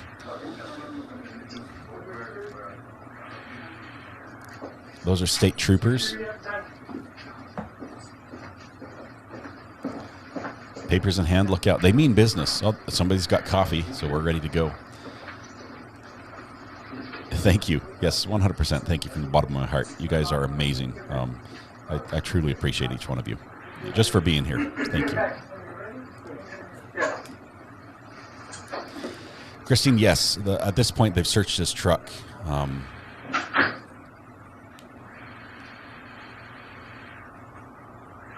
We'll get a timeline here shortly. So maybe they'll clue us in. They're first going to talk about just Erica. They're not going to talk about the murders. They're not going to come right out and say, we think you committed this murder. They're going to be like, hey, rumor is you pointed a gun at somebody, and start with that and just see if he can he'll incriminate himself or say things that might go against him later on. They also want to find out how truthful he is. You know, is he going to be open and honest with them up front? It's 5 o'clock somewhere. Well, it's 3 o'clock for him. It's 3 o'clock in the morning, and he's instead of sleeping, he's had a busy week of murder, and he's had to run from the police and hide in somebody else's pickup truck. So he's not well rested. He's getting a little bit of shut-eye right now in a noisy police station. But he's definitely not getting any drink other than water.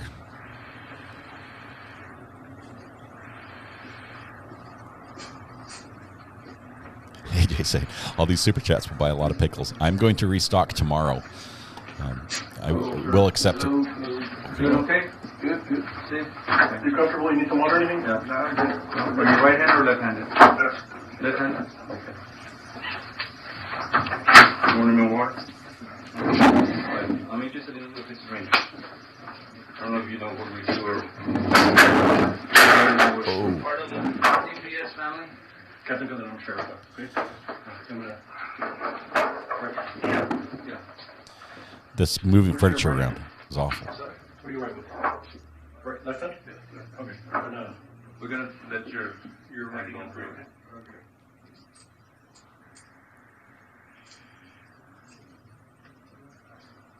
This is just so he can...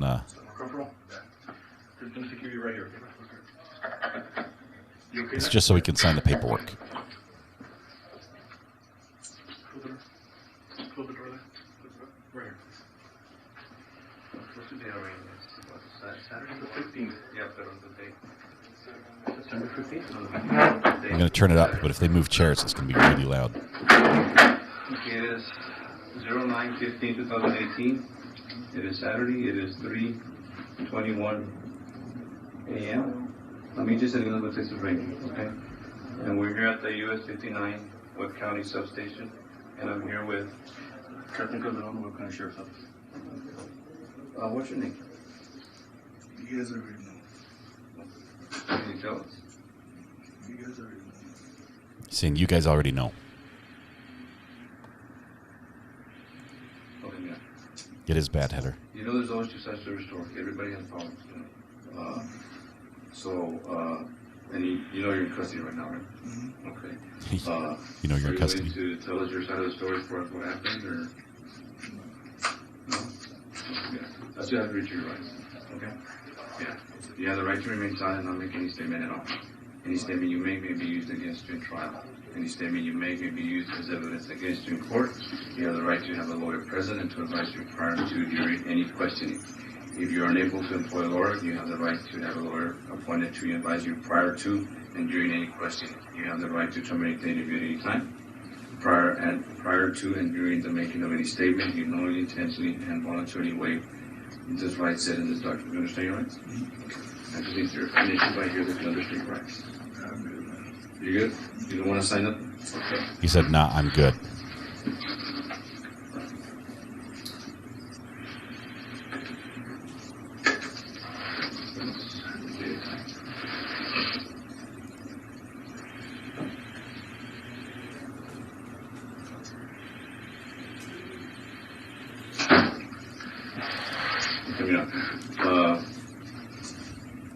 Do you live by yourself at the house? Is somebody else at the house? They're in San Antonio. Okay. And this has nothing to do with what we're talking about. I just want to, because we're going to go to your house and eventually get a search warrant. And we want to be sure we don't want to, you have any dogs, anything like that in there? Okay, nobody's going to come back and we're going to fight them or anything? My wife's driving from San Antonio to Courtroom. If you guys could pull over, that'd be great. Keep her from coming to us. Okay. What's your wife's name? She's driving a black Chevrolet Tahoe, 2017 LT. The first three characters of her license plate are KYT. KY. She's at San Antonio, so she's probably, I don't know, I'm seeing out of our teacher wells right now, so she's sitting over here. If you guys could, stop her, that'd be awesome. We can work on that, definitely. Does she live there with you? She lives there. Okay. But she went to San Antonio with all my kids, and all my kids are in San Antonio. Okay. Just her coming back, or her? It's just her and my suegro. Okay. I don't know why that's what she's bringing suegros. What's your wife's name? Daniela. I'll work on that as soon as I can. Let me start getting that information out. Daniela Ortiz. And she's driving that black Chevy. You're thinking she's by I know Ortiz she's coming back. It's gonna be pretty bad if she's at the house. So if you guys could stop her, that'd be awesome. I will do my best to do that. As far as my house, you guys have my keys. Just walk in there and give me consent to go to my house.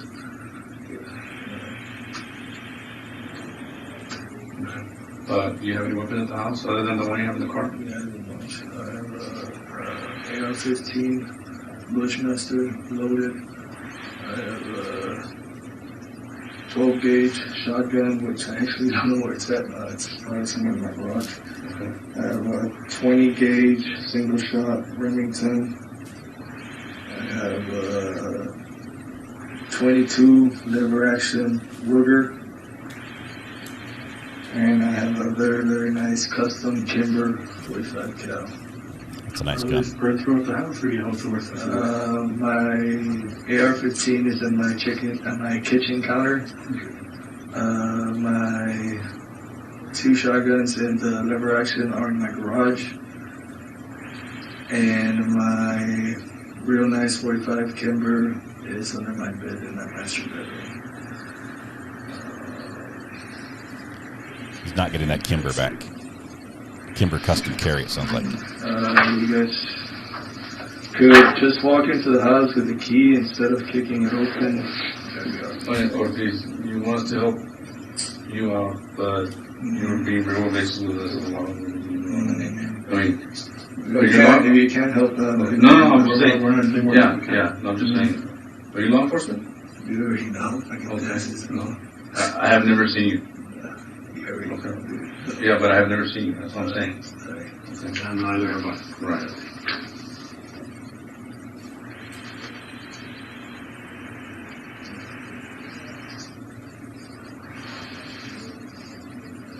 So anyway, yeah, you guys could stop her. That'd be awesome.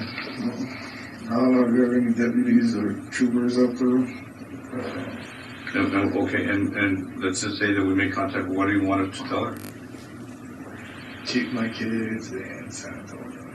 There's no reason to come back to the Why is she coming back, and why are you referring to you don't know why she'd bring this suegro? Is there something going on right now? Yeah, she wanted to come over and talk to me. So she knew there was something going on with me. So I told her, dude, stay in San Antonio. Don't come. And she said, I'm gonna go. I think he listed 5 guns.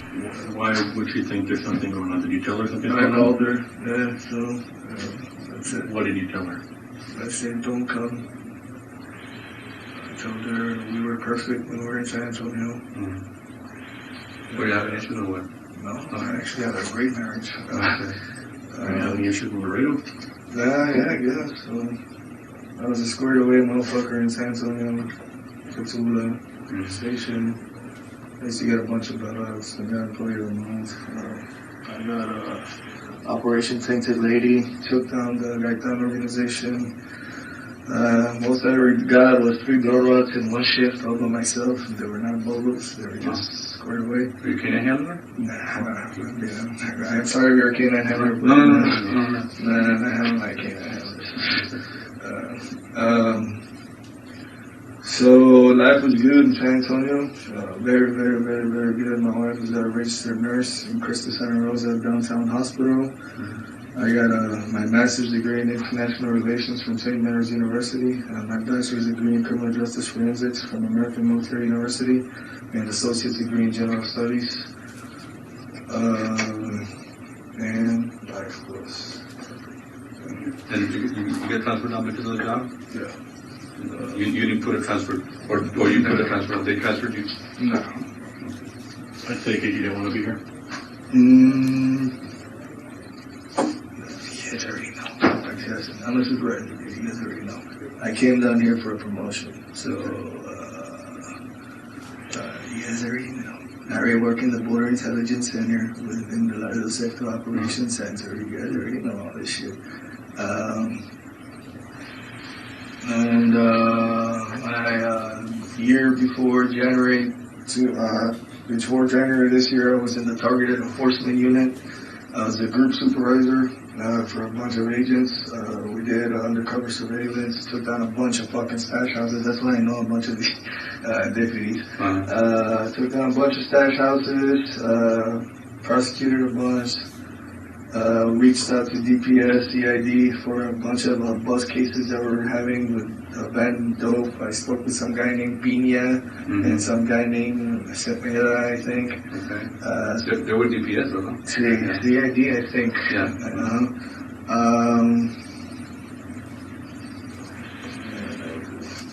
And then so I've been at the big, well, I was, and that's it. That's right. You sound like you're pretty educated, and it looks like you were good law enforcement work out there. Why are we here? Yes, you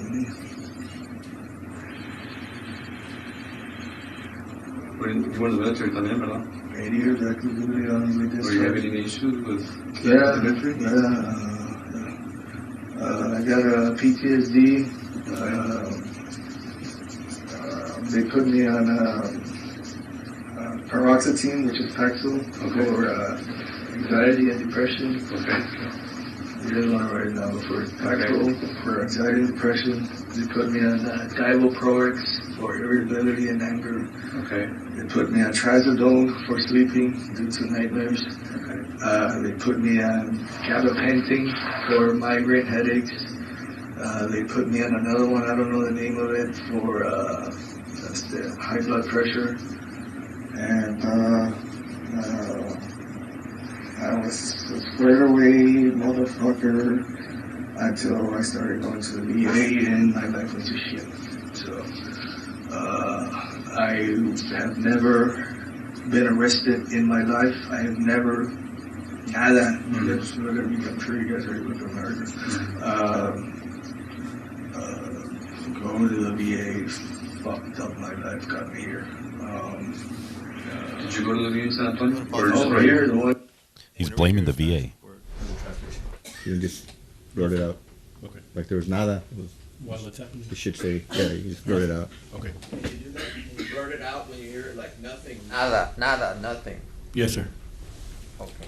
Do it contemporaneously. Okay. Go ahead. Here in Laredo. So this was the one that messed you up, not the one in San Antonio? Yeah, I never went to the VA until here in Laredo. Right. And they confirmed what I've always thought. I confirmed that I got PTSD. They put me on all those fucking pills, on sleeping pills, migraine pills, all kinds of shit. They had me on this 12-week program where I had to go talk to a psychologist. I've seen a psychiatrist a bunch of times. Do you remember the doctor's names? Yeah. Dr. Shankar. He's here in Laredo. Shankar. He's like Indian or something. Okay. And la que vi every single week for like 12 The one weeks I saw. is in, se llama Patricia Amparan. Her name is? She was, I would see her by TV because she's out of San Antonio and I live here in Laredo, so they would do like Teledoc. Okay. And I would talk to her like that. And I was fine until I started going to the fucking VA. So. Did you express your concern to the doctors when you were feeling right? Yeah. I once told Patricia Amparan that I was suicidal. Okay. And she flat out said, you need to be very careful with what you're saying because you're law enforcement and if you say this, I'm going to have to report this and it's going to get you in a lot of trouble. So she pretty much hinted, don't say this again. Okay. Did you ever tell your soup that you were having issues right at the Border Patrol? They would rubber band my ass. They would quickly. Considering I'm a supervisor. Okay. Did you start noticing when you started feeling this way, or was it gradual? Did it happen? It was gradual. By the time you felt it, it was already past. See, Yes, yeah. The first month and a half that I was taking the pills, I've had some nasty ass headaches, and they told me it was the body getting used to it. And then they fucking increased my dosage, and for a while I was just like fucking out of it. And then I just went shit after that. You keep saying you went to shit. Physically, emotionally? No, mentally. Mentally? And you felt it happening? Well, what are we talking here? What did you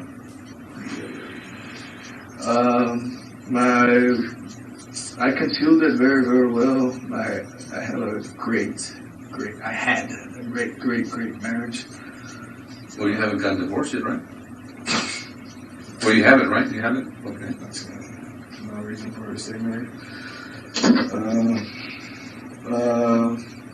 And as far as work, I was very, very, very good at work. I was one of the best. I was about to get offered SBPA until as fucked up as it sounds. I was going to get the offer like next week or so. My part, when you were having issues, did you start consuming alcohol, or was it just the pills?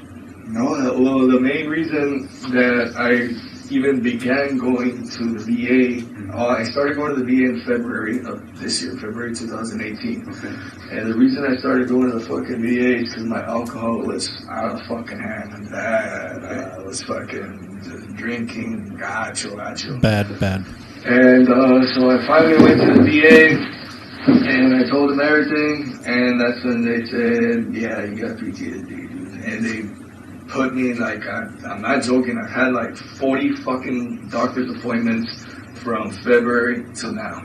I've seen psychiatrists, psychologists, podiatrists, neurologists, sleep doctors, every fucking thing you can imagine. That's it. And were you currently already taking your regular pills, or you kind of tapered off them because they were making you feel bad? I've been taking them. So were they working, or did you notice that they weren't working for you anymore? They were working in the fact that I was calm, relaxed. I wasn't all paniqueado. All panicky. But they weren't working in the fact that I was I don't know how to explain it. Right. Listen. And when you were having these issues, as far as anger issues, did it ever come to blows with your wife? Did you ever proceed to assault your wife, your kids, or anything like that? Any issues at work with coworkers or anything? I had an impeccable record. So, that's it. I just had my background done again. Well, y'all have to do it how many years? Like every 5 years, right? Did you have your phone with you? Yeah. Okay. So your wife's number's on your phone? Yeah. Did they take your phone? Yeah. Okay. I don't know. You just have that phone? You don't have another phone? You don't have a supervisor phone? He doesn't have a burner phone. No, not anymore. I went to the big, so not anymore. Okay. What was your wife doing sent from? She went over there to go visit her sister because we were going to go see the That's the witness on the stand translating or reading the interpretation. And she ended up leaving without me because there's a fucking leak in my house, and the plumber supposedly is going to show up tomorrow. So I told her, just go and I'll catch up with you guys tomorrow. So the fight was tomorrow night? Canelo? The one of... Okay. So, but why is your wife coming back? Because I called her. Oh, you called her? You told her not to come back. Yeah. So she's worried about it. When? Did you call her before or after they said that Circle K? After. After? Okay, so you called her when you were up there? Yeah. Okay. And you just told her not to come back? Yeah. Okay. How did you take it? Like, why? What she wants to know what happened. So. Did you tell her? I told her, keep the kids over there. But obviously no te ibas a hacer caso, right? She was still going to come down. She was not do you going to think obey she still came down? No sabes, right? Well, For sure? She was saying that. You don't know. She was like, I'm going right now. Okay. I'm going to the house.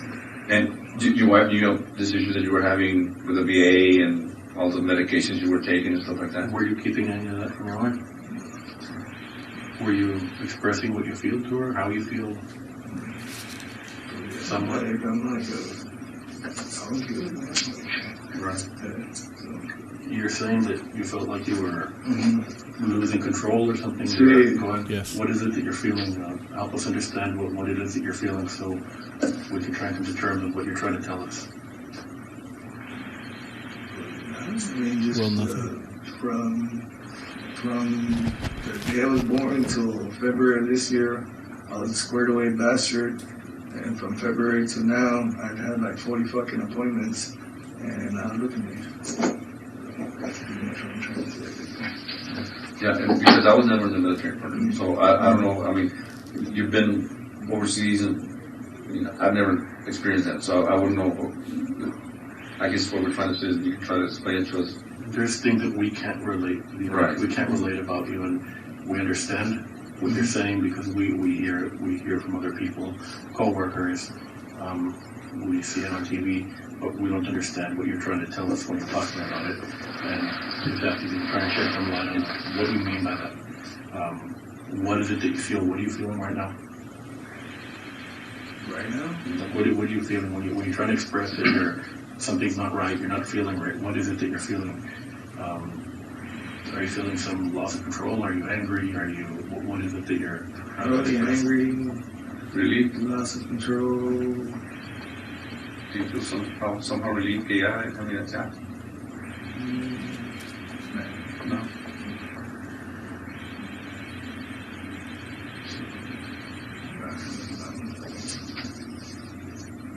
The gun that's in your truck, is that yours or that's Border Patrol?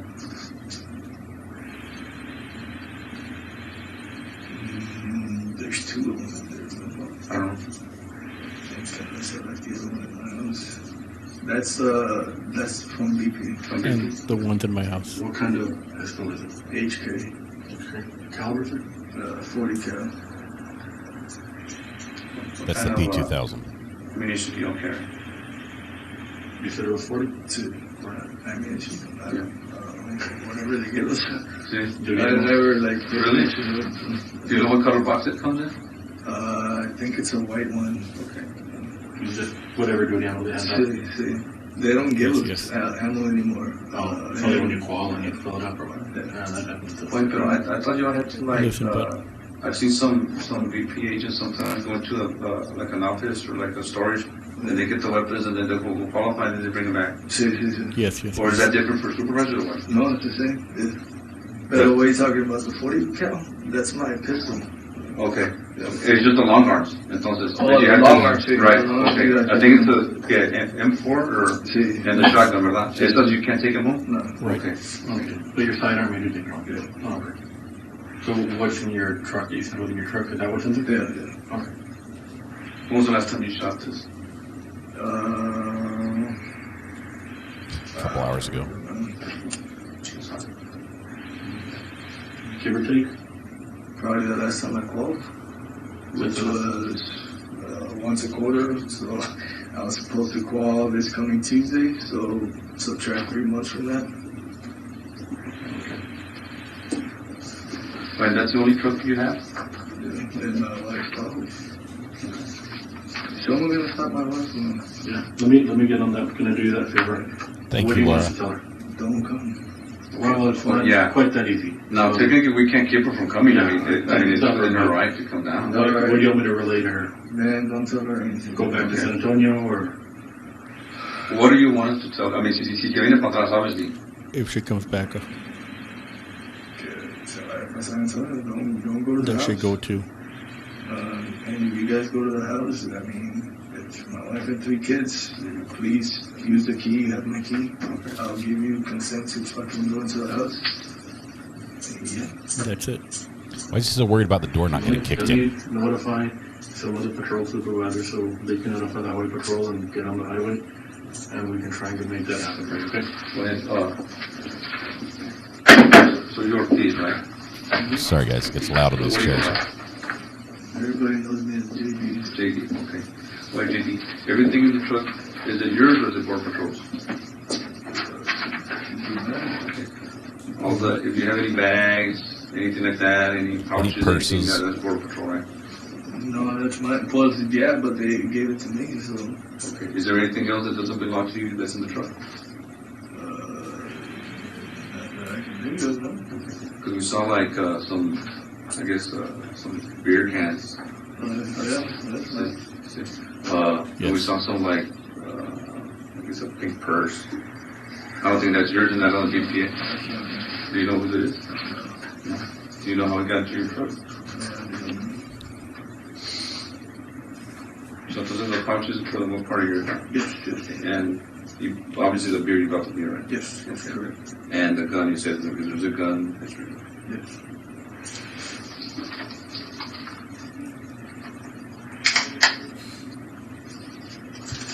So he's definitely lied about never firing the gun And since you he have last the qualified. medication, Right? Yes. How many, like on a daily basis, how many pills do you take? Is it like 20, 15? I take, in the morning, I take, Axel,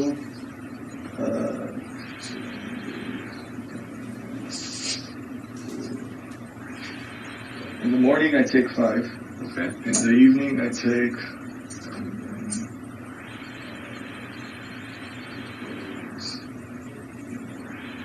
3, so I take 8 per day. Math was hard there.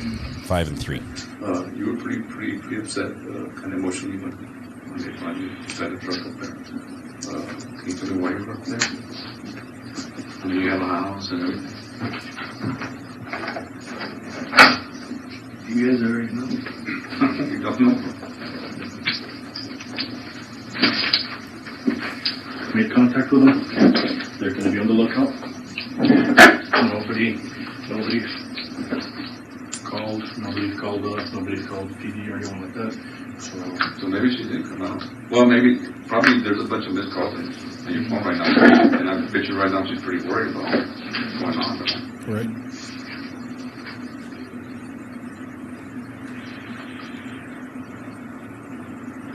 All we told her, or all we're going to tell her, but the instructions are to tell her that if they do stop her, to please go back to San Antonio and you'll explain what the deal is later. Of course, if she wants to disregard us, we can't do about the right. Okay, but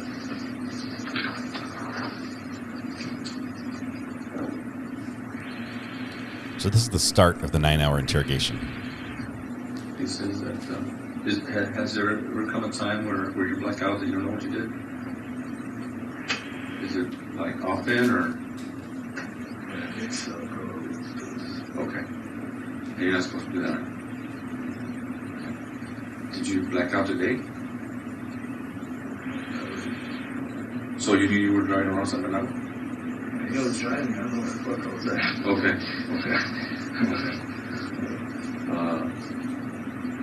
So ahorita you don't know where you're at? Yeah, I'm here at the hotel, jail on Highway 59. Pero when you ran, you don't know where you're at? I went into the restroom at the gas station. Okay. I came out and I saw a trooper, like another trooper, and one of them had his rifle. Put your hands up! What the fuck? Okay. You know, like, don't fucking move, put your hands up! Put my hands up, and I go, sir, you're freaking the fucking crap out of me right now. I don't know what the fuck's going on. Okay. Sir, right now, are you the owner of that truck? Yeah, it's my fucking truck. Don't fucking move! I'm like, what the fuck? Don't move! Yeah, he's all like, turn around! I turn around, fuck this. I fucking took off running. It's a pretty good recounting of the facts. Right, you know, I was like, what the fuck, dude? I go to the restroom, and there's a guy with an AR-15 with a flashlight pointing at me. And I think the other guy had a rifle or a sidearm. And I was like, what the fuck is going on? So I take off at a full sprint. And one thing I learned from the house is I won't stop running. Right. So I kept fucking running. I'm like, fuck, big stop. I was like, these motherfuckers are going to catch me. And then I just hear, Oh, you actually heard that? yeah, he fucking missed the taser. Okay. And I kept fucking running again, kept running, and Mr. Second says, all right, he's empty, you gotta reload. So I'm fucking running. I come up some corner, and there's a sharp one. I make a left, and I was like, fuck, I'm gonna run up this fucking place. Never get Stayed there. Damn it. And then when they arrested me, they asked me about the fence that I jumped. I didn't jump the fence. I had no idea what this fucking was. You ran out the parking garage? Yeah. Do you hunt? Yes. Deer or elk or what do you Mostly hog.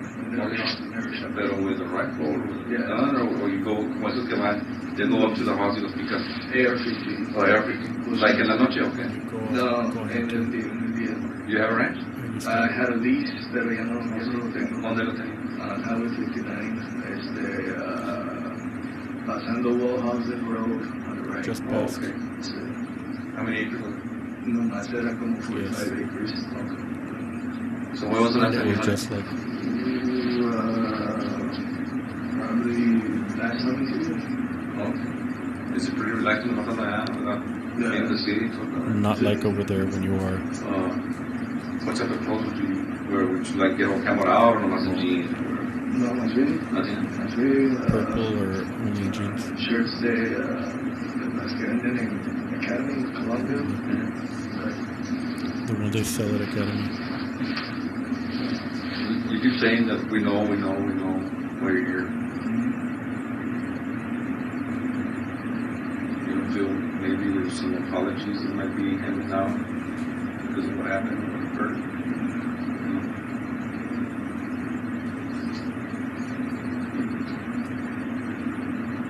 I was a supervisor for the first and a half, so I interviewed a bunch of people, so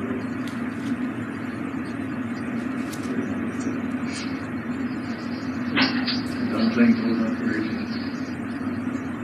Sometimes saying the truth make you feel a lot better. You don't have everything pinned up inside you. Like I said, sometimes it was like That's it. yeah, se acabó. They did try to shoot him with a taser twice and missed both Already times. over.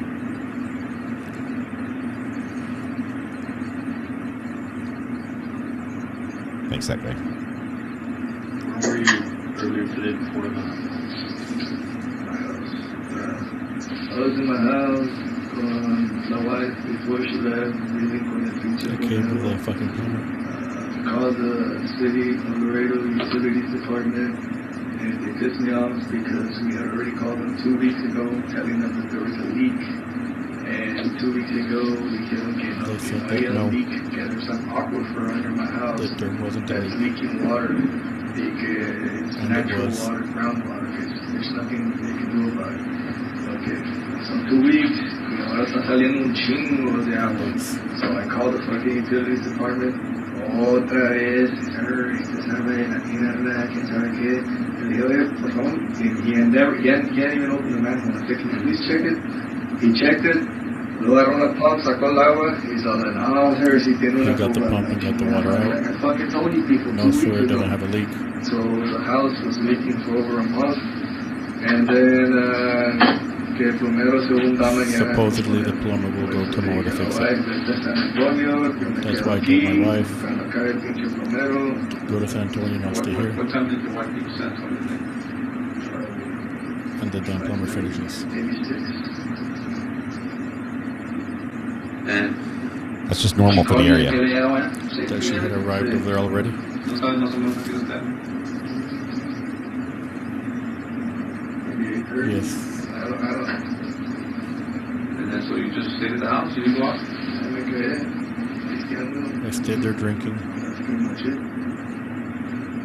So if your truck was in a video somewhere else, it wasn't your truck?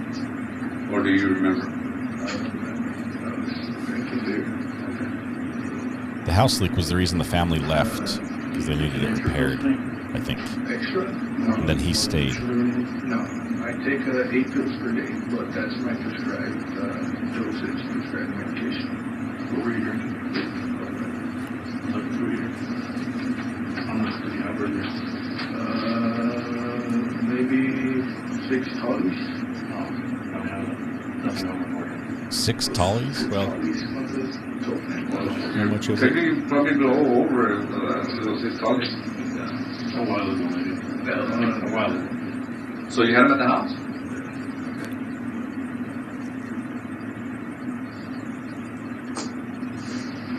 So like I said, if there's video of you in your truck,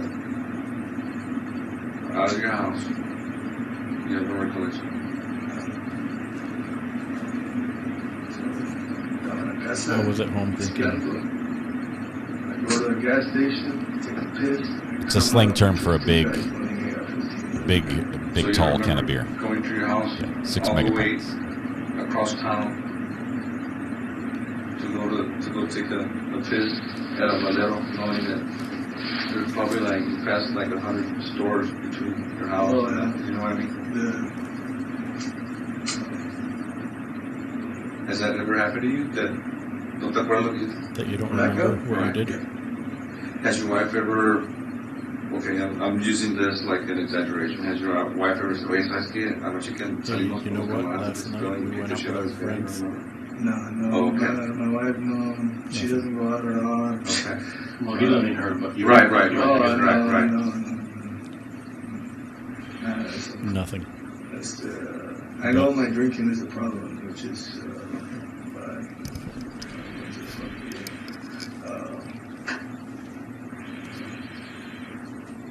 But you said you got Then you worse say- when you went to the VA. I got worse. Was Well, because- back then I was just drinking chingos. A lot. Like fucking 18 packs per day. They're in Laredo. Y no Laredo, me daba Texas. con And cruda, I didn't nada, wake up with a nada, hangover or go anything. to the fucking gym, whatever. But then I started taking these fucking pills, and it says you gotta cut back on the alcohol. So I stopped buying 18 packs to cut back.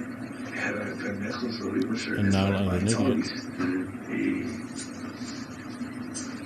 I guess that's And what well- happened. I mixed the tollies with the pills, even though they're not narcotics, they're not painkillers, so it's not like morphine or anything. It's something completely different. Right.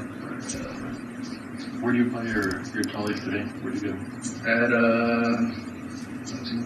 Where did I fucking buy them? en el where the fuck did I buy them? I don't fucking remember these. En el y en el tanque de diesel, en el cruzar la calle de Walmart, Across the street from Murphy Express. It is? Yes. What? How many? 3. Bud Light, right? Yes. ¿La vas solo o somebody else? Were you alone or? I was by myself. And then you went cruising. And then you went cruising. I think I went back to my house, to be honest with you. Did you call anybody? I'm not. No. Are we gonna see any calls that you made that you said? Just No, there isn't anything. some coworkers. And, Do you remember who the coworker was that you spoke to? they were calling me like crazy. Okay. A girl, Gabby Nunez, called me. Okay. And she was, I know she was with someone. Ortiz, where are you? Where are you? Where are you? When was this? This was earlier. But she BP? Yeah, she Okay. I know she was writing it down, or she was being recorded, or probably pinging my phone or something. Why would they be picking you for? I don't know. She kept saying, "Where are you? Where are you?" And then I told her, "Write this down." Okay. And then she go, "Blah, blah, blah," like you could tell Kevin had white guy. There was something there. Okay, whatever. So nomás a los glúteos, where are you, right? ¿Y qué le dijiste when she wrote it down? I gave her my wife's description of the vehicle. I said, "Can someone please fucking call her and tell her not to come to the radio?" Okay. Did you call someone from work before that happened? Did you call someone and prompt her that maybe prompted someone at work to call you always? No. She just called you out of the blue? So Gabby called you, and then you told her, tell my wife please not to come to Laredo. Yeah. Okay, why would you do that to Gabby? Because I was laying in the bed of a pickup truck, waiting for you guys to go there. Okay. So When was this? this was tonight. Before we got you? Yeah, like 2 minutes before you guys got. So one of your agents tried calling you? Sí. Yes, sir. To try and locate you. ¿Te dijeron why we're trying to locate you? Yes, I know. Oh, damn, I already know. Se me hizo mucha coincidencia that everyone from work was calling me. To me as a coincidence. A bunch of missed calls. How many calls do you think you got in this call? A bunch. Okay. They were calling nonstop. And why didn't you answer? Okay, I was laying down in the back of a truck waiting to get my face smashed in. So. But that didn't happen. Right? You didn't get shot. It could have been a lot worse. Where you're talking right now? What took so long? Well, you know why? There's cameras in the parking lot. Right. The troopers knew I wasn't armed. That's why they didn't shoot me when I was running. You were all over the place. I ran from the gas station to the fucking parking lot. I ran up the stairs and I got in the bed of a pickup truck. That's all I did. Pues it could have been easier. You said, hey, aquí estoy. Hey, I'm here. Pues sí, I mean that. For the record, I outran two troopers. And I'm fat as fuck, so in my mouth, and I outran two troopers. For the record, I outran two troopers. Yes, they were like, wait, it's like you running your uniform and the Sam Brown and everything. Yeah, they shot at me twice, and they missed. Pero not with a rifle, No, right? con la taser. Okay, con la taser. Are you sure they didn't hit you? I'm positive. Okay. Pero también. But also. Come on, dude. You shot those things, haven't you? Yeah, they're not that accurate.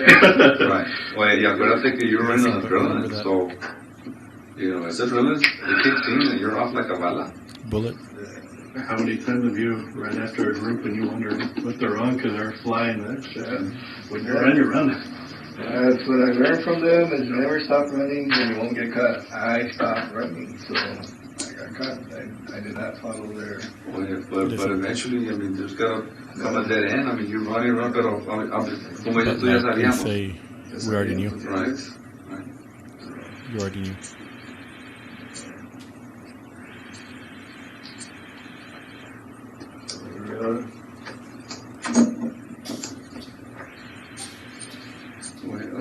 What kind of boots you wear? At work or at home? No, the ones you wear today. Today I wore that's, the I don't even know what brand. Oh yeah, double H ranch boots. Did you go to ranch today or no? or not. Ranch? No. You weren't at a ranch? You weren't at a ranch? So for the most part... The screensaver just kicked in Laredo. Pretty much. on the laptop. When you transferred to Laredo from San Antonio, right? Because of a promotion? Yes, Okay. 3 years ago. And you went straight to the big? No. So what station were you working at? Laredo North. North. Okay. So that was your duty station, Laredo North? Yes. Okay. Now Laredo North, corre, what? Is it the checkpoint? He's still going to deny stuff. Pretty much a checkpoint. Okay. And then how much from the checkpoint? Because I know se mete west. West intersects. What's the cutoff, the west, east, north? Of The cutoff, the west and north, I'm not sure where Mines Road meets the end of the pavement. Okay. Hasta la madre. So that's west? way out over there. That's Laredo West. Just for the record, that was the prosecutor's screen, not mine. When does north go all the way by west? Over there. Right now they're doing, they're covering zone 4 and zone 3, so they go hasta el pinche Chapote Mesa Road. Okay. That's pretty far. Yeah. And cuando you transferred to Laredo acá north, you were just a field agent or K9 or what were you? No, you're like K9. supervisor. Yeah, supervisor. Okay. That was mostly at the checkpoint and mobile. And What's a bubble? And desk admin shit. That's pretty much all I did when I was there. Hasta que me pusieron en el targeted enforcement unit. Okay. He's given up more information than I thought he Who was would. your supervisor cuando estabas en When you were at Pues I guess you can say Juan C. Rivera.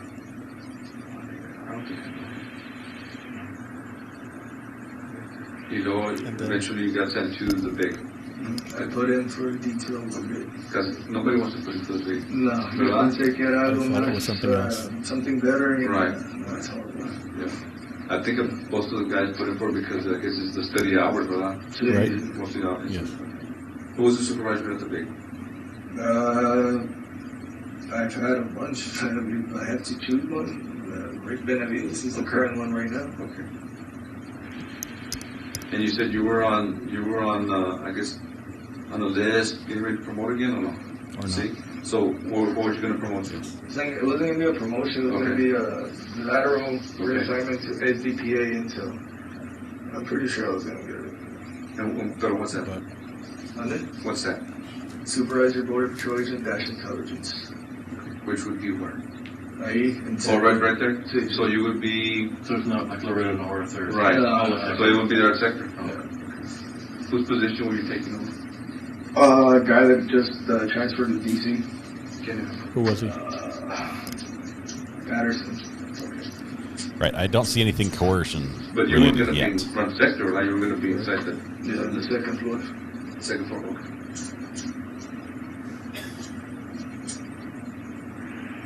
And you didn't go hunting today? I haven't got nothing. It's too damn hot to go hunting. Yeah. He said he's a hog You know how hunter. you got blood on your boots? Blood on my boots. I have no idea how I got blood on my boots.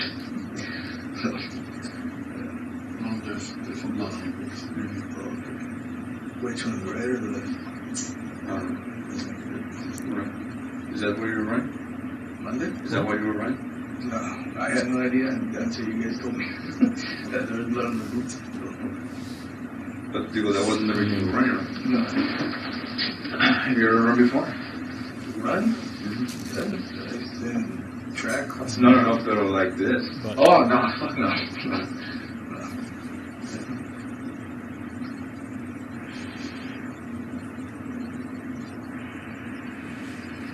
Are you sure there's nothing else you want to get off your chest? I'd like to talk about what happened earlier. I really would. Okay.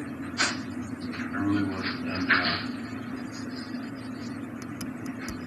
Well, if you're right, come on, you just do it. you were You squared away. previously said. You are squared away.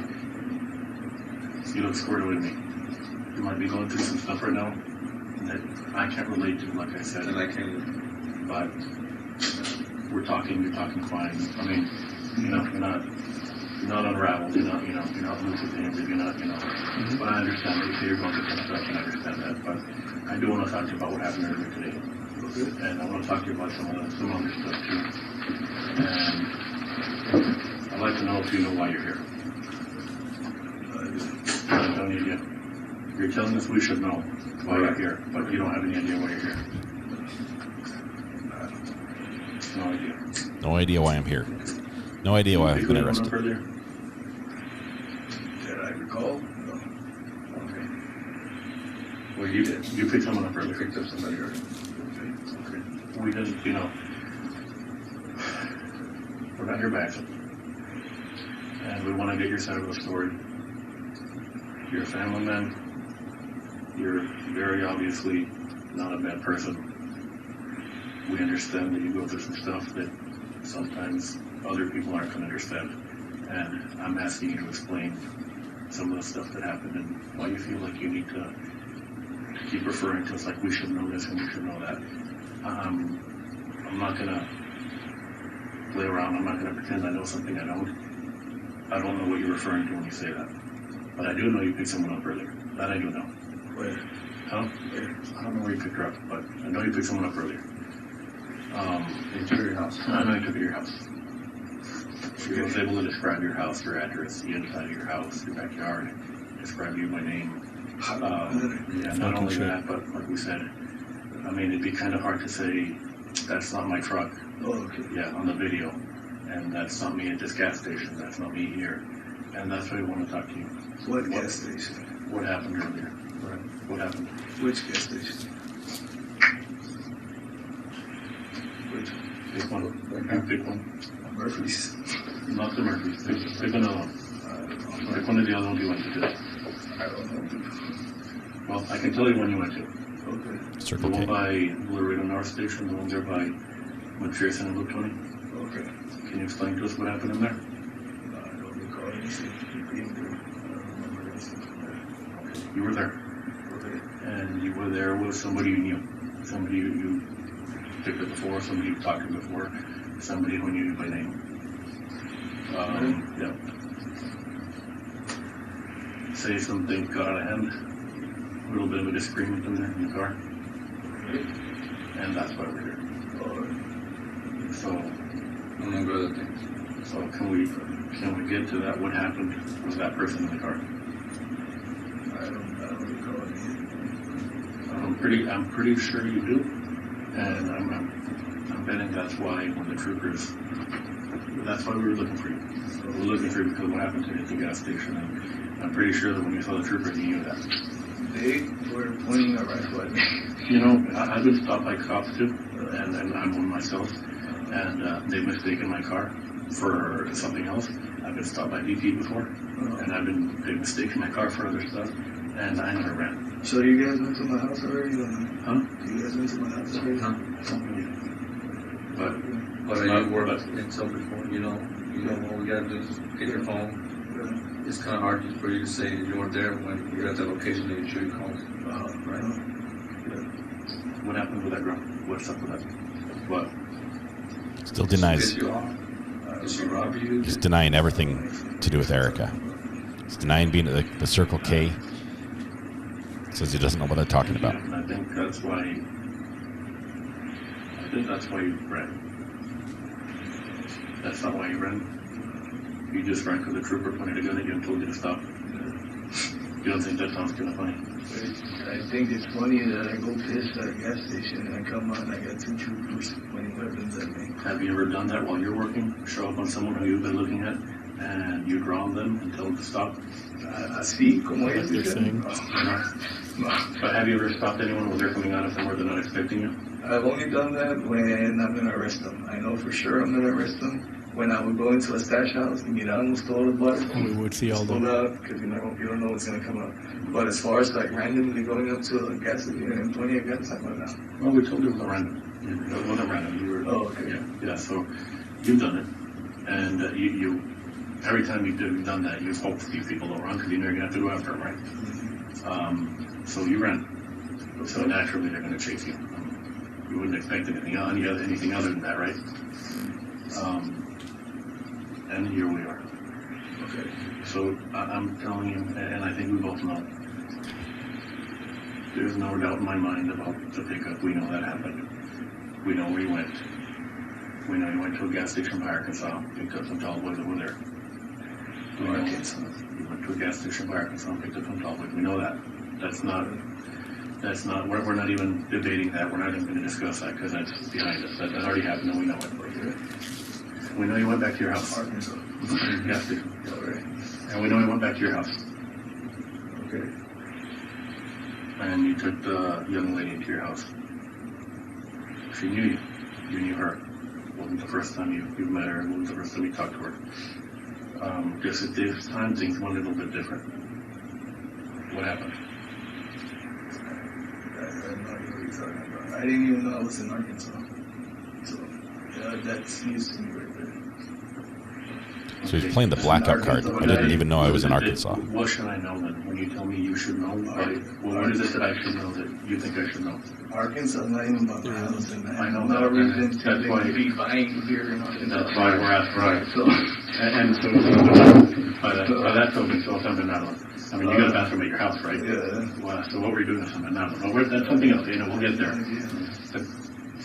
But you keep saying that you all know. So What do we know? I'm telling you what I know, but you're telling me I should know something. So what is it? What are you trying to say? I don't know. I'm trying to...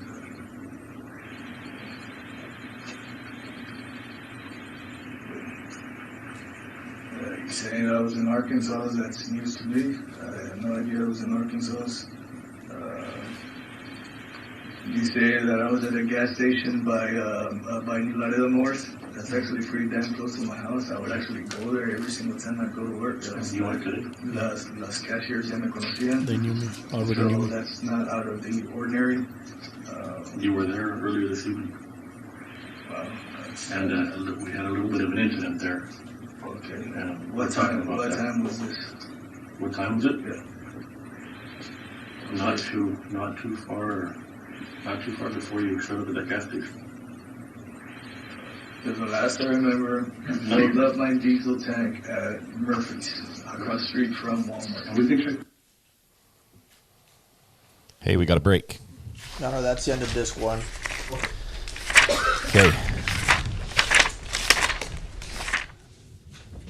Turn the audio I'm gonna down. Go ahead and excuse the jury for lunch. It's almost 1 o'clock, so we'll be on lunch break until 2:15. I'll ask you to be back at 2:15, please. And I'll remind you not to discuss the facts of the case or watch any news accounts regarding this case. Thank you. All right to the jury. Okay.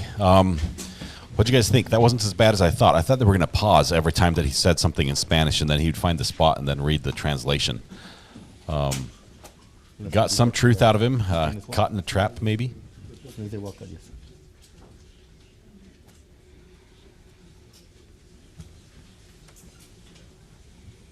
see what we got here. I'll ask the attorneys to be back by 2:15 as well. Yes, Your Honor. Yes. On the record or off? On the record. All right. We'll go on the record.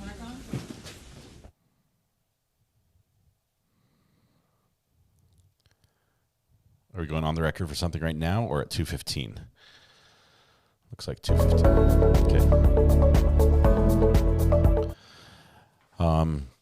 So Ken's 5's taking a break. KSAT's still got a feed.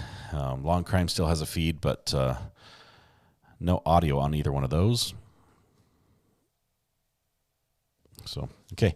So that brings us to lunchtime. My one and only comfort break during the day.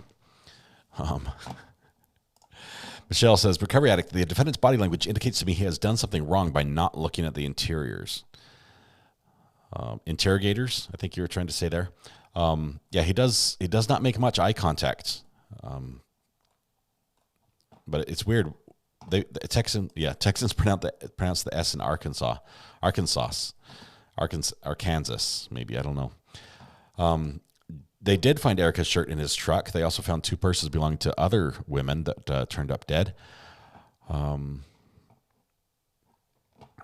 Pauline, the way he got it, I believe that he had her at gunpoint and had the gun in his left hand and her shirt or her shoulder in his right hand. And as she escaped and struggled in the truck to get away, I believe he grabbed the shirt and she was able to slide out of it. I think that's how it sort of came out. It was tough testimony, but she didn't say it as clearly in that testimony as it's been told in other recountings of the events. What's for lunch, guys? I don't know. I've got to head out to the to the kitchen, see if it's going to be pickles and ice cream. Hopefully not at the same time, but no ice cream today, I think. I had ice cream yesterday. Judge is hardcore. He starved his jury.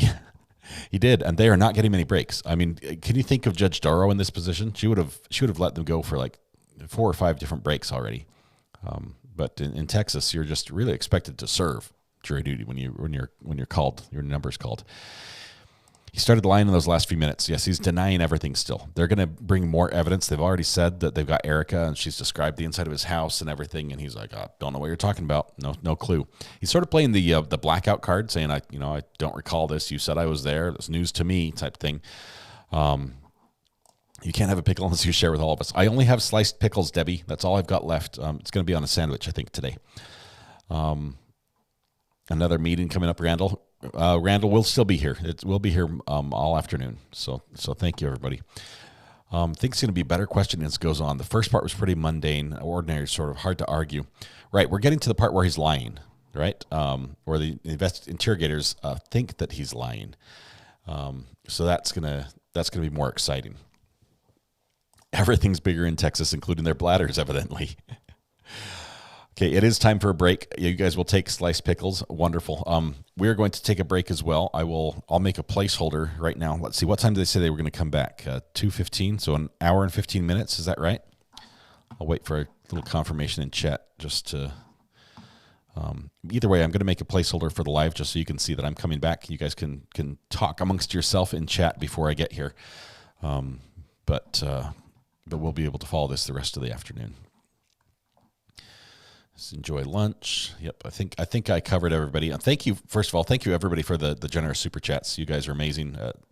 That's what makes me be able to continue doing what I'm doing, and I love it. I hope we're able to do this for a long time. So very, very heartfelt thanks to all of you. To 2:15. Okay, great. Thank you guys. We'll play some music. We'll let everyone go to take a lunch. Come back here, same place, same seats. We're not going to let you switch seats yet. And just be respectful here in the court of public opinion as we're going to follow more of Juan David Ortiz versus the state of Texas, the Border Patrol serial killer trial. Cakesboo says, recovery addict is so lovely, warms my heart. That's awfully kind of you, Cakesboo. Yeah, many of you guys were here from the beginning, from the early days with DB, and it's been a pleasure to share that time with you. So, thank you very much. Lunchtime's calling. I've got to make some sandwiches and get some food. Get a comfort break, and we'll be back here for the long haul. Thanks, guys.